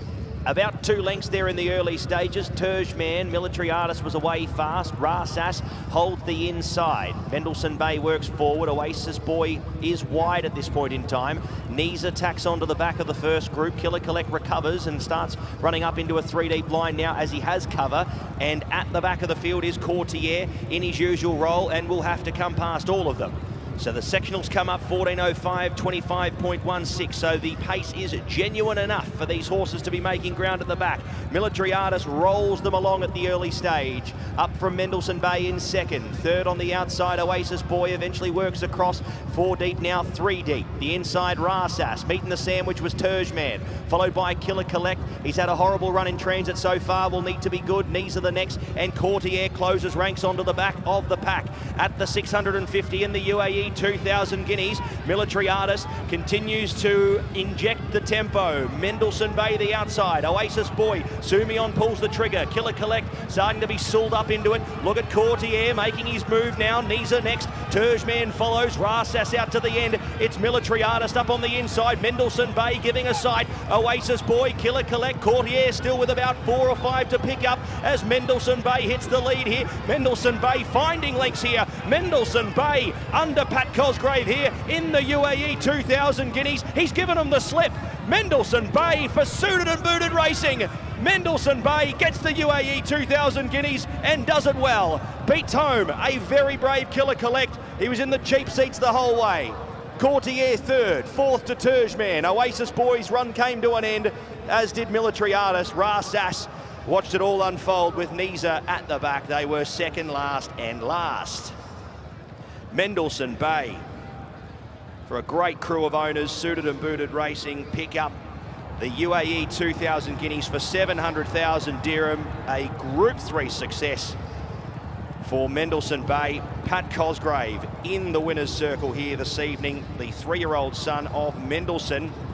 He had to sit outside of the leader in a genuine tempo and was still able to find there late.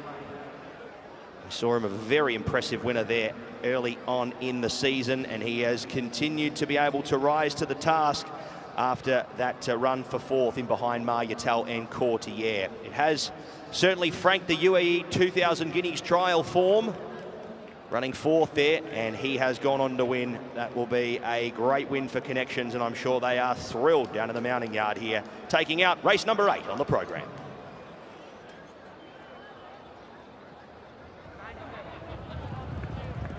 See, it was meant to be. It's Fashion Friday, and Suited and Booted Racing have won the UAE 2000 Guineas. Well done to all of them. They're absolutely buzzing about that. You can see them all alongside me in the winners' enclosure.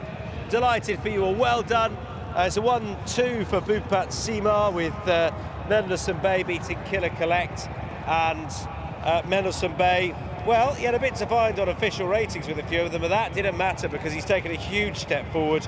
Was good when winning here on first start, then bumped into Maryatel and a few of the others, but he's had a nice trip round here given how the race has panned out. He was always in a lovely spot. That seems tonight to be the ideal spot to attack.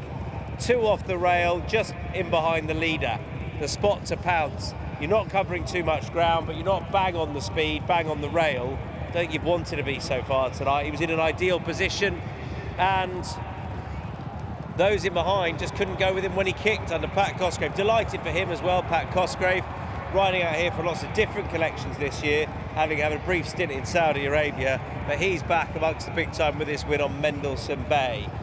We had Killer Collect in there not getting an ideal trip. Trouble is, when you're drawn where he was and you miss it like that, it's difficult. He was always playing catch-up. Courtier, well, he was out of 1, and he had to be produced late. That tends to be his one. Oasis Boy was in there pitching. No obvious excuses I could see for him.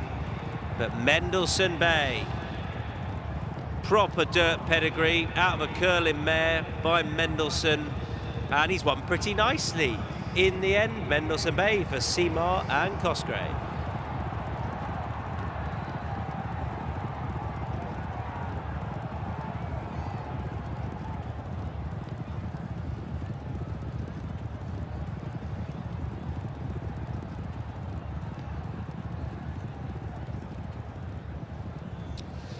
A very good result for the Seema stable. I'm not sure necessarily this is the way they might have anticipated it going, but Mendelssohn Bay has won the UAE 2000 Guineas. Well done indeed, Pat Cosgrave. I don't know what you would have been expecting, but how impressed are you? Oh, look, you know, it's really his third start, and it shows a tough choice for Tig. You know, it's probably hardest part of Tig's job was picking the right one, you know, and lucky on this horse tonight. And Boop was very bullish about him, to be fair. He said, you know, he's been slow away his first 2 runs and not running bad, you know, and he got out good today and had a nice trip round, and he switched leads good for me, and when I asked him to go, he went and done the job nicely. Now, the way that he's gone and won, looking at his pedigree, looking at the fact he's by Mendelssohn, the UAE Derby winner, record breaking, you'd think he'd get the trip, wouldn't he? Oh, trip's no problem. The further the go, the better this horse. You know, as I say, he's a bit of a slow, immature, you know, mentally, you know, he's still a bit funny and he's still learning, but when I asked him to quicken at 300, he put the rest of it quick, and it was all over right quickly, I thought. If Tig makes the choice again, you'd be quite happy to end up on this fella, wouldn't you? Yeah, absolutely. I would say, like, the second string's always a good string to ride, and I'm just very lucky he put me up on this horse, and he's been hitting the crossbar tonight. His horse is running brilliant, and thankfully he's going to win him before the night's out, you know. Top man, what about?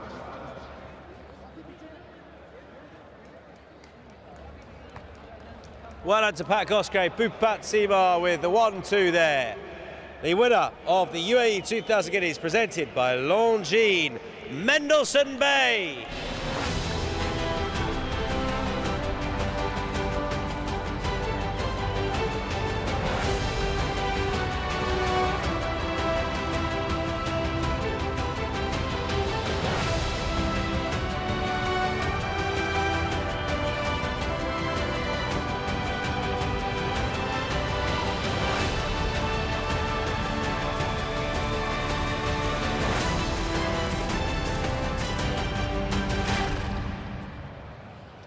Numbers in the UAE 2000 Guineas Group 3 presented by Longines over the 1600 metres. Numbers 4, 3, 2, 8. 4, 3, 2 and 8. Mendelssohn Bay the winner. 138.13 the time. 3 3/4 by a short head. 4, 3, 2, 8. Numbers here in race number 8.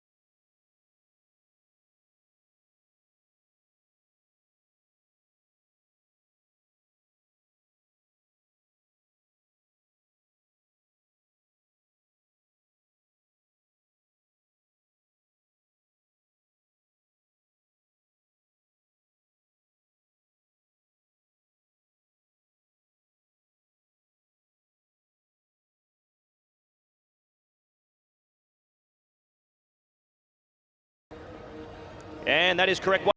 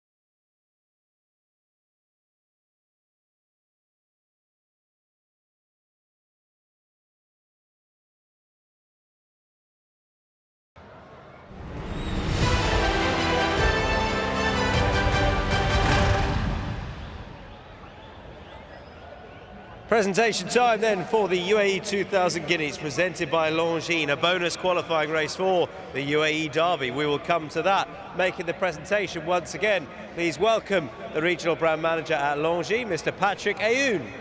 Patrick will be presenting 3 awards. He might have his work cut out for the first of them. It's a great trophy as well, isn't it? The UAE 2000 Guineas Gold Trophy.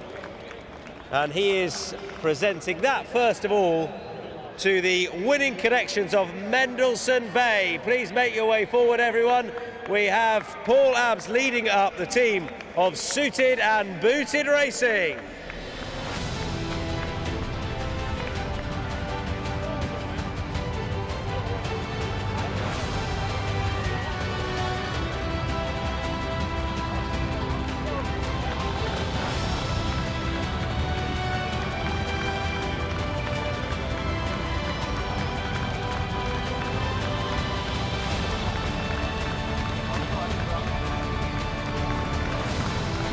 So well done to the winning connections of Mendelssohn Bay. Paul Abbs in the centre there, Suited and Booted Racing. Patrick Ayoun presenting that award. And now, Patrick, if you take the invitation Paul, you can pop that trophy down. As everyone is delighted to invite you to the UAE Derby on Saturday the 30th of March, Dubai World Cup night. That a bonus qualifying race, the UAE 2000 Guineas for the Derby. And of course, we'll see you there. And everyone can step back as we welcome to the stage the winning trainer of Mendelssohn Bay, and a 1-2 for him in the race. Please welcome Bhupat Seema.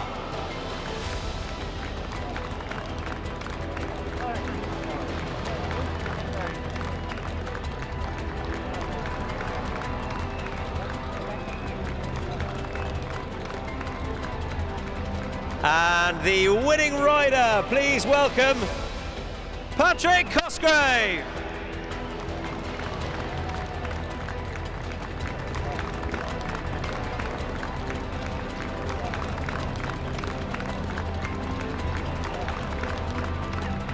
And everyone can come back together then. All big smiles, take a trophy between you. You can have the invite as well. Ladies and gentlemen, your UAE 2000 Guineas winner. Trained by Bhupat Seema, ridden by Pat Cosgrave, owned by Suited and Booted Racing, Mendelssohn Bay.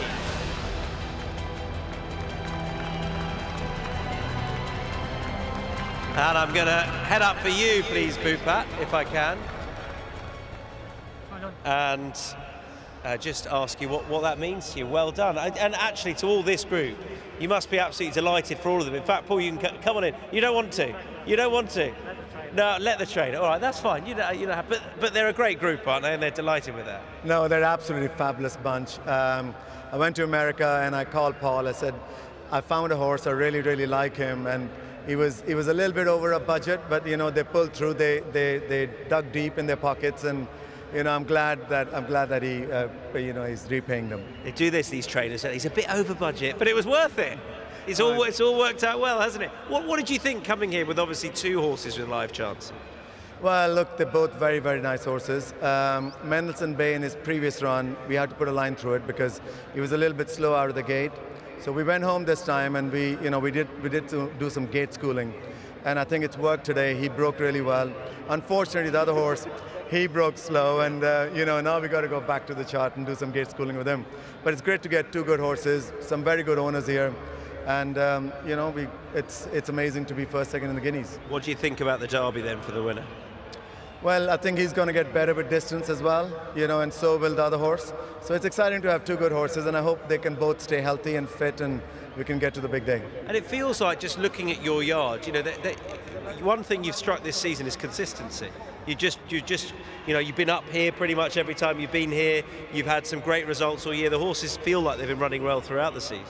Well, I don't want to tempt fate, sorry. No, thank you. But you know what? I was getting kicked in the shins plenty of times today. We had 3 seconds, and you know, I was hoping something's going to change because we came here with big hopes, and you know, it all has to fall right for you. You know, so many times you come here fully loaded, and you know, things go wrong. So.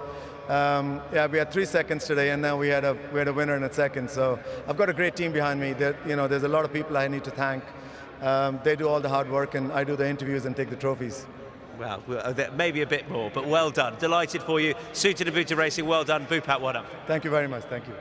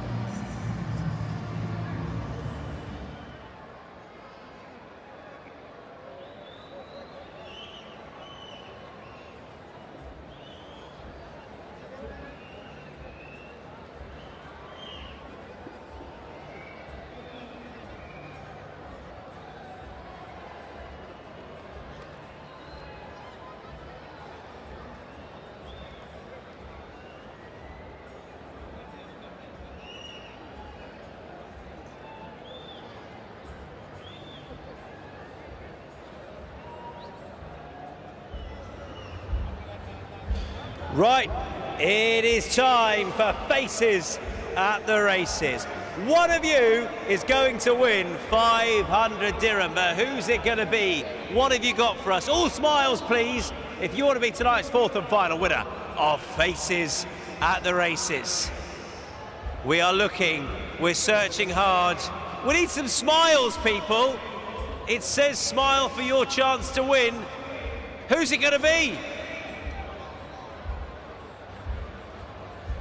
It's you! You have won a curveball. We weren't even focusing on you. You weren't expecting it, but we found you, madam.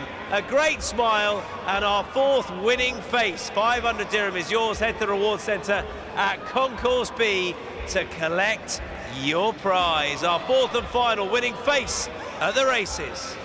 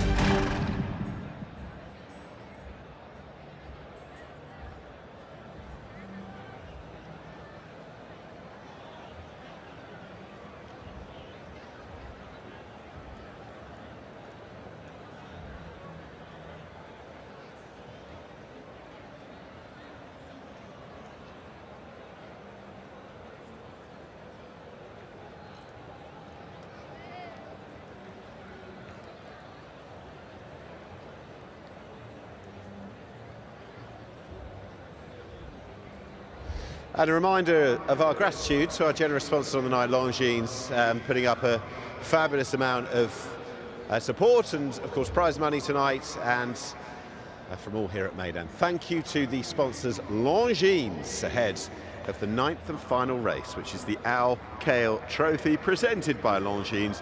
It is the longest race on the card, 28 and 10 on the turf.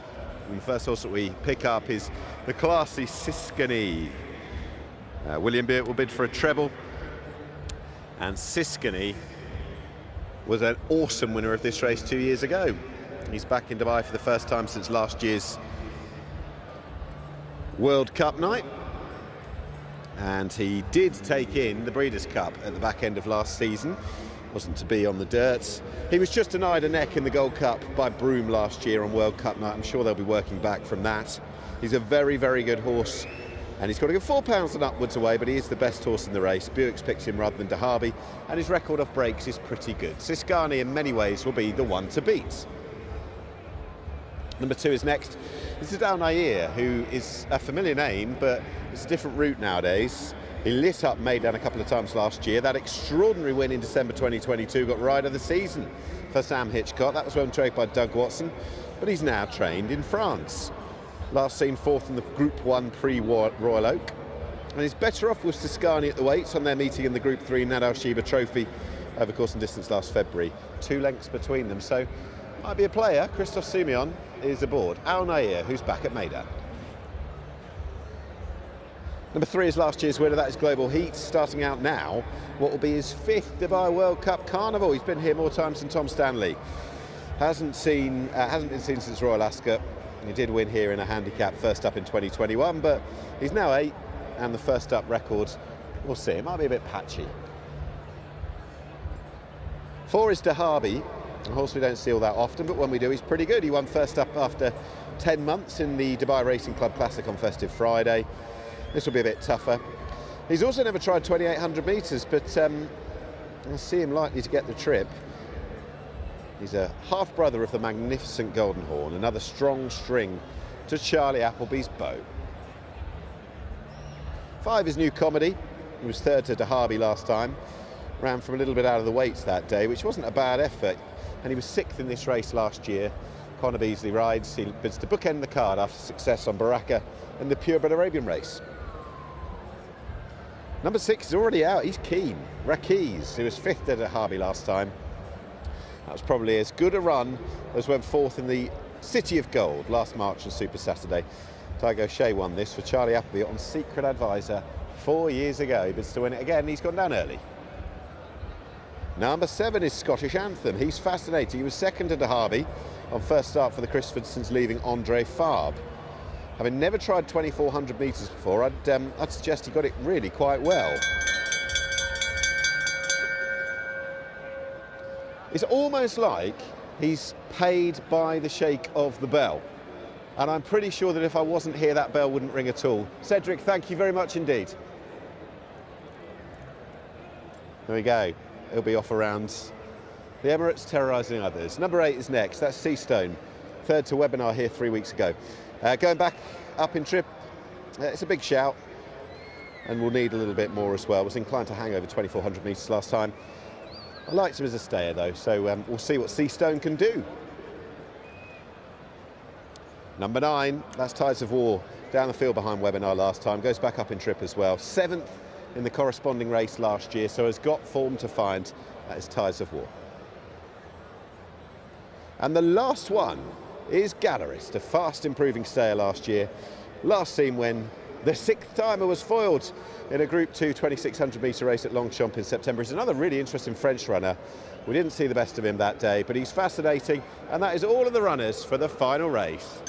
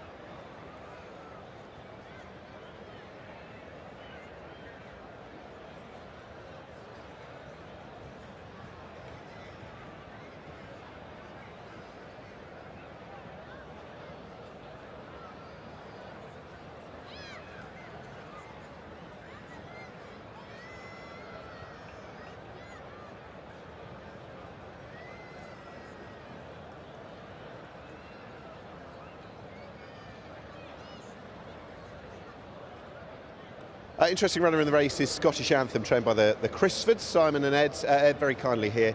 We'll come to that horse, but I just want to reflect on the career of a brilliant horse for you. This time last year he was lighting up Meydan. He finished 2nd in the World Cup. He's been retired now.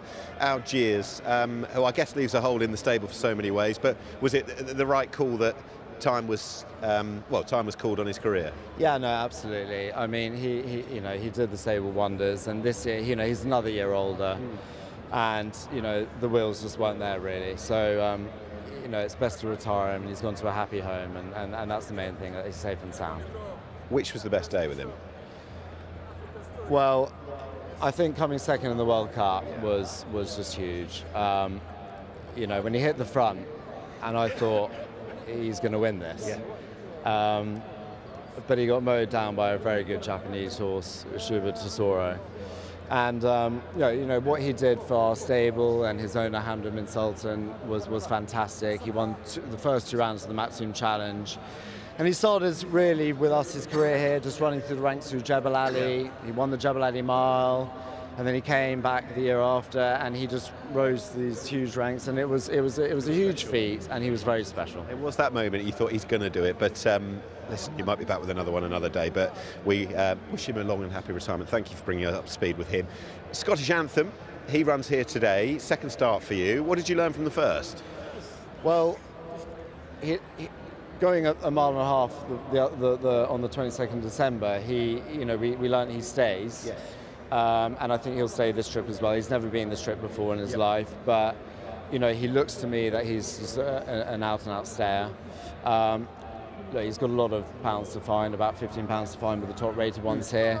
But you know, I think he's been training super well, and you know, if the improvement can come from the trip, you never know. Ed, thank you. Best of luck. Thank you.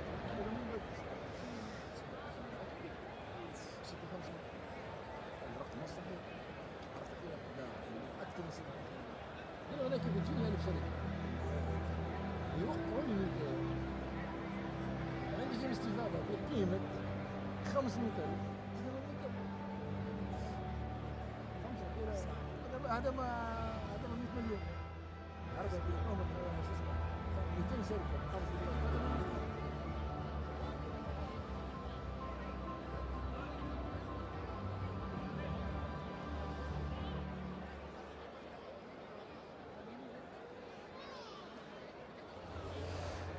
All right, our 9th and final best turnout winner of the night. Makes me sad it's gone so quickly. This is Seastone, the winning horse, and the winning groom is Mohammed Sahel. Well done to him. Mohammed receiving 650 dirham as we speak from Ziad Al Halwat. Well done to Mohammed. Great stuff. Sure, it means a lot to him to take home that 650 dirham. And that is for the best turnout winner of our night, the final contest, Seastone. Our thanks, as ever, to Zabil Feed.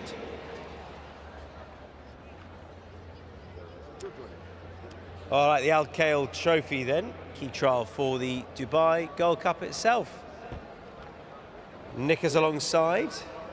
He's walking away from me. Siskani then. Speaking to Charlie Uppy earlier on, he pointed out, obviously, this is no penalty kick. The horse does have to shoulder a penalty. Yep. That said, he does love it out here, and he goes well first up. He's worse off at the weights with a horse like Al Nair. Yeah, he does go well first up, and he was brilliant in this 2 years ago. Listen, he stopped the tape at this sort of trip in the Gold Cup itself. He would never have got reeled in by Broome. If he runs to that level, then he's a massive player. I can see why he's probably as popular as he had been in the international markets. I think he'll win today. He's just a class act. Yeah, they've done away with the cheek pieces that he's had on. I don't think he had on last time, but he has worn them for a good bit. Tides of War, incidentally, they are just resaddling. I think the girth snapped there, so they are just resaddling Tides of War. So we'll have a little delay as we see the Mrs. Fitriana Hay owned Tides of War, who, well, this is probably a more suitable trip than the reappearance. We're running okay. I think the horses, like a lot of David Simcoe horses, they come out here aimed at a marathon trip, and this might suit a little bit better. Has a bit to find though, rated 88. It does. And well, in the context of this race last year, I think he finished 7th in it, behind Global Heat and Co. So he's got work to do on that. But David Simcoe's brought some good horses and has some well, solid time with horses that stayed very well. I'm thinking Shakeside Road, and horses that got better and better with age as well. There's another one as well. I can't think of which one. Universal Order? Yes, Universal. Like both of them in the same colours. Yeah. Both of them. But Shakeside Road was a real favourite out here for obvious reasons, and had a good record out here as well. That's Gallerist. I was pretty taken with his chances. Then last time, I felt that he was switched to the outside, and I wasn't overly enamoured with his finishing effort. I thought he had every chance to go on and at least make ground on Double Major, who he had beaten previously, but he didn't quite do that. But you know, he's not far off Siskani. I think at the revised weights, the horse that comes out best is just about Dahabi, but this horse isn't far off. Yeah, true. Gallerist was trying for a 6-timer that day. Improved so much. It is fascinating how much he could end up getting better as well. We didn't see the best of him that day. Al Nair is not without a chance on pure pounds and ounces of being better off with Siskani on their meeting in the Nadal Sheba trophy over course and distance last February. He's done all right in France, and don't forget how entertaining he was a couple of times here last year when he was trained by Doug Watson. It was, as mentioned, Ride of the Year when Sam Hitchcock suddenly got through after looking completely inconvenienced last Christmas time. All right, let's head up and join your big race caller, Pat Comerford. Thank you, guys. It is the distance race to finish over the 2,800 metres. The longest race we've had so far this season here at Meydan. Longer races to come later on in the season, but plenty of them getting their chance coming out to appropriate distances here, and a couple also in the race who will be contesting it for the first time. Al Nair comes up into line. And that'll leave 2 runners, Rakis to load forward along with Seastone. Global Heat, the winner of this race last year. Syed bin Saror under Patrick Cosgrave, and comes into this race under Christian De Muro here, spotting the red distinguishing cap for Godolphin. Looking to go back-to-back here in the Al Kale Trophy. Wonderful evening presented by Longines. All of our wonderful races tonight brought to you by Longines. And we are set to go here in the final event. Set now, and we are racing to an even line, getting away fast. Rakis, he's going to press forward in the early stages. New Comedy presses forward. Global Heat's going to find a spot up on the inside and nudges up to do so. Al Nair is going to settle into the 1-1 early from Gallerist. Then came on the inside Tides of War, followed by Siskani. He has on his inside Dahabi for company. Scottish Anthem was next, and Seastone is the last one at the 2,400 with a lap of the Meydan circuit to travel. And they go at sedate fractions, 15:07, 27:35, where New Comedy leads them along the back of the course. Leading the way here from Rakis in second. Third was Global Heat, and fourth Al Nair. Fifth, 3 back on the inside, Tides of War from Gallerist. Then came Dahabi. Third to last in the run was Siskani, the international market favourite. Second to last, Scottish Anthem, and Seastone watches it all unfold with 1,900 metres left to go, and the pace remains unchanged. Onto the back section of the course, approaching the 1,800 metres. New Comedy now comes back to them, leads 3 parts of a length. Rakis second. Third on the inside was Global Heat. Fourth was Al Nair. Fifth, Tides of War, followed by Gallerist. Then came Dahabi, 4 back on the paint, followed there next in turn by Siskani, and Scottish Anthem has Seastone now for company at the back as they race as 2. So onto the back, 1,400 metres left to go, and they are crawling along. New Comedy, a half length on Rakis. No one yet to press the button. Global Heat, 1 back the inside. Al Nair gets a cushy run in the 1-1. Followed by Tides of War, Gallerist, Dahabi. Siskani spots the lead 8, sitting third to last. Seastone comes up into second last, and into the running line, Scottish Anthem goes looking for his looping run very shortly. Inside the 5 furlong pole they go. 1,000 metres to travel, and New Comedy clicks it up about a half second, you'd say. Puts a length now on Rakis. Global Heat was third. Fourth on the outside, Al Nair still travelling along well on the steel. From Tides of War, Gallerist, Dahabi, Siskani. I'm sounding like a broken record here. They're not doing too much. Scottish Anthem second to last, and last of all here was Seastone. Race starting to hot up here as they get past the 600, and scrubbed along up in front now, asked to improve his New Comedy. Rakis still there, ready to pounce. Al Nair pulls out for his run. Global Heat looks for an inside passage. De Muro has the gate closed on him. Inside runs as well, looking for inside runs as Dahabi, Gallerist, as Al Nair takes over. Rakis, the inside, Dahabi looking to pick up. Gallerist still with a shot here, inside the 150. Al Nair, Gallerist, Siskani when it's all too late. Siskani down the outside, Al Nair holds on tight. Oh, photo finish, maybe Siskani. Siskani, maybe a short margin. Not much in it. Al Nair second. Third across there, Dahabi from Gallerist, Rakis. Then came Scottish Anthem, Seastone. Crossing over next was Tides of War from New Comedy, who dropped away, and Global Heat Unfortunately, got cut off there for a run, and his run came to an end. Al Nair looked like he was going to get there. Siskany, when it was all too late, has thrown the head down and is able to pick up the last race here. Siskany, by a short head, one in the frame, beats home the two here in the Al Kyle Trophy at listed level. And William Buick and Charlie Appleby continue on a successful night in the Royal Blue.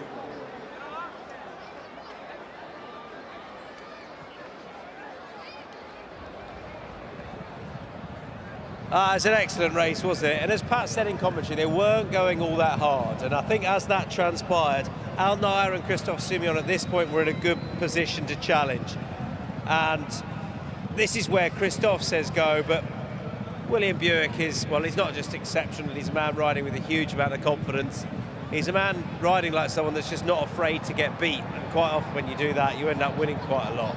And he's just produced the horse at the perfect time. I suppose he couldn't have produced it much sooner given where he was positioned. He hasn't gone mad for him either, to be fair. It's a really good performance from the horse to win under the penalty, because at the weights he wasn't that far clear and he's had a bit of ground to make up at this point. There's no doubt the Global Heat was the unlucky one. He came out of stall number 1, so he couldn't really have gone anywhere else out of 1. I'm not saying he would have gone close to winning necessarily, but he did have the door slammed in his face, unfortunately. The other horse that's run well is Gallerist. He was just in front of the eventual winner at this stage. And he starts to make his ground now just towards the outside. That's William Buick there. You can just see always switching out, always right-hand rein down, just making sure he gets it out. And what he does is it allows the horse to get into a nice rhythm and at least have one go at them, never stopped. And William Buick has produced him perfectly to go on and score. What a night for Charlie Appleby. 4 races he's had runners and he's had 4 winners. That's exceptional. And William Buick's ridden 3 of them. Siskany, the winner of the Al Kyle Trophy.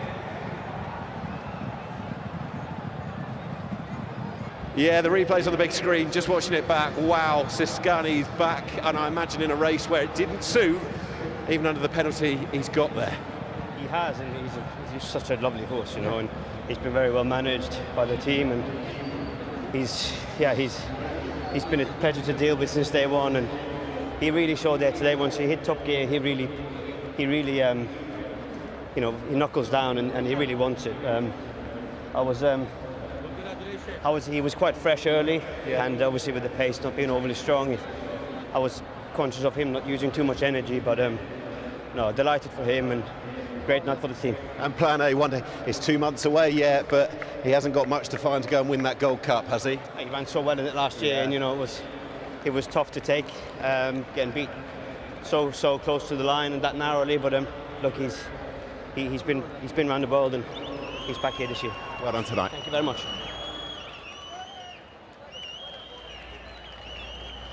Great to have this horse back in the winner's enclosure at Meydan, trained by Charlie Appleby, ridden by William Buick. Your 9th and final winner of Fashion Friday, Siskany.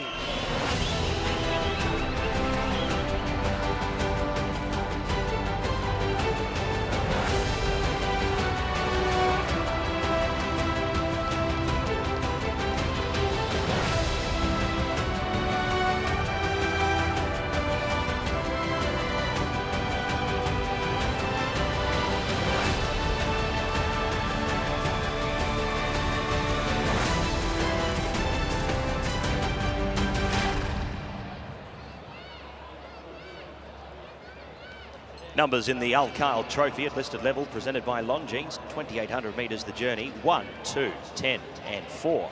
Siskany the winner at 256.74. Margins a short head by 3/4. 1, 2, 10 and 4. The numbers in the last.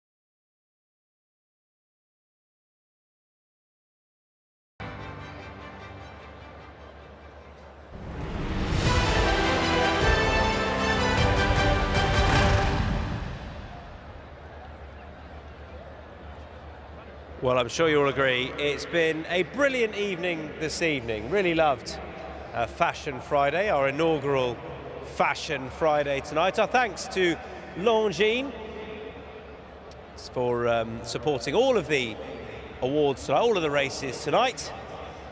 And our first Fashion Friday has gone off with great success. It's been an excellent night for Charlie Appleby, 4 winners for him. And we won't see him up on the stage once again tonight, but we'll meet who's collecting him on his behalf. Excellent night for William Buick as well. Thanks to all of our winners earlier on for Fashion Friday. To everyone that's collected an award for the best dressed man, best dressed lady, the best dressed couple, and of course, the best hat contestant. That was all at level 2, the terrace. Well done to everyone that's taken part. I'm sure you'll agree it's been a hugely successful evening.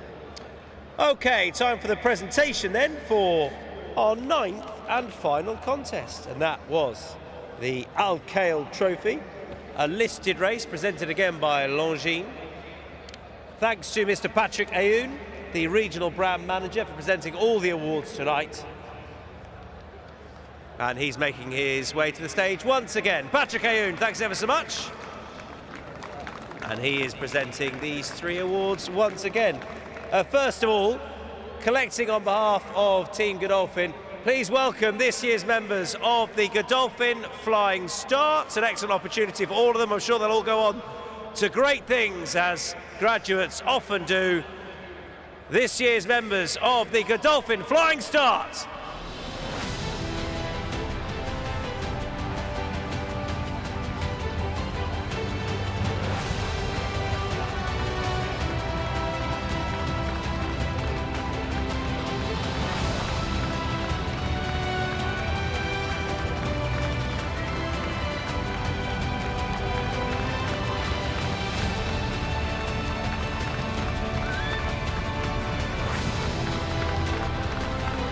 And now, please welcome, collecting on behalf of the winning trainer, huge part of the team at home. Please put your hands together for Sophie Chrétien.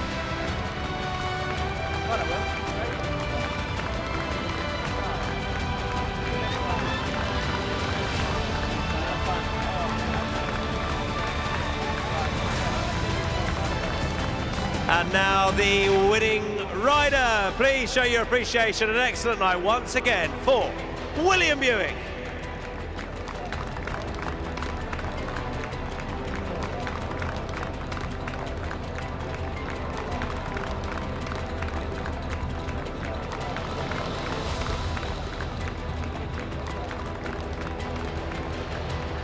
And everyone can come back together, please. Will Buick and Sophie Chrétien, and this year's Godolphin Flying Start team. Well done to them for everything tonight, and I hope you're enjoying your time in Dubai. Thanks to Patrick Ayoun. Ladies and gentlemen, the final winner of the night, Siskani.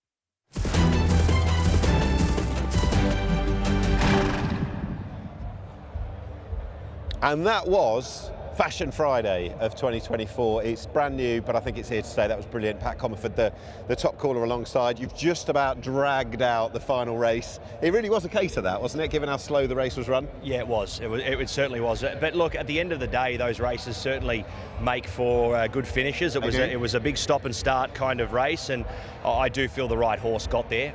I would have liked the second horse to go, because I did tip Al Naya on top, and I thought he got a beaut run in the 1-1 by Sumion. But look, Siskany's got plenty of upside. What a night for the Godolphin team, for Charlie Appleby, for William Buick as well. Yeah. He's just fired from day dot this season, as we probably expected him to, but he's just been able to continue on that, obviously, success. He's been able to pick up multiple winners per week, and he's a rider to follow heading into the season, as he usually is on many occasions. Yeah, he won the big race on turf. That was the Jebel Hatter, rerouted or restaged now from Super Saturday.